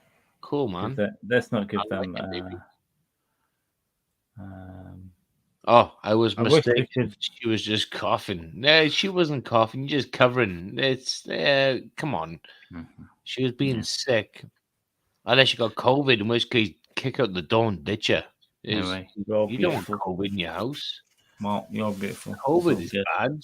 Get COVID out, baby. Look at the state of us. Who the fuck will fucking hell? Get cat COVID out of the house, Steve. Now the COVID is in the house. Fuck, dude. Fuck. I know, I'm mental. Hey, take it easy. I can't do this. What the fuck are you guys talking about? This is dumb as shit. Not Braxton, my God. Hey, cheers to you, Jamie. Cheers to you, Carl. You're dying of AIDS. Cheers to you. Cheers to you. Cheers to you. Cheers to. Jump in. Brock, jump in with a song. Tell us a joke. No. Look, subscribe, Brett Brock on Twitch. Husky Boy is the only time I'm there. I'm coming up your bum. The groovy kind of come. All right, guys, so let's wrap it up. It's 7 fucking half an hour. Go fuck yourself. Yeah. We have to, because honestly, because I'm fucked up. If you want to continue this in the DMs, we can. We can show each other. It might be a good idea to call it a day because I can't see straight. I got glasses on. Brock, I got 2 glasses.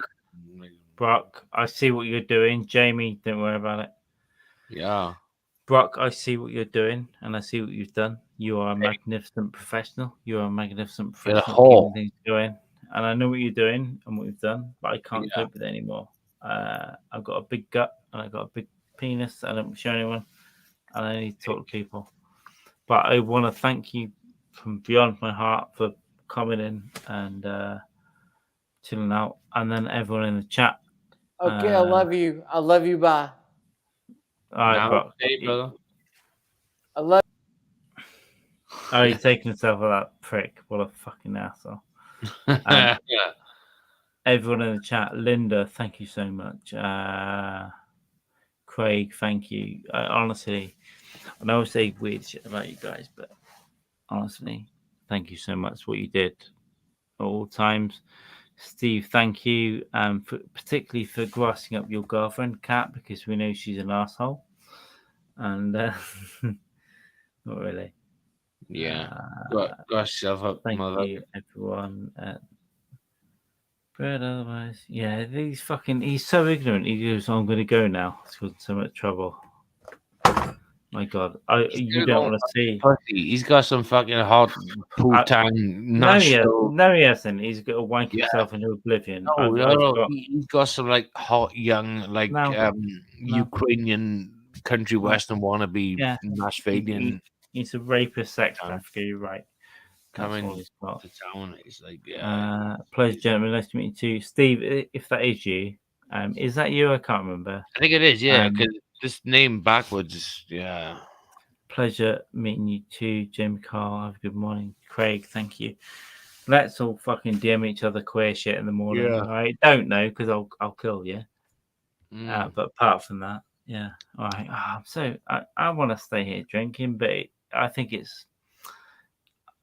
I've been sensible. I'll DM Brock in a minute and call him a gay, and then we'll do that. Yeah. And then I need to go to sleep because I'm fucked up. Considering we're gonna do an 8-hour pod, like we're gonna do an 8-hour pod. It's like 7 hours and 23 minutes. Yeah, so this is good. I'll try and take some of these photos of the amount of alcohol we've drunk. I've drunk 100 drinks. But I'll see you, Steve, by the way. Get ready to make your cocktails because I'm coming to New York in October, so you need to make some fucking cocktails. Yeah. Cat and Steve and Cat. Yeah, peace, baby. Come on over. Both cool fucking dogs and cats. And they're good. They're good people. Whatever. Matt Nappo is obviously a rapist defender and he's a horrible Cosby defender. But yeah, but we did get MacBooks from him, so I don't care. Fuck him, dude. All right. Yeah. Jamie, it's a pleasure. Thank you for being around for the next. Actually, let's bring this and let's have a quick chat. Everyone else, we'll see you on the DMs. Baby. Thank you. Bye bye.